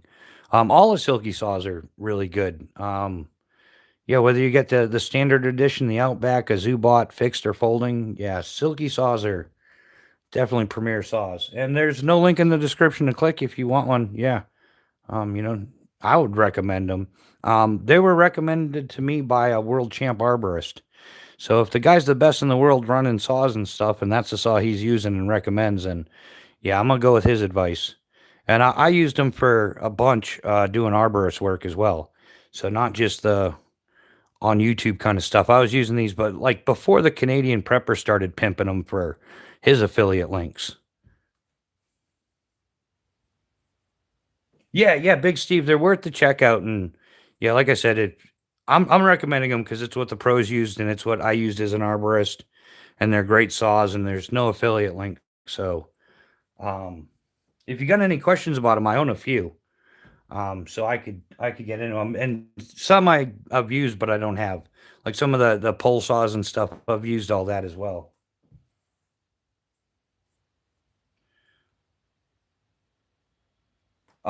Jasper, I do a little bit of prepping, but like more logical prepping, not like Doomsday SHTF. Here's a $5,000 2-year food supply in the description. Yeah, I don't get into any of that, but like moderate prepping, like having a like tent and some food and stuff like that, like you can like get out in your car. Or yeah, yeah. So like light prepping, not doomsday. Click the link in the description prepping. Yeah.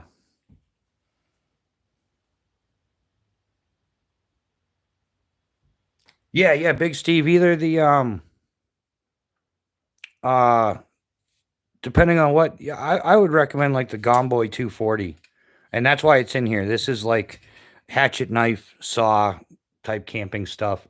They have a Pocket Boy 170, which is this size, but you wouldn't want to get this blade. Yeah, where's my? It's in here.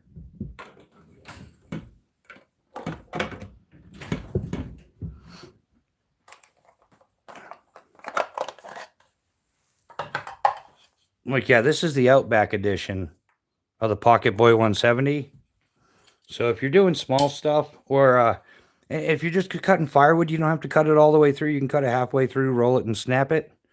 So if you're looking for lighter weight, the Pocket Boy 170 is sufficient for your average campfires and stuff. But if you're looking for a little more capability, the 240. And then if you're getting into like winter camping and you're going to be processing a lot of firewood and stuff, I would go with the full size, the 360.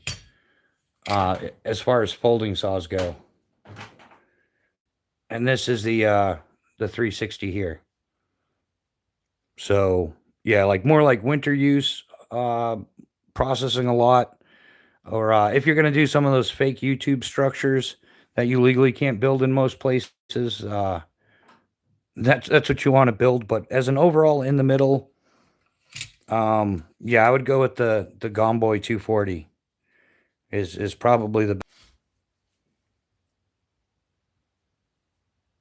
Oh, you're welcome, Big Steve. Yeah, and dude, make sure you shop around for it. There's some places that are charging outrageous money for them. For silky saws. I think Amazon being one of them. But yeah, shop around. You should be able to get the Gomboy in the like 65 to $75 mark. Is what I think what they're going for about now.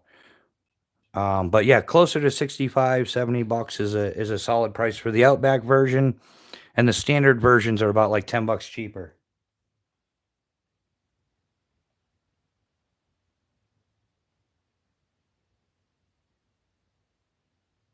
Oh yeah, yeah, yeah, yeah. No, actually, Big Steve, there's a Canadian place. Oh, well, I can't. Oh, I gotta find the names of some of these places. But it's actually cheaper in Canada than it is here in the U.S. Because a Canadian prepper there, he has a lot to do with silky and importing and stuff. And if you go to Canadian Prepper, if he still stocks them, if you're a subscriber, he gives you like 10% off. Um, but then you might need a therapist because you think the world's going to end because he's gone down that doom and gloom route. But if it works for him, whatever.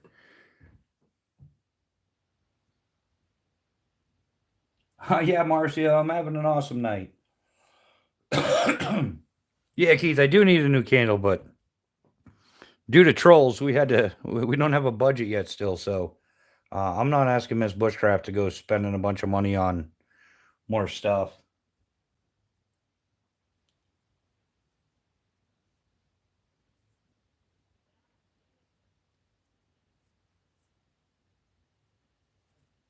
Yeah, but I mean, they even got good deals on Granfors Brooks.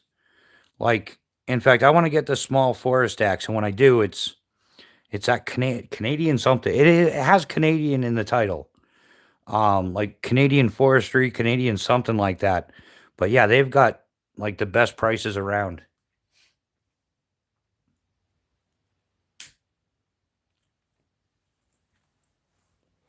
I think yeah, if you do a Google search, it should come up though. It won't come up first. It'll come up in like the top 5 or something. You got to shop around a little bit, but yeah, they got awesome prices on silky saws, Granfors Brooks, some other stuff that I just don't get into. Um, like yeah, like straight up, like if you're gonna build yourself a log cabin, they carry that kind of stuff as well.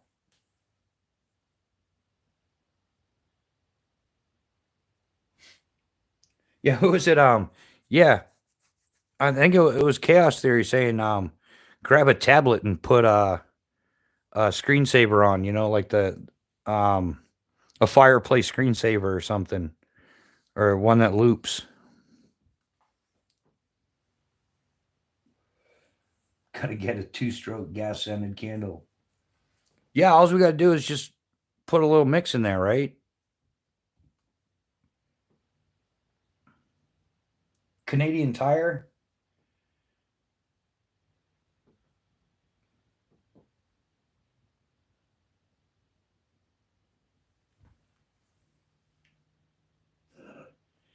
Yeah, yeah, Chaos, but I don't know, man. I appreciate it. I'm just not sure. Yeah, I'm not one with technology. I'm never motivated to acquire more. It's kind of my downfall. Um, but it's not. I like real stuff. I can't help it. I'm old school like that. Like if I'm gonna burn something, I want to really want to burn it. I don't want to. I don't want to download an app. That sounds goofy. I mean, think about it. It sounds good. Well, it sounds goofy to me. And it's not as yeah. I don't know. I'm gonna go off on a tangent or something, and people are gonna be like, "Dude, you're not right." But it's like self checkout, man. I don't want to experience self checkout. I want to enjoy my time with the cashier, interactive. If I'm gonna play with fire, I would still want a chance that I could get burned or something. I don't want it to be safe. Like it's a touch screen. I can touch that fire and I'm fine. But that one, you burn your fingers. I know the difference. What is that pointy thing? Oh, right here, Steve. This is a marlin spike. It's for working knots, stuff like that. Most commonly, I've used them as a parachute rigger. I know sailing riggers use them. People that do a lot of projects with paracord and stuff use them as well. But yeah, it's designed to work knots and everything, to work knots out or tighten them, depending on what knot you're using. But yeah, also great little attitude adjuster. I wouldn't say it's less than lethal, but yeah, it could be like a cranial density tester as well in an emergency type situation. Yeah, yeah, you could use it as a center punch or an awl even. So it's kind of multi-use. Um, but yeah, I have a parachute rigger background. That's when I started getting into marlin spikes. And I wish I had owned one years and years earlier because I would have used it. I started rock climbing at a young age and stuff, and a lot of stuff you just cut because the knots get welded.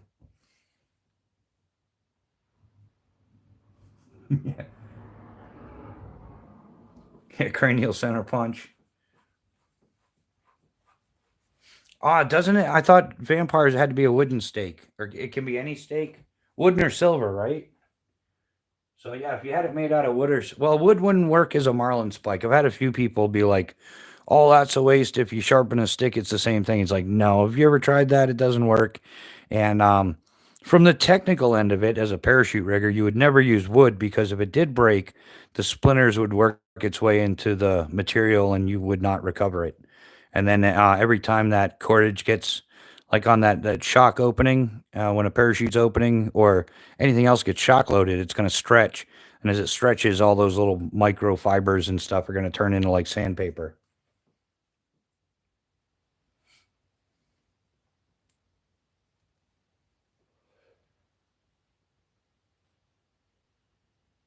Yeah, you need a wood. Ah, but yeah, LC, I think that this silver, wood or silver, you could make one out of silver and it would be like more. In fact, what's a blade? Blade has those silver shotgun spikes, right? So silver would work, wood would work, but I think standard metal does not apply.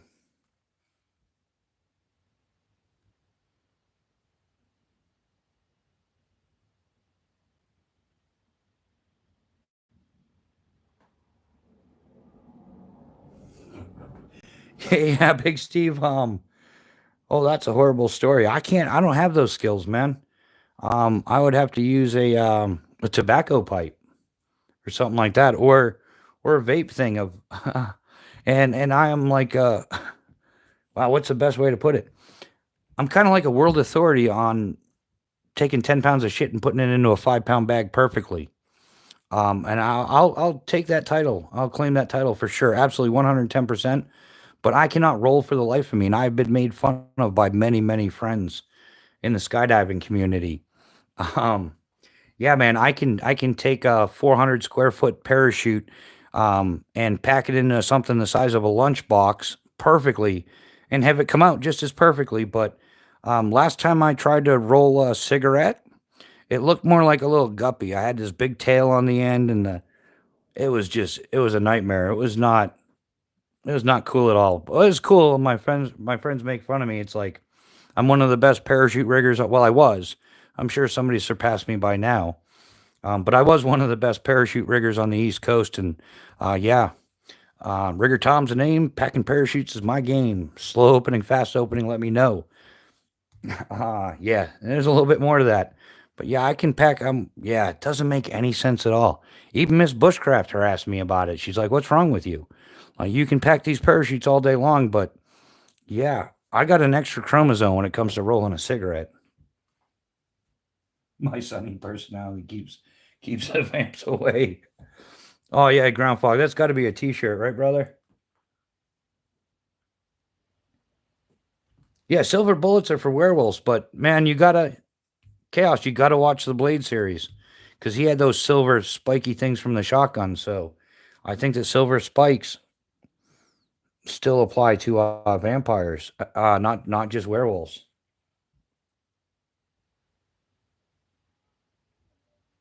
Yeah, Jasper, that's common. In fact, I know a lot of skydivers that they skydive until they have kids. And then once they have kids, they're like, "Oh, I got to think of my kids' future and stuff like that." And I completely agree. I will never argue anybody's decision to skydive or not to skydive, but that is the responsible way of thinking, in my opinion. And it's not all that. I mean, it's a really good time. It's awesome, but unless you're doing it for a bigger purpose, I think that like most skydiving is just narcissism. It's just something that people do so that they can say, "Oh, look at me, look what I did." Um, and some of them don't make it. And in fact, after 27 years of jumping, I can tell you that like 75% of my friends didn't make it. So, yeah, solid decision. It's not all that. Watch it on YouTube. Tony, I've never used a sling bow before, but I would willing to be try it. Yeah, I'd be willing to try it now for sure. All right. Hey, Big Steve, thanks for stopping by, man. If you're taking off, we definitely appreciate you being here. Hopefully, we helped you out, and yeah, I'll be doing posting a lot more now, here and there and everywhere. I'm changing up, finding my YouTube schedule as things progress. So, oh yeah, yeah, I'll see. I've seen those the little roly things. Yeah, I. But if you don't have one, yeah, I just prefer a pipe or like the vaporizer thing or something. Not real super high tech about it. I'm real simple about it actually. It's not a major thing for me. Tony, this is a Granfors Brooks wildlife hatchet. Kapow. Yeah, we'll take the mask off there. Yeah, this is a wildlife hatchet, like 13 inches overall. I forget. I think the head's like 2 pounds or something, right around 2 pounds. But yeah, nice solid hickory handle, really good stuff. I'm sure you've seen them around a little bit before.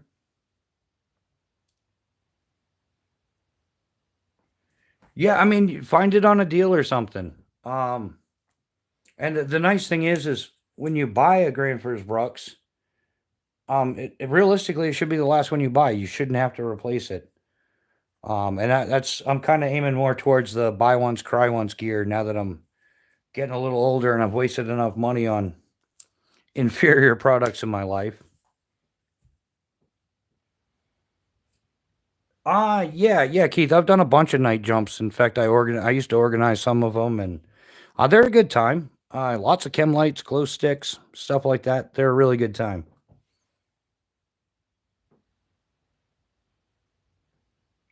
Yeah, Tony, that's what we're leaning towards. That's why I try to promote U.S. products as much as I can. The more quality American stuff we buy, the more it's going to be available. In fact, that's what's kind of getting me in trouble. Like I know there's a whole bunch of channels that out there and different bushcraft channels and stuff where um, I spend a fair amount of time pooping on poo poo Chinese knives, and some people getting butthurt about it because maybe there's less people clicking the link in the description for your cheap $30 Chinese trinket. Um, yeah, like these Phobos knives, these are made in the USA. Um, Phobos is for operators by operators. It's disabled veteran owned. That messes. We was not playing with the ferro rods in the house earlier, but that's how that got there. It's usually not that ugly, but they're users.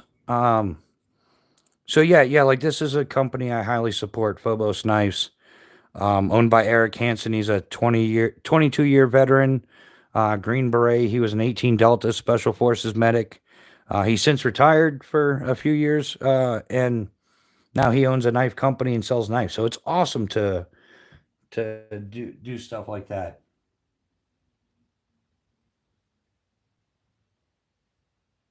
I can't get it to. Yeah, I'm not sure how that would work out.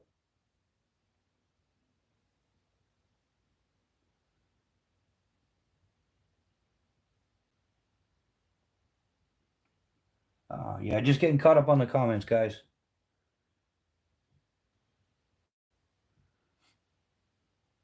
Justin Ronan, Dirt Boy.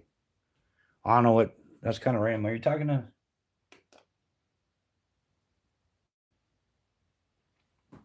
That's kind of random, but yeah, sure. Dirt dive it. That's what I always say. If you're gonna jump it, dirt dive it first, and then plan your jump your plan. No idea what he's talking about though. All right, LC. Thanks for hanging out, man. We'll catch you on the next one. Like I said, there's gonna be we're switching it up. In fact, I might wrap this one up pretty soon, and I might do like 8 to 12 tomorrow as well.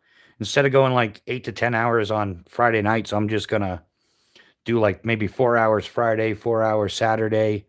We already do the Sunday morning thing. Maybe I'll do something. I got to start doing a little bit more during the week until I can post some long form videos and stuff. So, but yeah, we're definitely gonna up the game. And then if people want to chase me around, they can chase me around. That's fine. Yeah, Tony. I jumped from 1993 until 2020. So 27 years of jumping. I started in the Army at Airborne School down at Fort Benning. And a few years later, I started getting into it as a civilian. And then when I came off active duty, I got into it full time and became a professional skydiver, FAA master parachute rigger.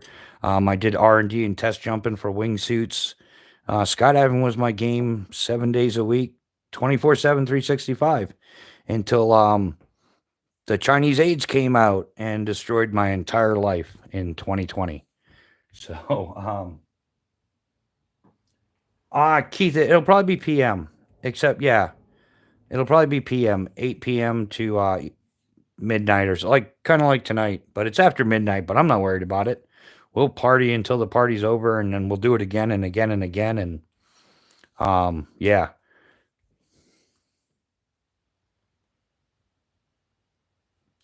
you go to Hunter Beats.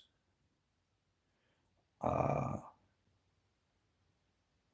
no, Dennis, I know what an obsidian knife is. Um, I don't know who it is. I know obsidian is like the glass, the volcanic glass, that they get razor sharp. But no, I don't go to Hunter Beats. No clue what that is either.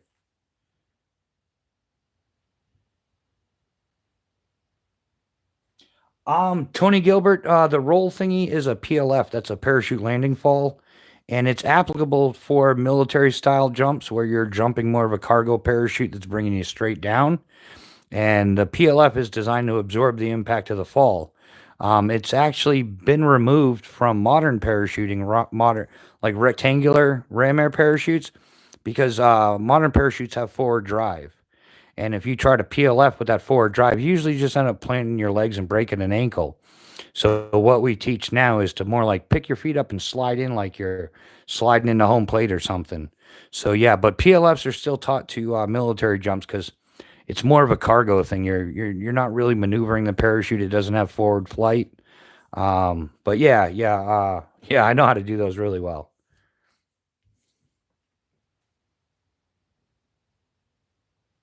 Oh, you're welcome, man. We get into some skydiving. I mean, I can't help it sometimes. I try to like put it behind me because I'd still be skydiving and parachute rigging if it wasn't for the scamdemic.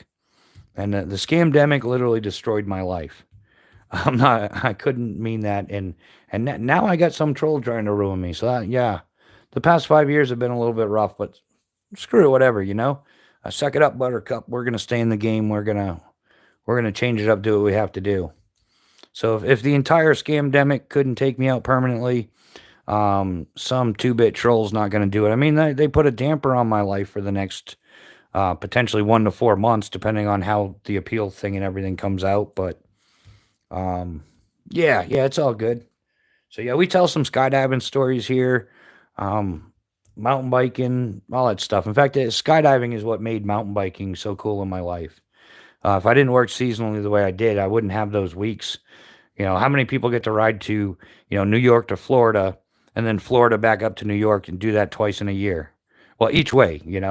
So I would like mountain bike from New York to Florida, uh, spend the winter in Florida, then come spring, I'd mountain bike back up to New York or Massachusetts or Maine or wherever I was working.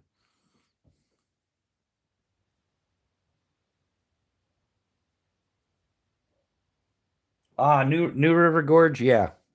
Base jumping. Yeah, it's kind of overrated and it's a bit dangerous. They need to up the qualifications of the people jumping there, but base jumping was not designed to be a public spectacle. It was something you go and do because you liked it. It was Jeb Corliss that kind of started all that public stuff, and it backfired because all these great exit points that were set up for base jumping eventually got shut down or overwatched because people were posting their crap on social media and kind of like showing the areas we were jumping from.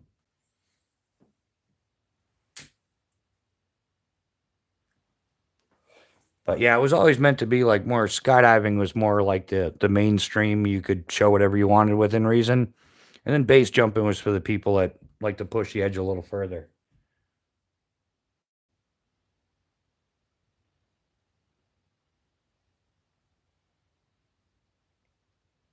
Hit the grap trail if you're mountain biking. Um, I've hit a lot of trails mountain biking. Um, couldn't tell you exactly which ones all the time either. A lot of that stuff I don't pay attention to because I've never been a showboater. I've never been a hey look at me kind of guy.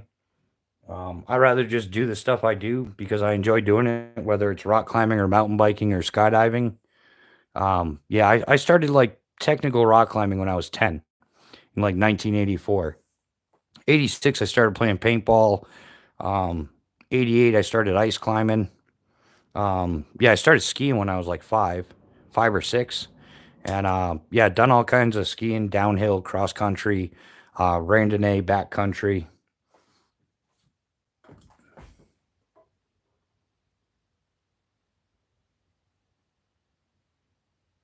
Yeah. Most stuff is illegal in national parks now because it's our land, but the government says we can't use it for anything anymore.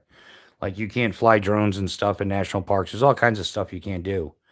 Yeah. I'm not sure if they passed it, but for a while you needed a permit if you were going to shoot a YouTube video in a national park. But they're passing some Explore Act, which explores some ridiculous acronym I can't remember off the top of my head, and that's supposed to reinstate it. But yeah, in order to go shoot a YouTube video at a national park now, you have to pay like hundreds to thousands of dollars in permit fees and applications, and even then, you're not guaranteed the permit. So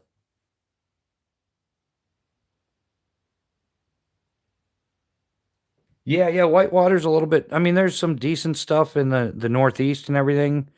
Most of what I did was in Manchester, New Hampshire, the Merrimack River. They have actually got a course there. And then there's the Saco River and stuff. I've done the White River in upstate New York, not too far from Fort Drum. But yeah, I've done. I've spent my entire life doing extreme sports to one degree or another, and I've met all the famous narcissists as well. The Travis Pastranas, the Jeb Corlises. Yeah, I met all those dudes, and most of them are just extreme narcissists. Um, and I don't know. It is what it is.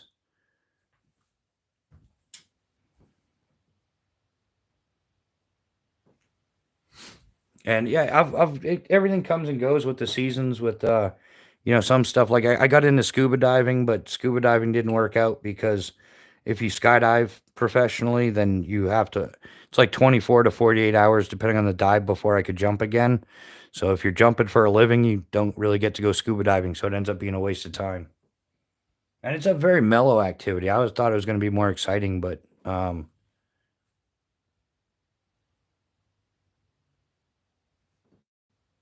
yeah, yeah, Tony, yeah, down south it's definitely yeah, you'd be hard pressed.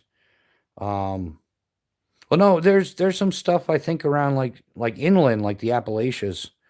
Like there's some rivers and stuff that people run in the Appalachian Mountains, that area. But yeah, most of my whitewater stuff has been in the Northeast.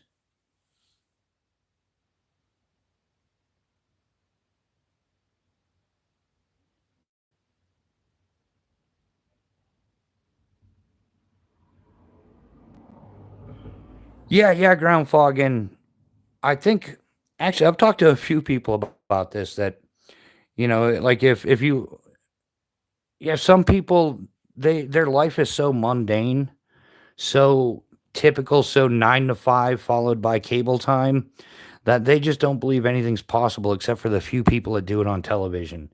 And really, like Tom Cruise is a horrible skydiver. But when you say something like that, people are like, "Oh, how do you know?" Because I did it for 27 years. I jumped out of airplanes for 27 years in every possible fashion you could imagine. But I'm just not, hey, look at me, I'm a movie star kind of guy.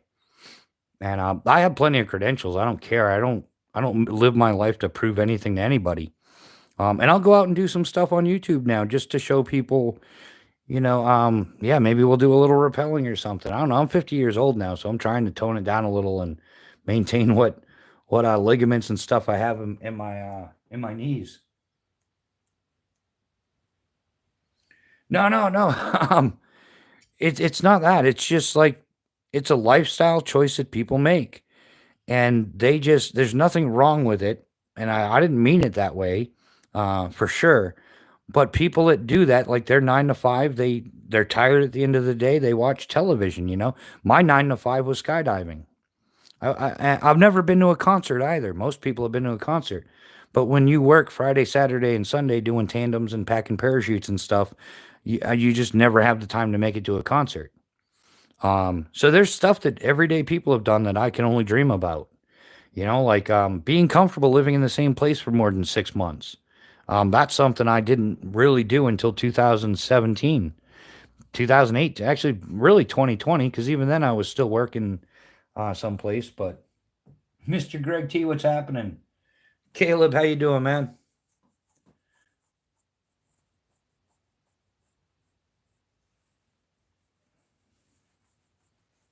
Yeah, Keith, well, you'll get there. So, but yeah, that's where you get the. Anyhow, I digress because we were kind of getting off the point there. Is most people, it's not a part of their life, so um, they don't want to believe you when you're like, yeah, I skydived for 27 years. They're like, bullshit. Or yeah, I started rock climbing. I did this or that rock climbing. And they're like, oh, well, you only see that stuff on TV. It's like, no, really, there's tons of people doing it that aren't on TV.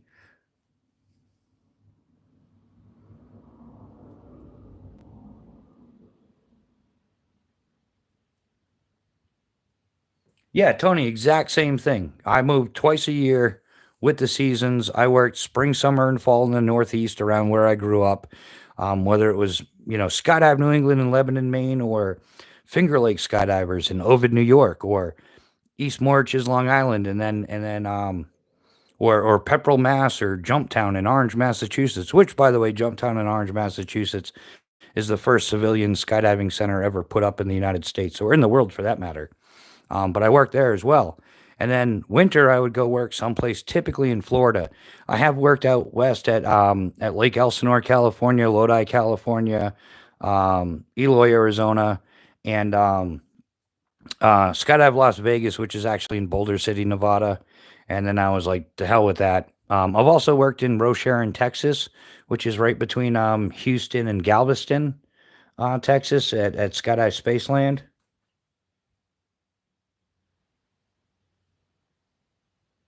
I know a guy named Rabbit jumped in the Zephyr Hills area. Um, it rings a bell. I've been in the Zephyr Hills area a tons of time. Um, I worked at Tony Suits, which is right at Zephyr Hills. I've packed at Zephyr Hills. I've jumped at Zephyr Hills. Um, and the name Rabbit rings a bell, but not exactly sure of the year or anything.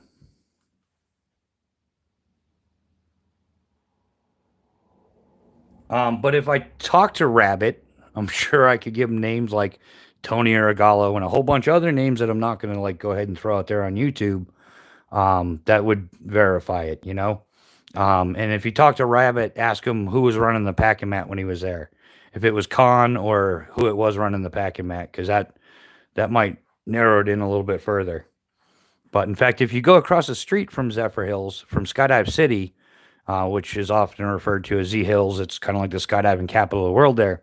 If you go across it, I can't remember the name, like what route number, but if you go across the road from the entrance to where our Z Hills, it's like down the road 50 or 100 yards. There's like this 4 mile oval track with a bunch of cross throughs and everything. And that's where I would go ride my bike when I was sick of dealing with skydiving. Because, like, ultimately, it's a job, man. It's exciting in the beginning, but it very quickly becomes how you make a living. And when you're not doing it for work, you're doing something else that you enjoy doing, just like everybody else does. And for me, that was mountain biking and cycling and stuff like that.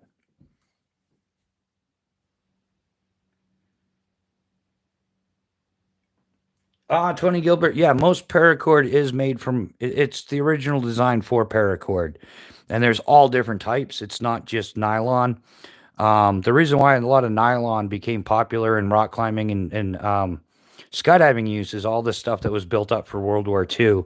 And post World War II, there was a surplus of nylon, and that's where it comes in. But is 550 cord commonly used in parachuting? No, it hasn't been for like 50 years.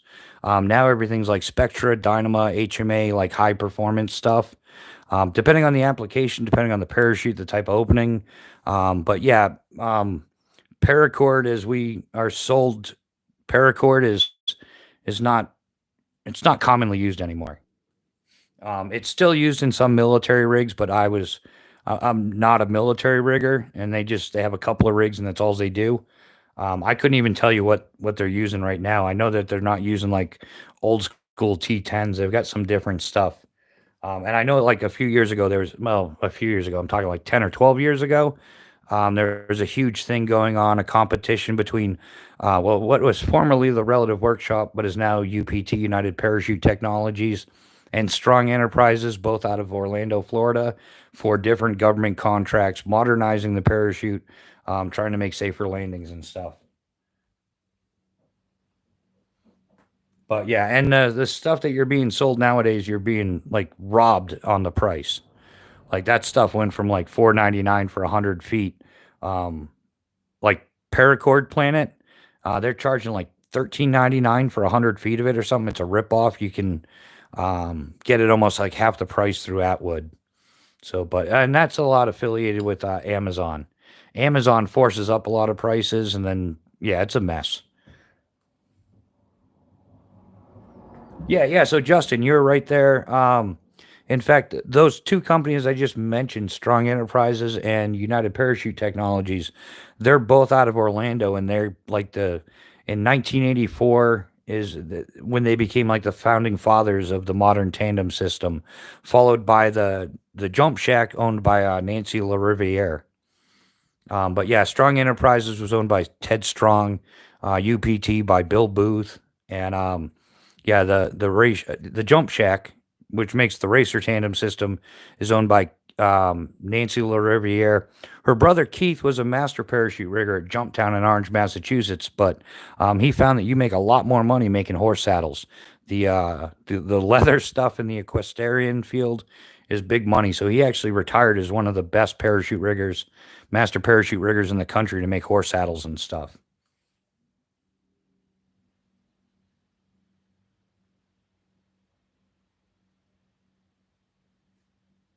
Yeah, yeah, Caleb. Unfortunately, most of it's useless. A lot of knowledge I have like really doesn't apply to anybody.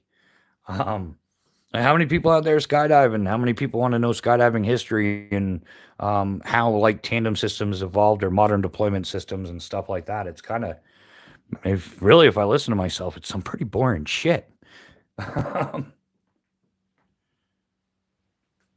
Horse tech is $1 billion industry. Um, yeah, man. In fact, that the dude I just mentioned, I worked with him in dum dum. It was 2007. I worked at Jumptown in Orange, Massachusetts in 2007, and he still kind of had his hand in the business somewhat, helping out and whatnot. And he had offered, like, if I wanted to learn it, he would teach it to me. And I'm like, no, no, man, busy skydiving, like, got to be the cool swooper, doing this, doing that. And in retrospect, I'm like, that would have been a handy skill to have. I also got offered one time to become a sailing rigger. And I was like, why would I want to be a sailing rigger in like so massive sails? You're just sewing a straight line for 100 yards. It's got to be boring. And I just found parachuting more interesting.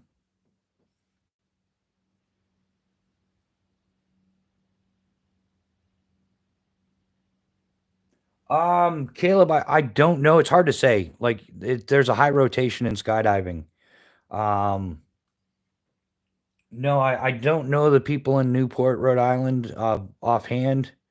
Like I said, it rotates often. My last contract that I was going to do was at Cape Cod, skydive Cape Cod. But as you know, Caleb, you're from Massachusetts, and those little blue-haired demon rats, they like went crazy with the COVID scamdemic rules and that 6 foot radius thing that they had going on, and everybody wearing a face diaper is what put me out of business.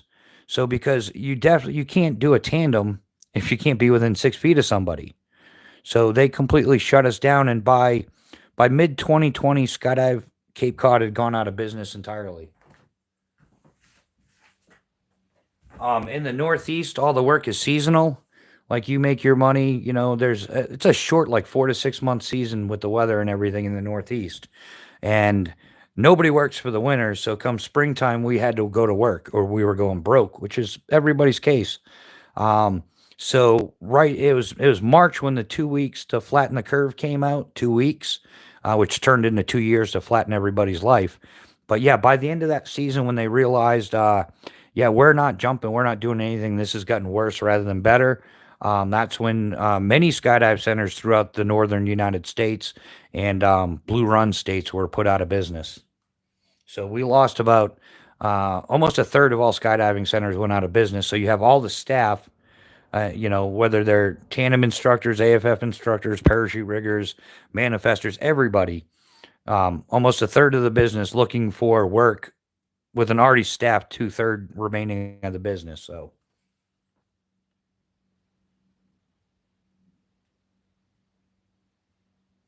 yeah, Caleb, and just so you know, that drop zone was ripping you off, dude. You don't have to do a single tandem.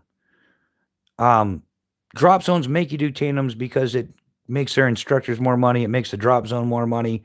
You legally don't have to do a single tandem. Um, the federal aviation regulations apply to the USPA, United States Parachute Association, and so on and so forth. And they kind of work in agreement, but there's nothing saying that you have to do um, a tandem. You can start, there's other ways you can do it. You can start with like static line progression. You could start with, there's a whole bunch of stuff you could do. Yeah, yeah. And if you look at the cut, like I don't know what they're going for now, but a coach jump used to be like, well, an AFF jump, accelerated free fall, is your first 7 skydives.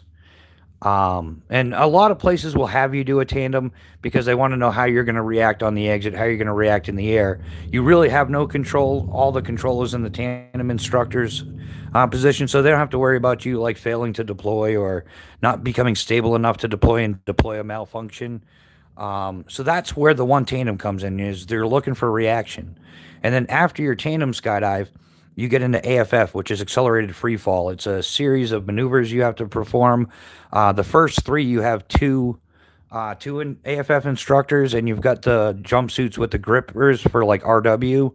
And you'll have an instructor on either side of you holding on to you, making sure you're stable. And then that's like three jumps, assuming you pass. Then you have four jumps with a single instructor. After that, you go on to coach jumps, which is a lower rating. But by the time you do coach jumps, you're proven you can safely deploy. Your altitude aware. There's a whole bunch of stuff you have to go through. But it's easy, man. If you got a good coach, you got a good instructor, and then your A license requirement is 25 jumps. But yeah, man, at no point do you have to do a tandem. Like drop zones that make you do, oh, we'll do tandem progression with you. It's like, hey, you're a sucker. We're going to rob your wallet. That's unfortunately the way a lot of skydive centers operate. There's a knife with a hole in it. Oh, this right here. That's a for doing a bow drill, a friction fire. You can put your spindle in there, and it's one less piece in the friction fire combo. You don't have to make it. And the arch part at the top is for a ferrocium rod. Yeah, Caleb, if it's something you decide to pursue, yeah, get in touch with me, man. I've forgotten more about skydiving than most people know. Oh, hey, so I'm trying to make out the icon. It looks like, yeah, hey, man, welcome. Hey, how are things in Russia? Just getting caught up on the comments, guys.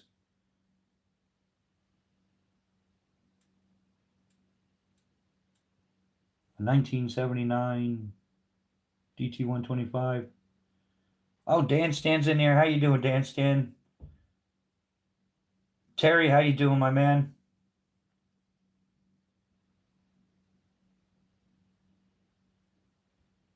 Yeah, Tony, it's becoming more common. There's a couple. Got another one right here, the Phobos Knife Solaris. Yeah, if you're in a situation, that's one less component that you have to build. So I think it's kind of genius. It doesn't take up any more room. It lightens things up a little bit. So if you're a gram weenie, there's a couple less grams on that knife.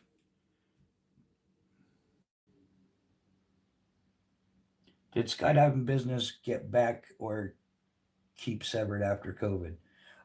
The after COVID, it was like 2 years depending on geography where the business was located, but afterwards it's been just as horrible because the economy was in garbage. Like your average person doesn't have an extra $250 to $400 or $200 to $400 to go do a tandem jump and do their outside video and stuff like that. So the numbers dropped off as well.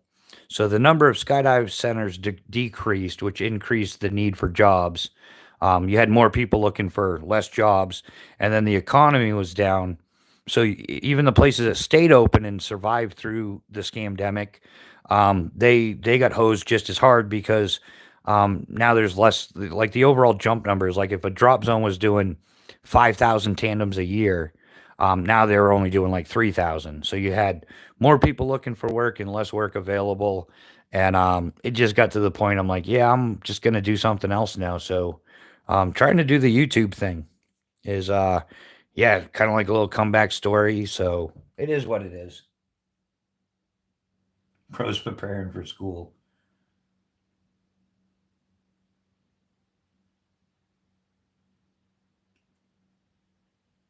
Oh, thanks, Marcia. Yeah. Well, yeah, this one usually isn't here. That's a separate. I don't carry two saws typically. But yeah, that's getting a little bit more. There's a major piece I got to get, and I'm halfway there. So, I just got to save like another $40, and this is going to be one of the baddest kits I've ever owned. It already is. It's a very very awesome kit. But I've got one more major tool that everybody overlooks. It'll be here eventually. Um,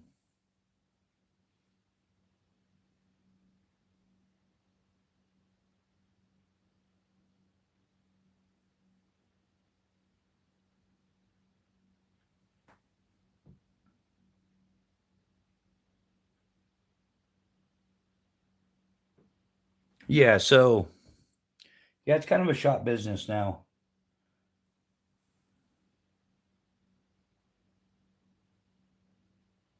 Yeah, Caleb, I haven't used a Gerber in a while. I had one of those like section ones, had like that trifold pouch, and you could make it like a short bow saw, longer, whatever. They had like a bone saw blade and a chainsaw blade and all that. And but yeah, I had such misfortune with some of the stuff. I've switched it up, and I got into silky saws. Like silky saws are originally designed for arborists. They're straight up for arborists, and that's when I started using them. In fact, if I did YouTube back then, I would have beat the Canadian prepper to it. I was using, and I was actually kind of stoked when I saw them. I'm like, I've been telling everybody about these, like telling all my friends and stuff. But most of my friends were like wanted to geek out on parachutes, not saws. So,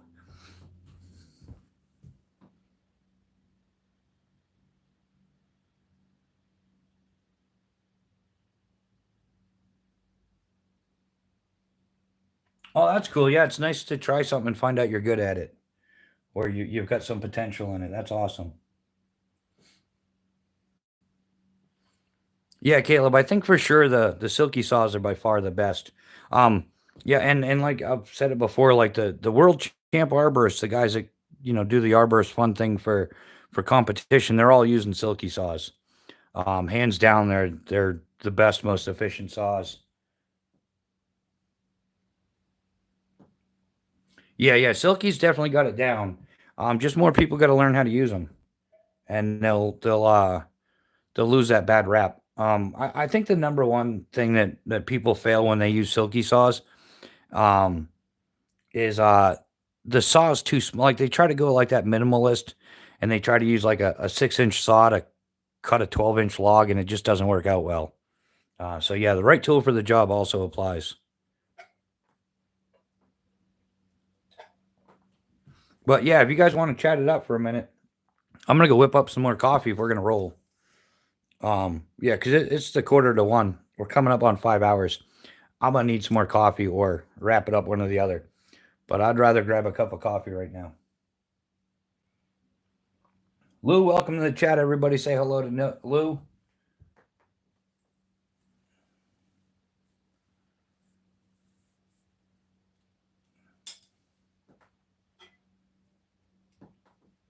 Oh yeah, we're getting up there. All right, grabbing the coffee, guys.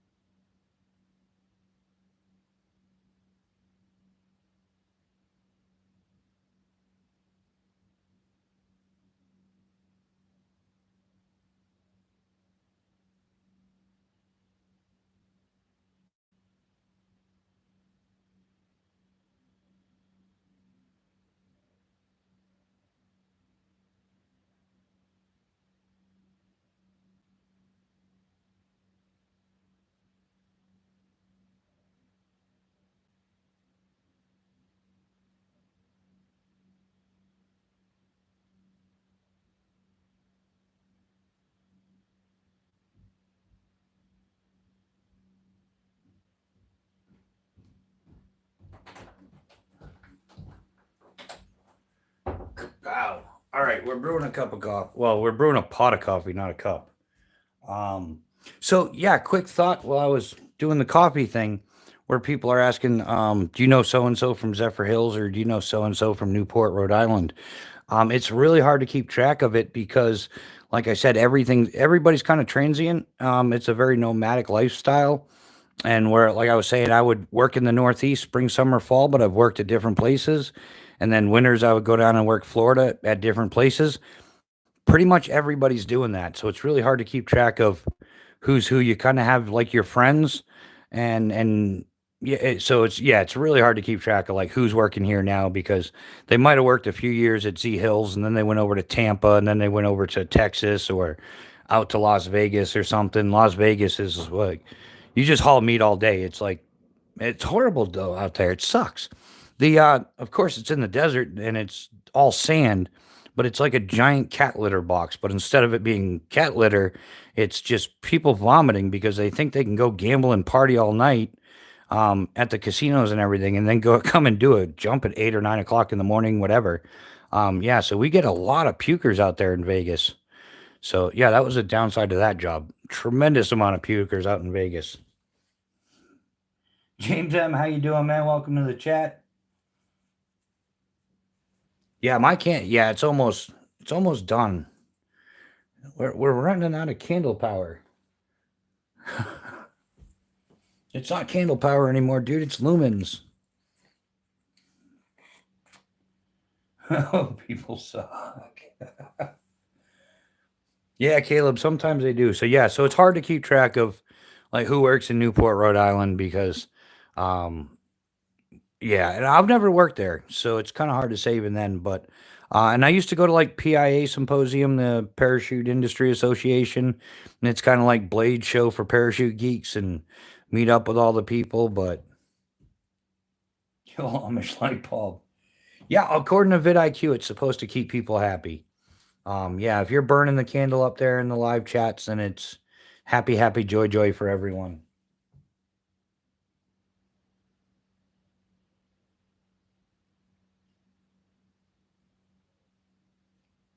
Yeah, Caleb, the candle power is as confusing as horsepower, isn't it? Like, what is how many horses in an engine? It doesn't make any. It makes sense, but so I've got to light 8,000 candles. Well, who lit 8,000 candles to realize that flashlight is like 8,000 candles? Red light's good, blue light's bad. We don't have any blue lights going, do we? Oh yeah, for the street. Like red lights is except for New York. New York, I had a statey following me for like halfway through the state because I was in a rush to get back to Fort Drum. And in New Hampshire, like red is ambulance and fire trucks, and blue is law enforcement.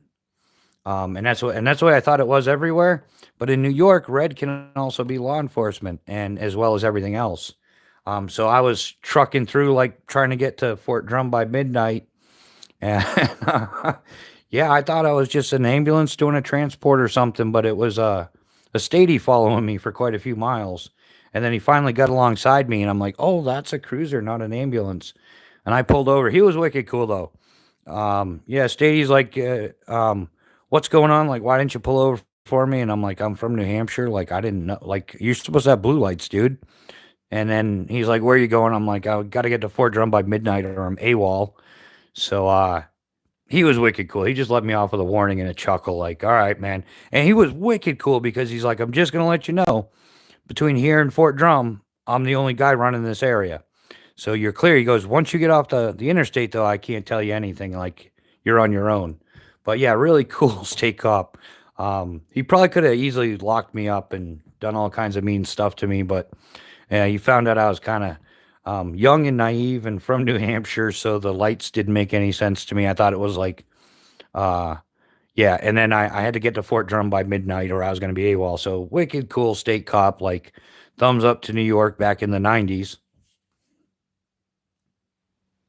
Yeah, fire that's caveman TV. Ever meet Bodie or Utah?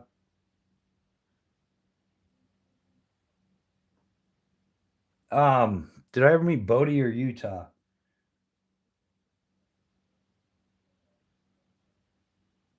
Um, are we talking about people or yeah? I lost that one. Sorry, guys. Wicked cool. You were so from New England or something. Yeah. Wicked. Maybe that's my thing with Wicked Wax. It's like wicked cool because we're wickedly from New England. Yeah, that is a New England thing to say. You're right about that. Oh, Point Break. I hate it. I hate it. I hate it. It's a horrible movie. Stop watching it. It's the devil there. Man, everybody come. Oh God, yeah, that's a man. That is not real skydiving on any level. You don't free fall for 8 minutes and have a conversation. Oh, that's ridiculous. That's like being a rock climber and watching Cliffhanger, because that movie equally sucks. But if you want to watch a good skydiving movie, watch Cutaway. And the actors kind of suck. It's got that Dennis Rodman in it, and some other idiots. It's got Tom Berenger, which is cool. But the movie Cutaway was actually written by Guy Manos, who was a world class skydiver at the time. And, yeah. Oh, yeah, but Terry, everybody comes into the drop zone like, oh, yeah, we was watching Point Break, like you're ready for your skydive because you watched Point Break. Like the two worst songs you can play for a skydiver. And if anybody ever comes to visit or I visit you, never, ever, ever play Tom Petty Free Fallin', because every tandem student comes in with like, I brought the perfect music for my tandem video. And then they think it's like they're the person that thought of that. It's like, no, we've already listened to that 87 times today. And it's not even noon yet. And then so that's like the devil's song on a skydive at like a drop zone is Tom Petty Free Fallin'. Runner up to that is that Tim McGraw song, you know. I can't what I think I've like amnesiaed the song because I've heard it so many times. But that one where like I went skydiving, I went Rocky Mountain climbing, I went 8.7 seconds or whatever on a bull named Fu Manchu. You know what I'm talking about? Tim McGraw song with because it went skydiving. And everybody brings that damn song in, like, oh my God, this is a perfect song for a skydive. I'm so smart for having thought of this. It's like, no, this is the 90th time we've heard this song, and we haven't even had dinner yet today. So, those are the two worst songs, and Point Break, and what's another crap movie? Um, there's another one that's got Blade in it, man. Wesley Snipes.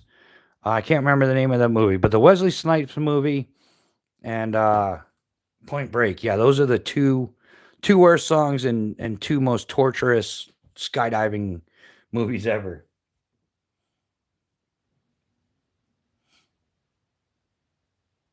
Tango of Roman Shoe. Yeah. Park the car in Massachusetts. Hey, did anybody ever see like Chaos Theory? Maybe you saw it, or Caleb. There used to be bumper stickers. It was like maybe 15, 20 years ago. Like it was like a 10-year span where like it was mostly the northern place. I don't know, up like North Conway, all like White Mountains region. And almost every convenience store you went into had free bumper stickers for New Hampshire residents. And they said, welcome to New Hampshire. Now go home. And they were free like everywhere for quite a while. Yeah, because they're like, yeah, like if you go to North Conway, New Hampshire, it's like all the leaf peepers go up there, all the, all the mass holes from Massachusetts, they come up there just to ruin everything for us. And, like drive, it's like being in the Keys. Everybody's driving, looking at the foliage, and it's like, dude, get out the way. I got to get to work. Yeah, State Line Liquor Store.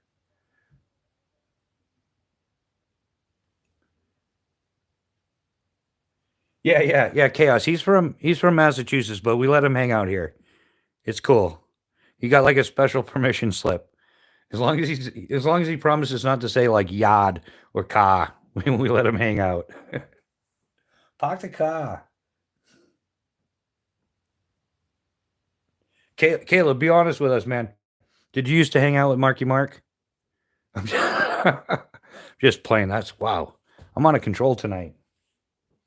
I'll take a pop. Yeah. It's not a pop, it's a soda. I gave up on that, man. Traveling north to south all the time. Like everybody's like, it's not a pop, it's a soda. It's a soda, not a pop. And it's like, I'll just have a tasty cold Coca-Cola, thank you. I gave up on the pop or soda debate years ago. Honestly, making wishes, still making dreams happen. Sorry, I'll go freeze my ass off in the cat. Oh, dude, I used to pedal the Kangamangas Highway. Yeah, from Lincoln to Conway. When I would go up there rock climbing with my buddy Mike, um, yeah, I would roof rack my bike all the way to Lincoln, and I would stop someplace in Lincoln and have like a brunch or something, and then I would pedal the Kangamangas and then go rock climbing at Cathedral. Not yeah, that used to be like a thing to do. Like that was like I don't know. I watched too many of those adventure races or something. I'm like, well, if I ride my bike over the mountain that pass and then go rock climbing for the day, I'm training, and then like the next day would hit up Mount Adams, the airline trail. So like one day I like cycling and climbing, then the next day would do some trail running.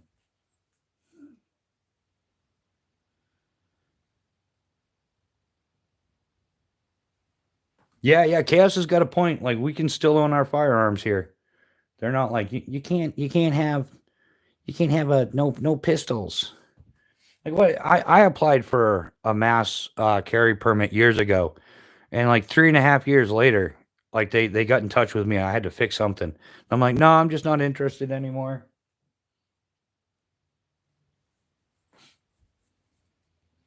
Oh yeah, yeah, Caleb. It's if you think it's hard if you're like a resident, man, be an out of state person. And I had applied for my mass permit because I was going down to Pepperell, Mass and Orange, Mass between Scott Pepperell and Jumptown. And I like to carry. Well, I used to like to carry everywhere, but I couldn't carry there because I was a New Hampshire resident. So toward the Kangamangas. Oh, James, you gotta drive that. It's like awesome scenic route, but it's like windy stuff, all the way uphill, all the way down. There's a nice straightaway at the end though, right before you get into Conway. But yeah, beautiful scenic. You can actually lose track of pedaling, which is cool because it takes your mind off of it, and just overlooking some of the scenic views.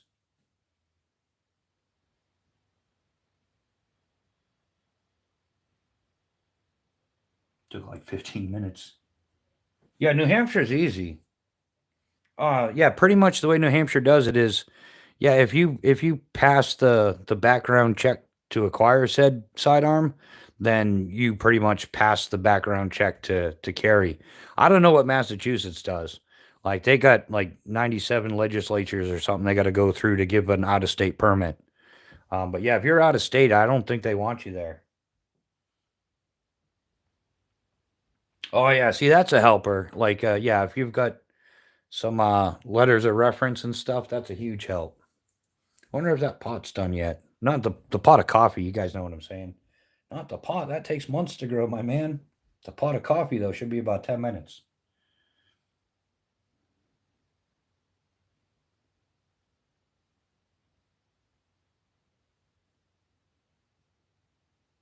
Oh, James M, where are you now? Like Pennsylvania's got some sweet. What's the name of the trail? The Perkiomen Valley Trail in Pennsylvania. Brings you like I used to catch it in like Collegeville, and you could ride it all the way to the museum where the Rocky statue, the stairs are. But which all the Philly people got butt hurt because they took it from the top of the stairs. It's like now on the bottom right of the stairs, but the perk it's a good trail. And in the Collegeville area, there's a spot you can get off. It has a huge indoor climbing gym, and yeah, there's an EMS not too far. I misread the Ninja 650 all over New Hampshire. You have to take a class. You have to have 5 recommendations for mine. Where wow, yeah, that's just ridiculous. Yeah, their requirements are ridiculous. And that's what's ruining New Hampshire is people are sick of the Massachusetts laws and all the ridiculousness, and they come up here, but they bring that mass city attitude here, and it's just horrible, man. Like I've met a couple people from Massachusetts. I'm like, hey man, can you just go back? Like we don't like you. Like what kind of jerk off? We get like 2 feet of snow. I'm gonna take pictures next time. And he buries the entire fire hydrant. Like, oh yeah, and he's got that I don't care about anybody but myself attitude going on. He gives Massachusetts a bad name, for sure. Oh yeah, okay, James. Yeah, so you know what I'm talking about then. That's sweet, man. I love that. It adds a little bit of validity to life, you know? Like I appreciate that, man.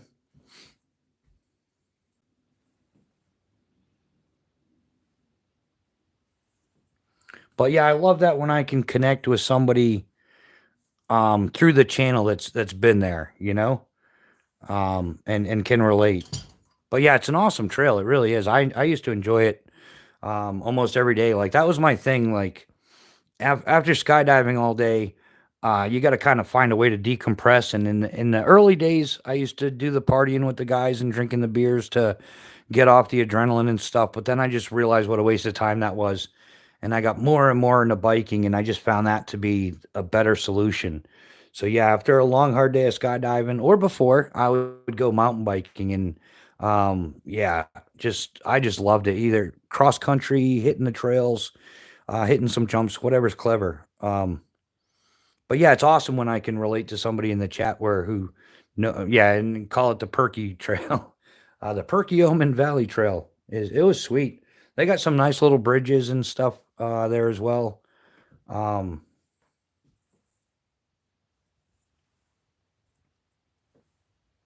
Actually, guys, that coffee should be ready. I'm gonna go grab the cup of coffee. Um, don't burn the place down without me.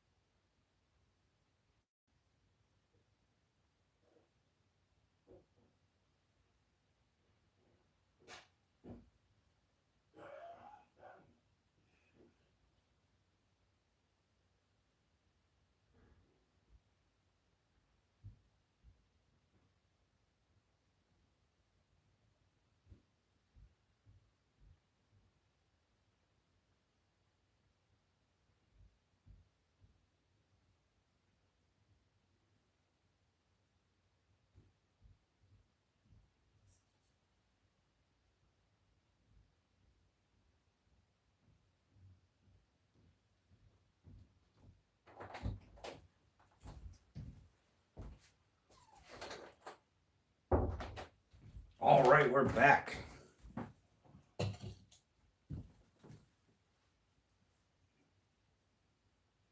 Oh, what did I miss? I'm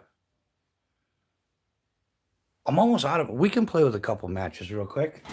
She's sleeping for sure now. I just kind of checked. Hey, honey, I love you, but when the cat's away, we gotta burn shit down. I gotta get some more of these too. Like, yeah, nothing like burning through $8 of matches on a live chat. I'm starting to realize too. This striker is it wears like it'll get you through what's in the container, but if I were putting this in my emergency kit, I would want to. There we go. We got that. Oh yeah, the sulfur is great. You guys are missing out. We got the smoke effect. This is my special effects, guys.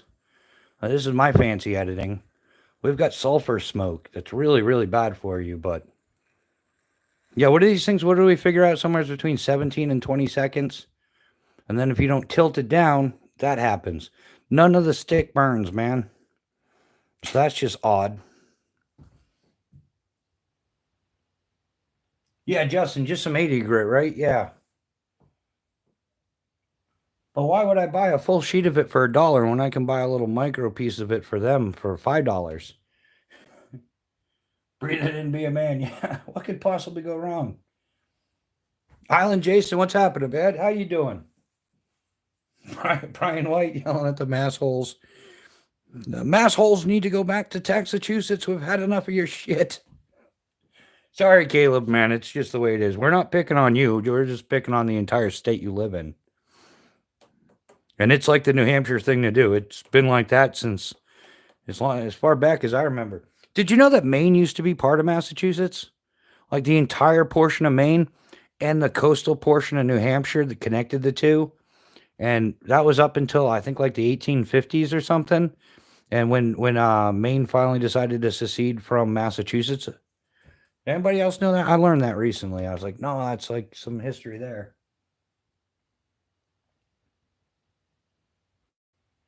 Do you ever make your own easy strike waterproof matches? It's cool. These people, whoa. Game that sucks. Your family's stuck in enemy territory. Yeah, I'm like smack dab in the middle of enemy territory as well. It seems like yeah, some of the flags and stuff I've seen. Yeah, I'm gonna take some pictures of that and be like, what's up with that?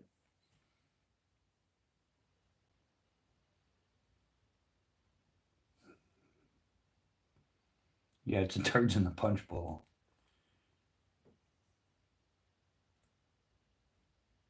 Oh yeah, sorry guys, getting caught up on the comments here. Maybe to see if I missed anything or I'm packing up to do an overnighter with 4 inches of rain forecast in the next 24 hours. Might need some of the match. Dude, you don't need matches. You need a raincoat, dude. And like one of those 20 by 20. There we go. Canadian plug, AquaQuest. You need one of them 20 by 20 AquaQuest tarps, the Defender series. Set that up with some like 1200 paracord with the way the winds are, and like double down on that. And then a raincoat and a couple of towels, man, in Ziploc, like giant Ziploc bags. Um, and then yeah, and then throw some matches in the pocket, brother. Oh, a gorilla top. Tell me more, Jason. Is this would this gorilla top outperform an Aqua Quest? The Defender model, yeah.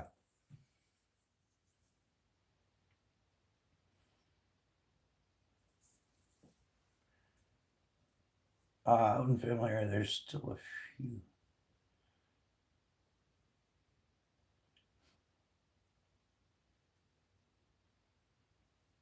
Oh, it's much heavier. Is it still? Is it nylon or like canvas duck? Oh, Justin, yeah, man. A lot of people around the Ocala area. I've been through there a bunch of times myself, but 8 mil poly, nice, nice. I'll have to check that out, man. You'll probably be a week or two before you get the video out, though. I'm sure, huh? Or do you have a review on it? That's I always like tarps, heavy duty tarp. I like heavy duty tarps and like stupid lightweight tarps. I'm not a fan of in the middle for some reason. Like it's either got to be like an ultralight sill tarp or like like the Defender. Like the middle one is cool, but yeah, I'm either looking for like ultralight compact that I can just throw in a day pack in case I need it, or I'm looking for something that's going to put up with stupid weather. I'm weird like that. Not too much in the middle.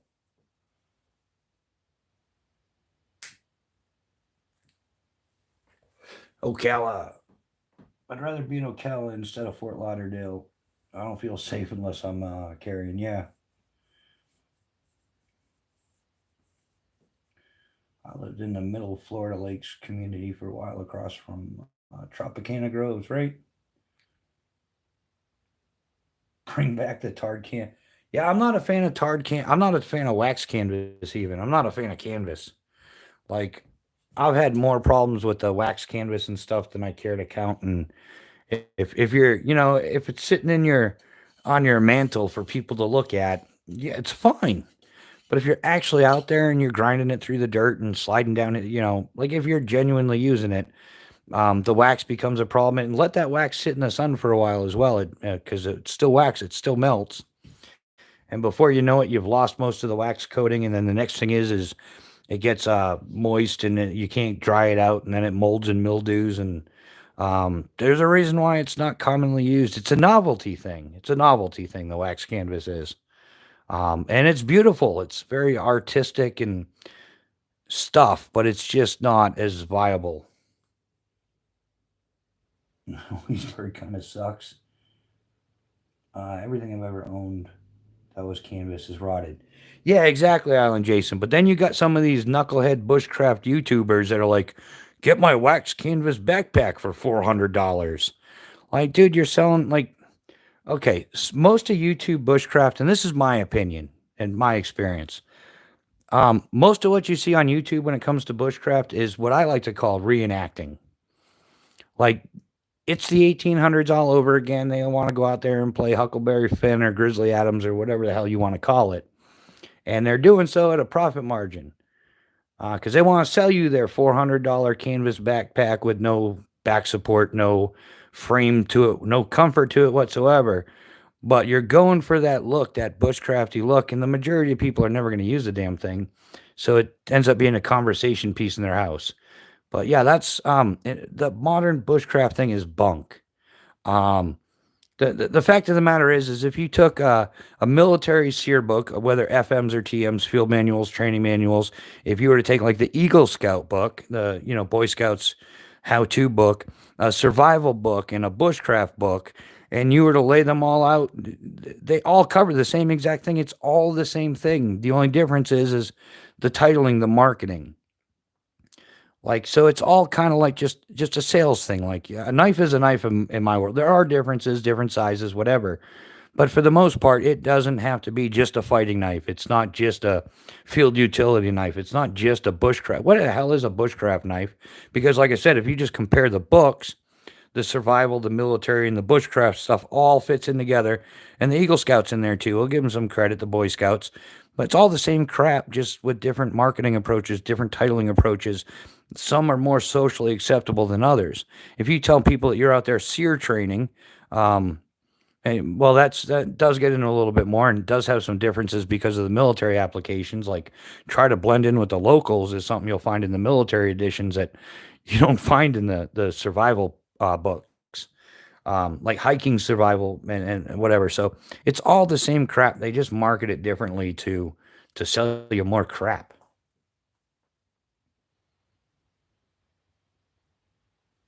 But or does anybody else notice that, or is that just me? Yeah, yeah. Bushcraft bullshit. Exactly. That's what it is. And in the last year or so, there's AB underscore Bushcraft, and he gets into mocking that stuff, and I enjoy his content.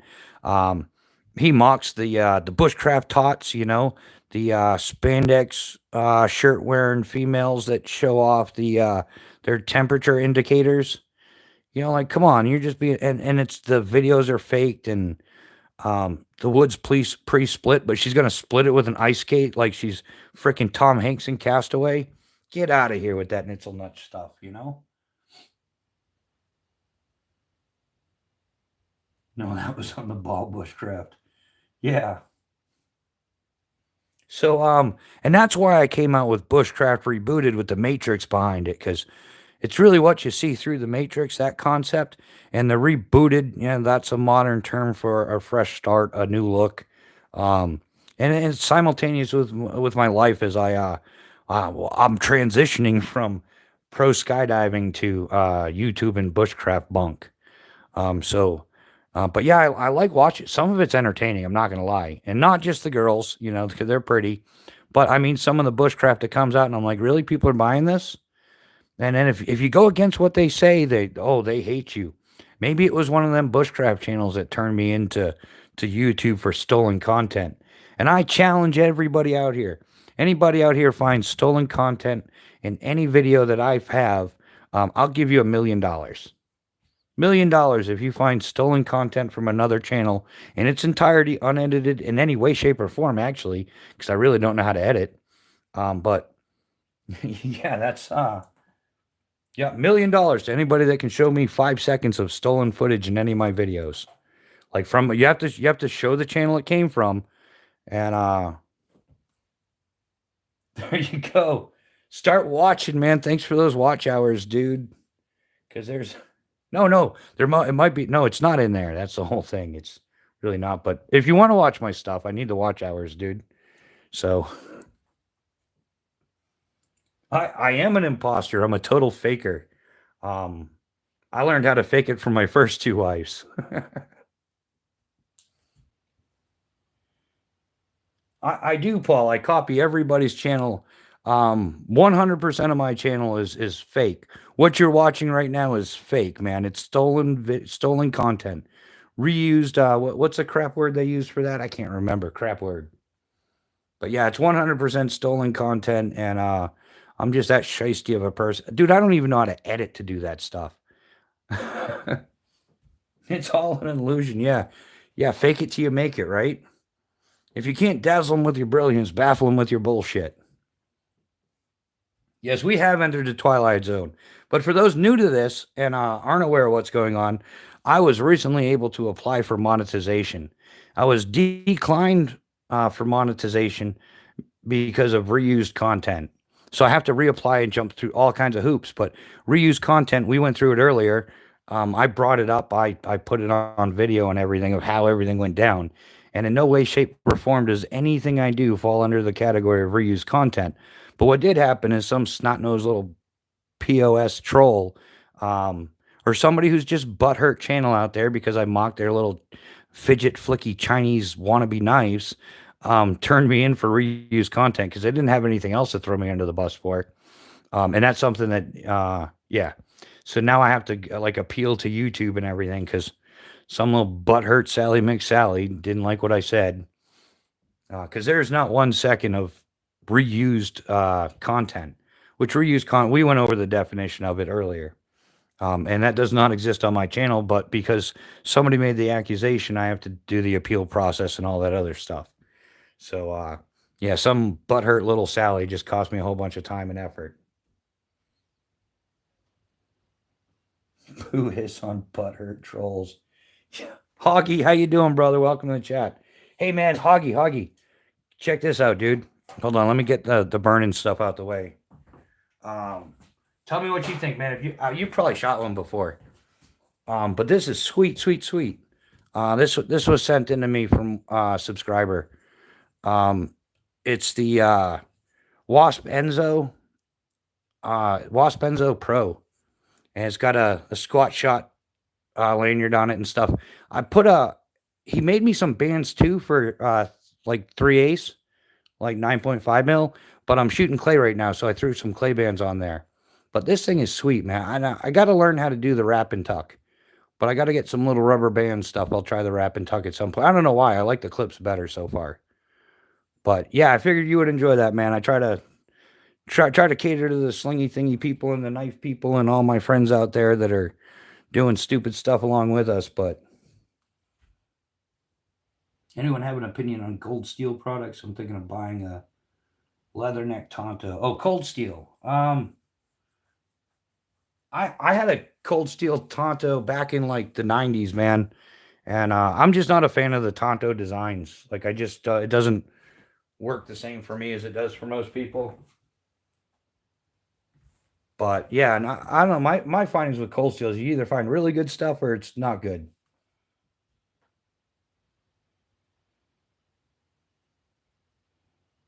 Office bands, yeah. Yeah, man, I could use some small office bands or something, just cut them, huh? And try the wrap and tuck thing. I got to talk to Leon though, and maybe get one of those the wrap and tuck tools that he makes.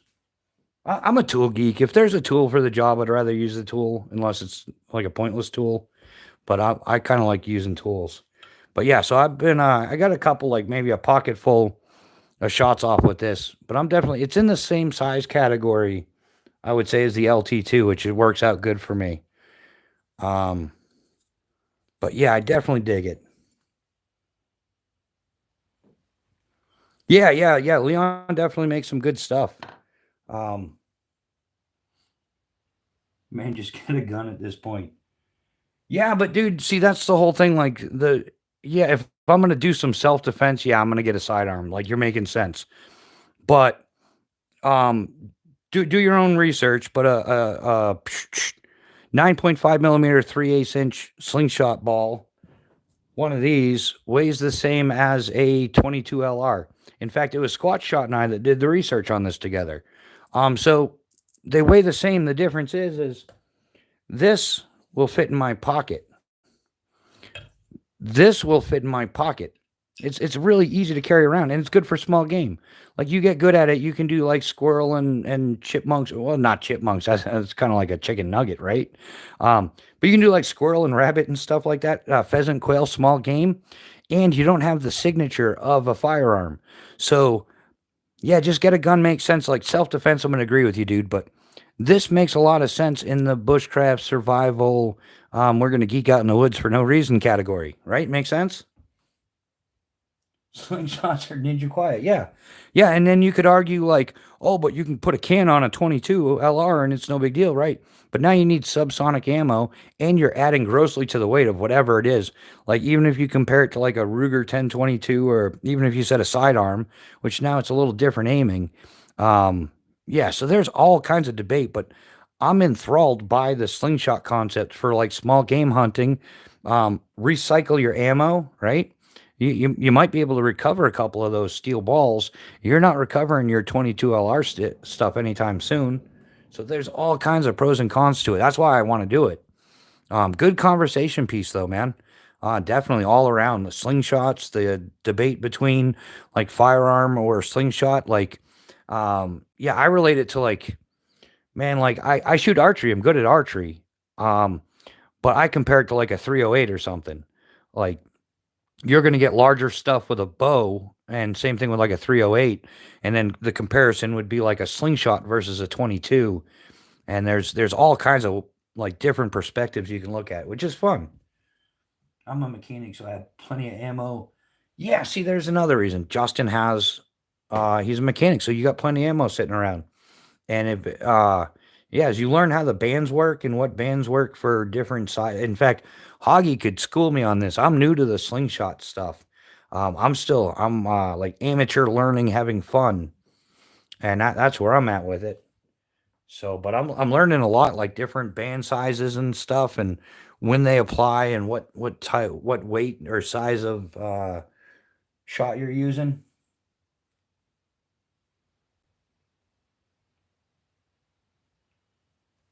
Yeah, yeah, James.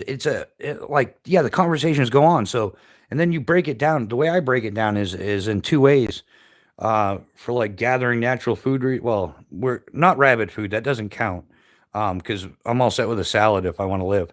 But like hunting and fishing, you break it down to like passive and active activities.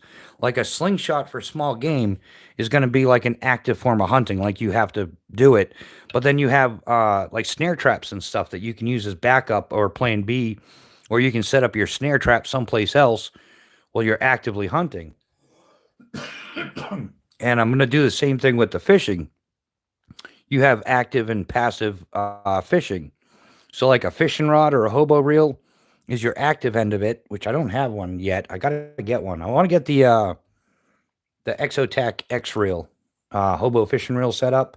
But then, yeah, this next part would be like the passive part. You're either gonna get those survivals spring wires that set the hook, or you're gonna get one of those yo-yos or something.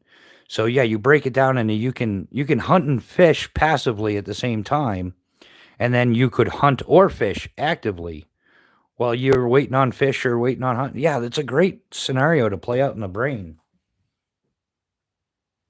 The only confused cat. Well, what's that stabby black thing there? That the stabby black thing is a marlin spike. It's specifically designed to work knots and stuff like that. So if you're using paracords or anything, and once the knot's been weighted, yeah, it's a marlin spike design. But you could use it as like an attitude adjuster or something like that as well, or you know, cranial density tester, whatever you want to call it. You know, it could be used as a self defense tool. You could use it as an awl, as a center punch if you had to. All right, yeah, Caleb, man, get some sleep. We'll catch you on the next one. Thanks for hanging out, man. You stab mean marlin fishes with it. Yeah, that would work for sure. Land of steel fish and also good to work on nets. Yeah, yeah. Any place where you've got any kind of knot play where you're manipulating, especially the like if you're working with the smaller stuff, or you've got big old sausage fingers. You know, if you're working with micro cords or even like small 275. Heavier stuff that's been heavily weighted and the knot's really set. Yeah, that's a definite way to roll as well. Just tickle tip. No, we're not supposed to talk about that. Yeah, guys, do the tappity tap tap thing and like the video, hook a brother up. Yeah, do the if you want subscribe, that's a huge help as well. But you don't if you don't want to. Um yeah, I don't know. We'll work on that and check the description below. There's not shit there, but I'm practicing, like maybe they'll put the description up above. I don't know.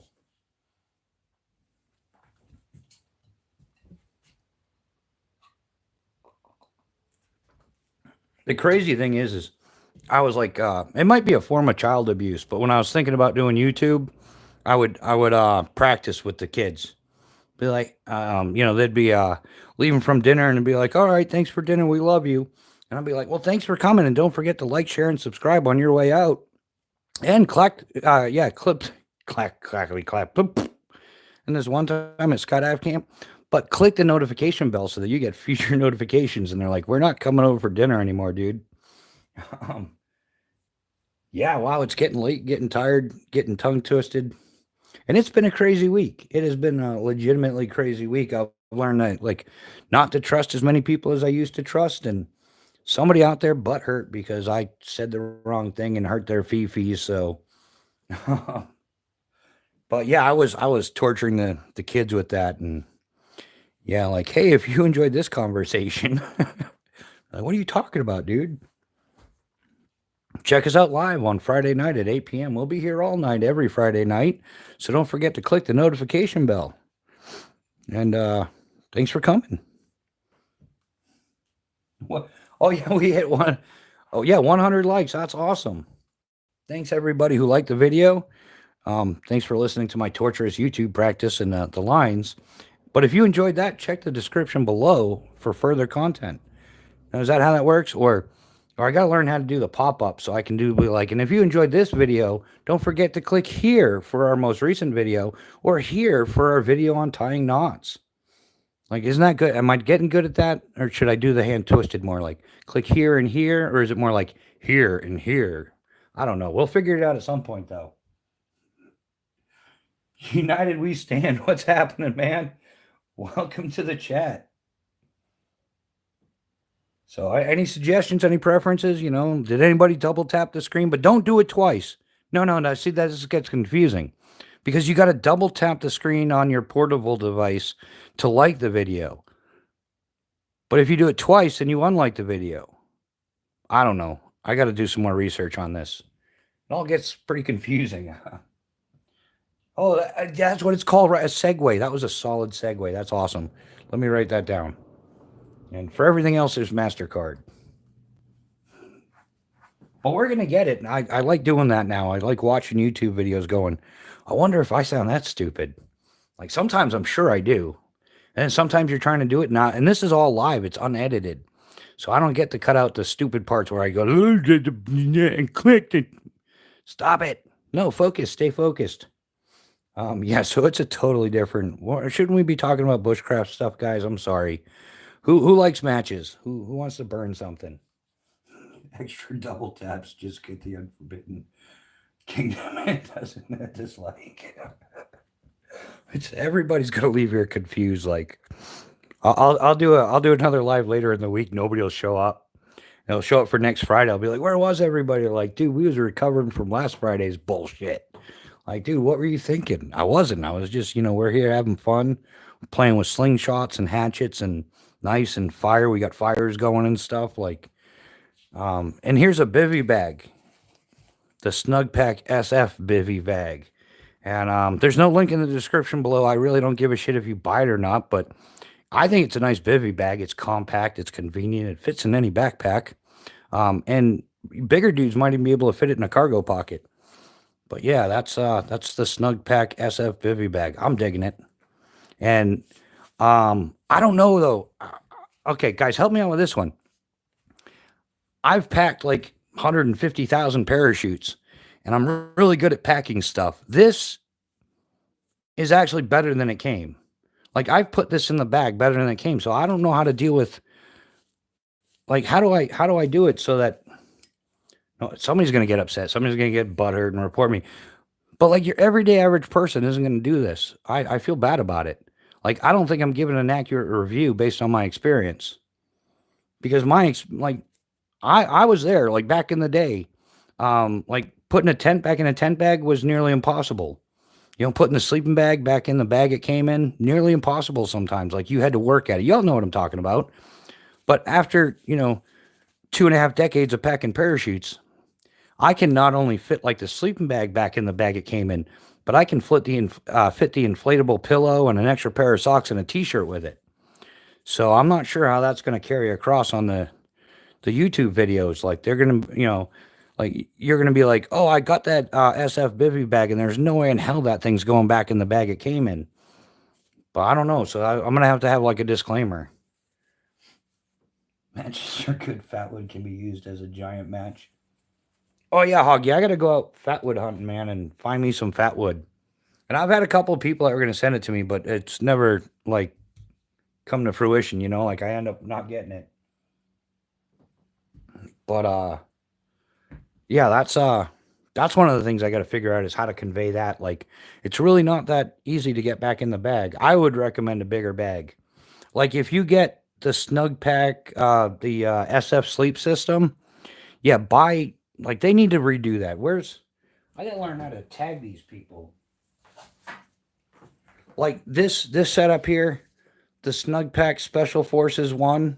Now it all comes to like fabric distribution, like how the fabric fits in, and you can work it around and stuff. But this sucks. Like the sleeping bag's good. Don't get me wrong, good sleeping bag. But the compression bag that they have you put in it, those people don't understand the concept of a compression bag. Like the compression bag is supposed to make it so that you can easily fit the item into the bag, and then you want to make it smaller. And then once you got the item in the bag, you compress it, make it smaller. Yeah, Snugpack has no clue what they're doing in this department. This absolutely sucks.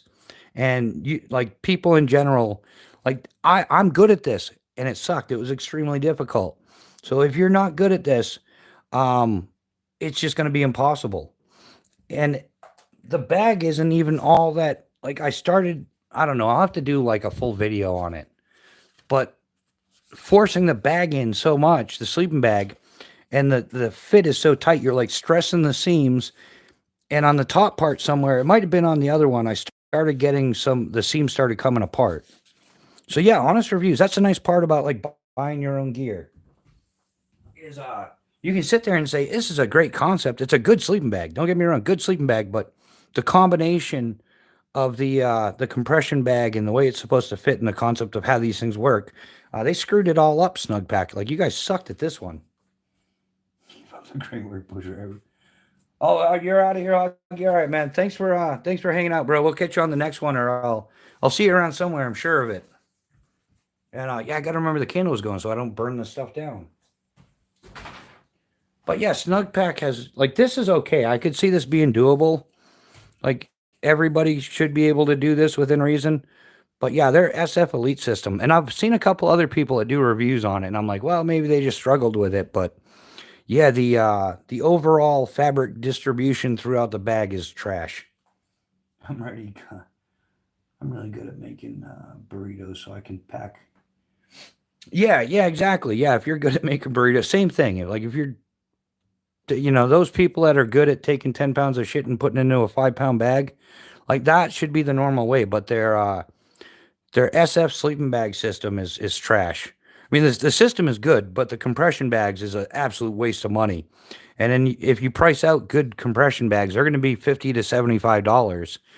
So, and then you're buying two or three, probably two or three. If you're replacing the ones they sent, you're buying 3 compression bags. So on top of their inflated taxation prices, you're also going to spend another $150 to $200 on compression bags to fix it. Not sure exactly what that scream is, but hey, how's it going? Welcome to the chat there. Embloid, is that right? Embloid? I'm not sure how that's pronounced exactly, but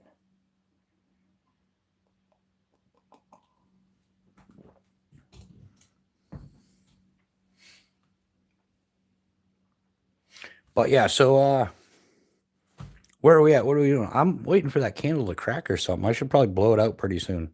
I probably shouldn't be covering the U.S. flag like that. Because this one time at Skydive Camp,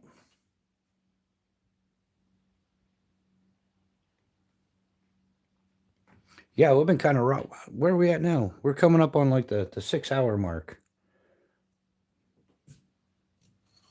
So what? Yeah, I don't know what's going on YouTube. Maybe we'll do another Saturday. We'll do a Saturday at 8 o'clock or something. What do you guys think about reconvening at 2000 hours Eastern time? And we got the day shift thing. So is it actually? Oh, what time is it really? 1:40.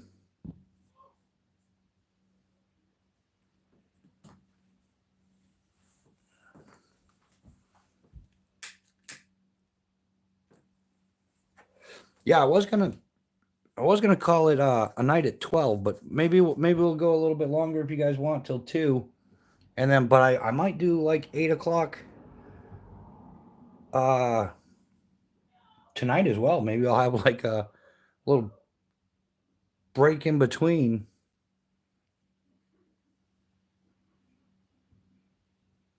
Have some pizza. I know. Chaos Theory, what do you think, my man?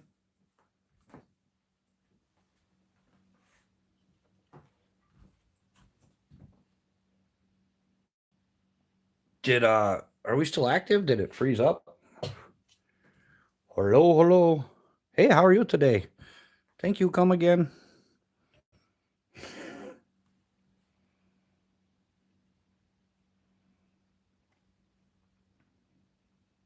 Oh, it's working. It's all good. Land of steel fishing. How are you doing tonight, my man?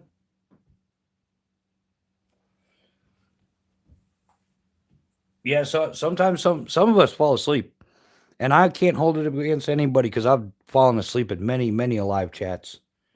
Um, yeah, I'm not gonna lie. Like, yeah, I put my feet up and I'm done for. Have another.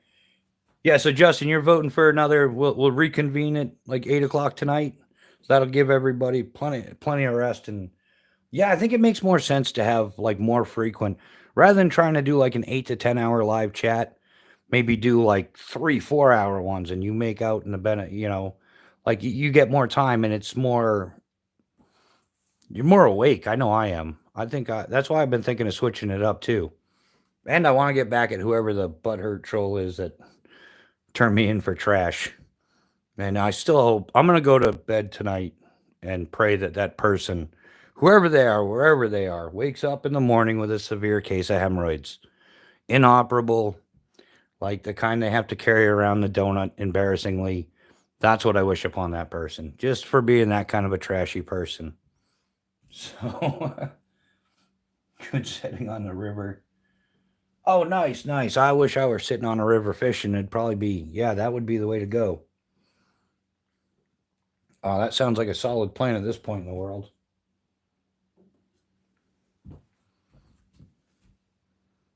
But yeah, I think that's the plan. It's just about 2 o'clock anyhow. So yeah, we'll wrap it up. And yeah, thanks for hanging out, everybody. Hope you had fun. Hope you learned something. If you didn't learn something, I hope you at least laughed. And because life without laughing just ain't worth living. So but yeah, thanks for hanging out, guys. I will see you at the next one. And yeah, make sure you do hit that notification bell. Where the hell is it? Hit the notification bell so that the thumbs up. Yeah, that's good too. But hit the notification bell because we're going to be adding some more lives. I don't know where it is. There's stuff. But you guys know what you're doing. I don't, but you do. So yeah, we'll see you on the next one, guys. Thanks for hanging out. Have an awesome day. I'll see you.